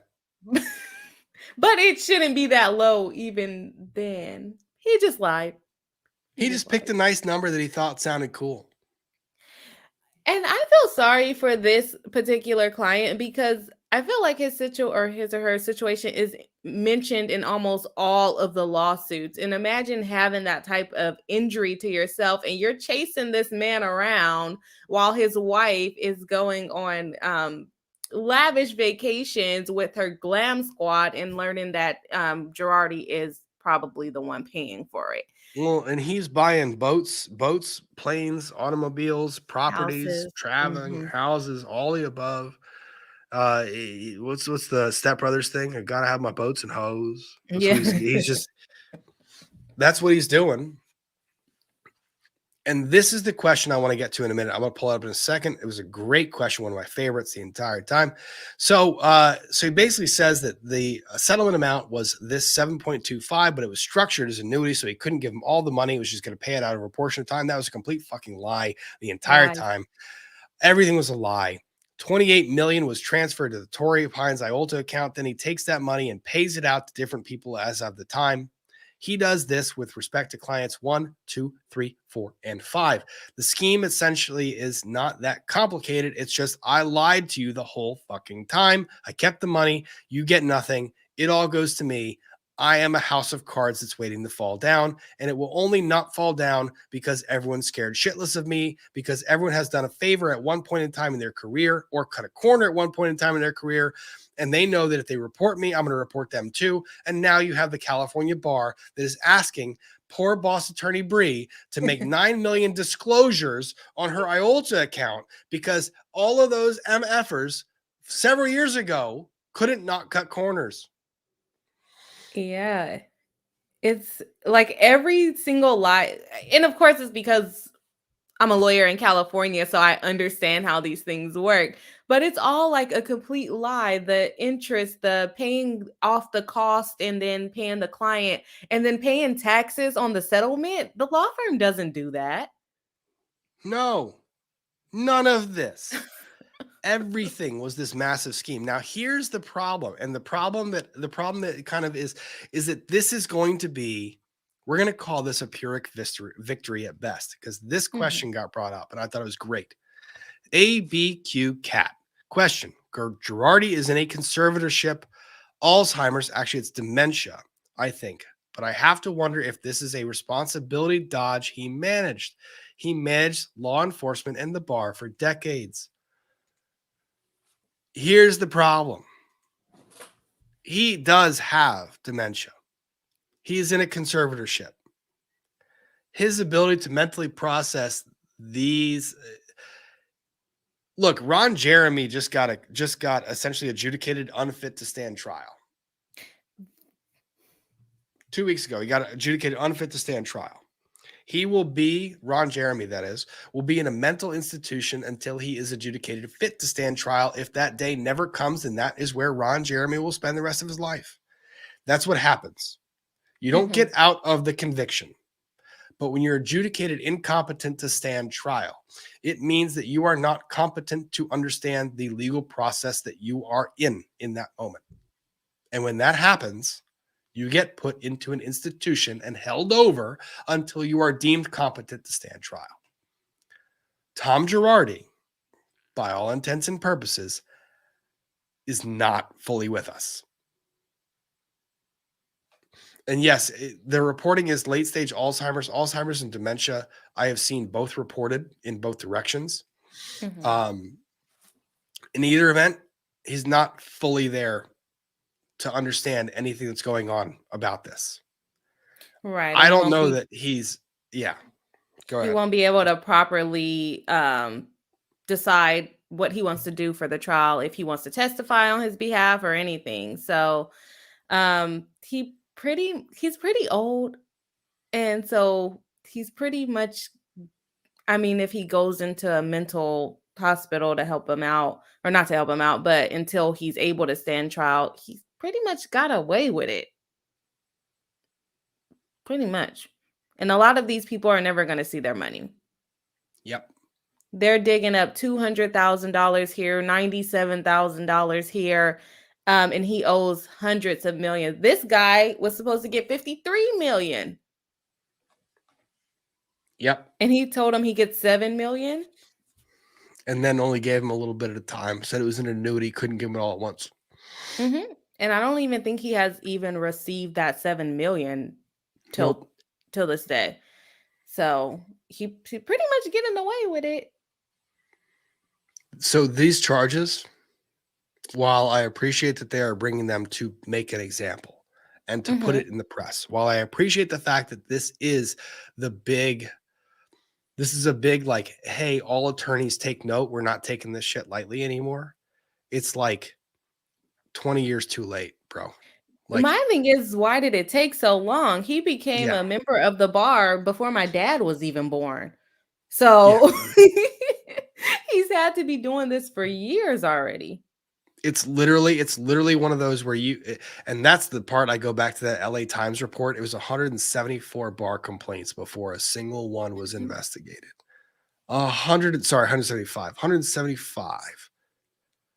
Yeah. And this, like, yeah, even since the bankruptcy, it's been years since the bankruptcy, and they're just now filing charges after he's in a conservatorship. And are Erica and him already divorced, or they're going through the divorce? I can't remember. They are estranged. I think here's the thing with the conservatorship, you actually have to divorce the conservator. You can't, like, and plus, if Erica goes through the divorce, she would have to seek relief from the automatic stay in the bankruptcy case to let the bankruptcy out to adjudicate the marital interest of these debts, which are unliquidated at this point. So she's kind of holding off. I think also she's kind of sitting there going, please not me next. Please not me next. Please not me next. And if she files divorce, it's going to be like the DOJ is going to say, oh, would you like to enter the conversation? Because we can bring you in here too. Yeah, so, that is true. So let's catch up on these super chats and then get out of here, because I've been streaming for 4 hours and Bree also has a life as well. Oh, let's see. Let me catch. We don't have very much left. So let's see. Kristen M96. People love the South Carolina accent. Hate to burst the bubble, but we don't all have accents. At least I don't think so. My inner thought monologue now has one. I apologize. Sometimes I will slip into the Virginia very easily. It's fun to do, and it also makes life a little more enjoyable. John O'Rourke. Ammo. Wait, ammo. You said ammo. Homie is going to jail regardless, but this ammo is nonsense evidence. Ammo. What ammo? Oh, are we talking about? Are we talking about Baldwin or Murdaugh? Which one? Murdaugh. I think we're still on Murdaugh. On my chat, I confused the two. I thought they were the same person, and I said it's Murdaugh. That was this week. This week was just we have people that are mishandling firearms and just ammo and just that's shady what lawyers my chat and weapons. said. There's like just two guys with guns. so much wrong. Vez, thank you very much. I have 2 to 3 law students a year with autism. I didn't know that. I was very curious about that. Bree, have you ever met, and you don't have to tell me this, have you ever met an attorney that is on the spectrum? I have not, no. And the chat asked me that earlier, and I didn't know that, and I hadn't thought about that. And no one's ever come to me and said they do, but I wouldn't be surprised. I wouldn't be surprised either. Yeah.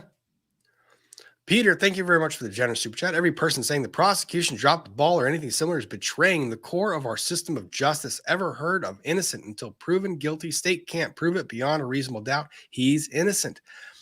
I'm not saying the prosecution has dropped the ball in the Murdaugh case.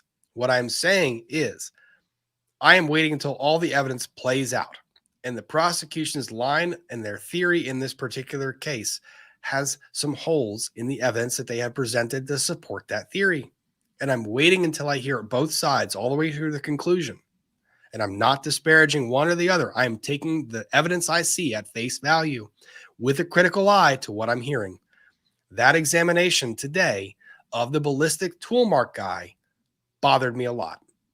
The prosecution reaching for a lot of the financial stuff is starting to bother me. So I'm wondering why the prosecution is making big points out of things that I think are a little bit suspect and making smaller points out of the things that I think are more critical, the timeline issues. So I want to see that played out more comprehensively. We're going to watch the next few weeks, and it's going to be several more weeks based on the fact that we've already got 2 weeks in and we haven't gotten through anywhere near the end of the state's case in chief.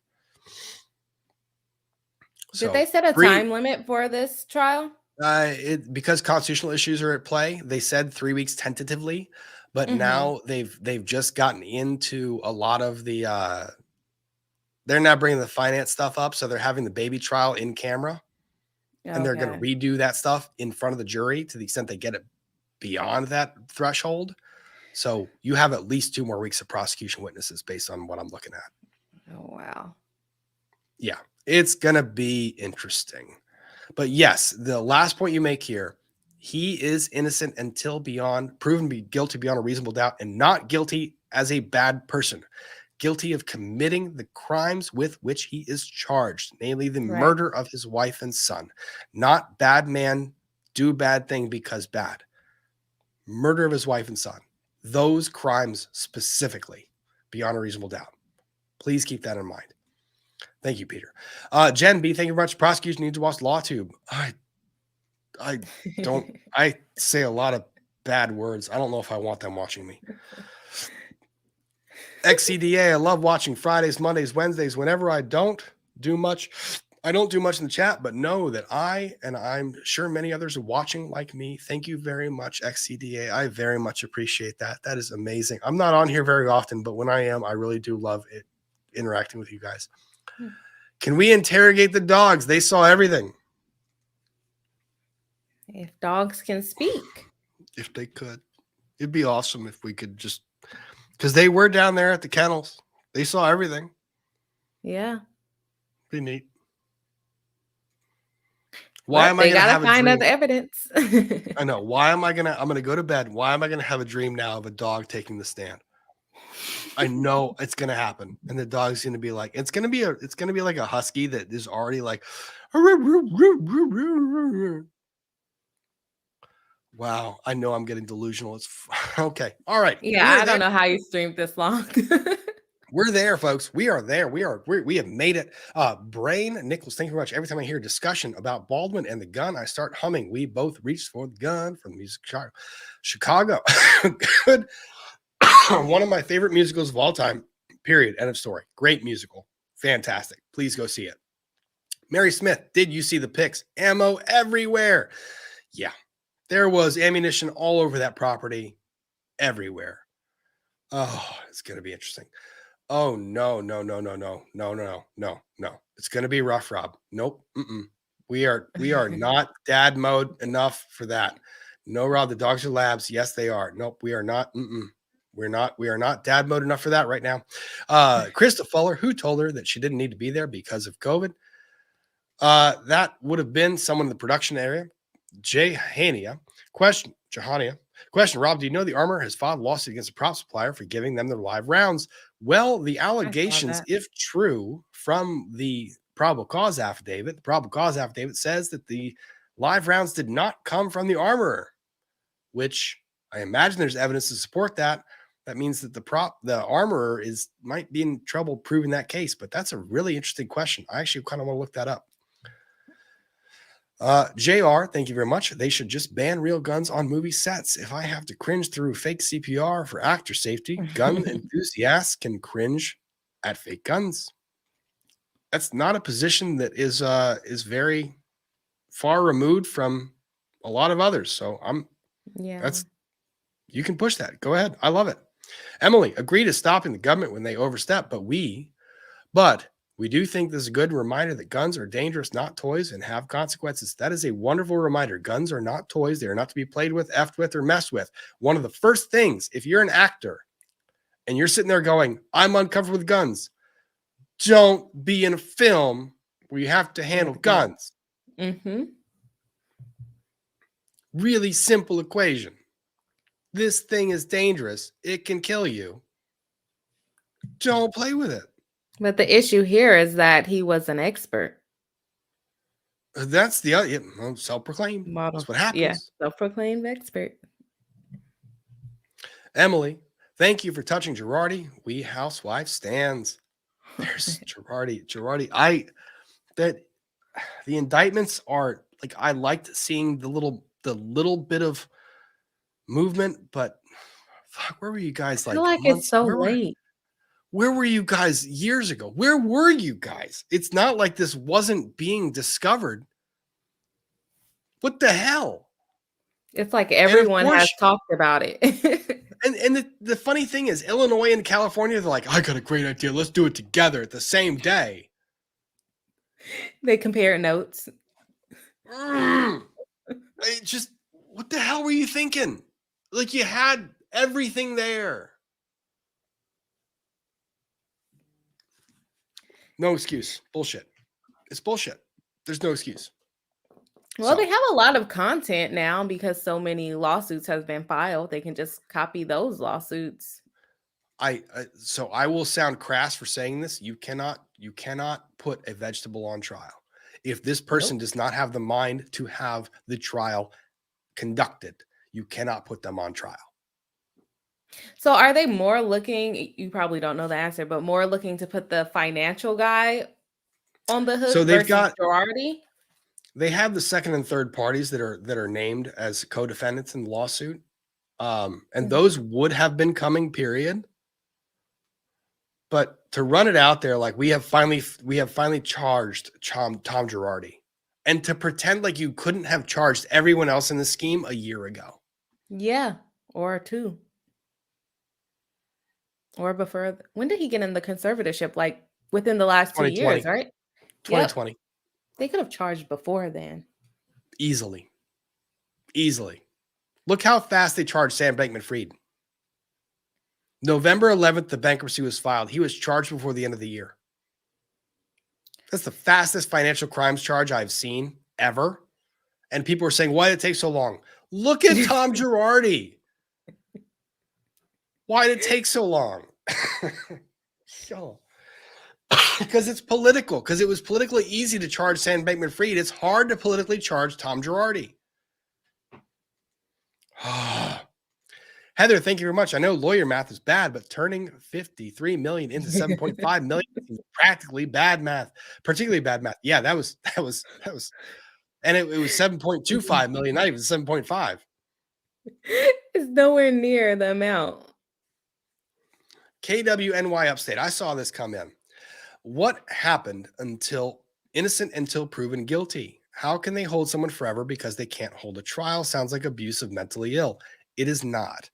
What it is the theory and the concept behind it is that if that person restores to a mental state where they are competent to understand the trial process, they are then tried and they remain at the entire time they are being held. They remain innocent until proven guilty. They are still charged, not yet adjudicated guilty, but they are not competent to stand trial for the charge with which they are accused. Oftentimes, they are held in very, very relaxed. Essentially this, let's say that you are a person who has an elderly family member that is not competent to do a lot of their things. You have them in assistive care facilities, right? Where you have a care provider that's there 24/7.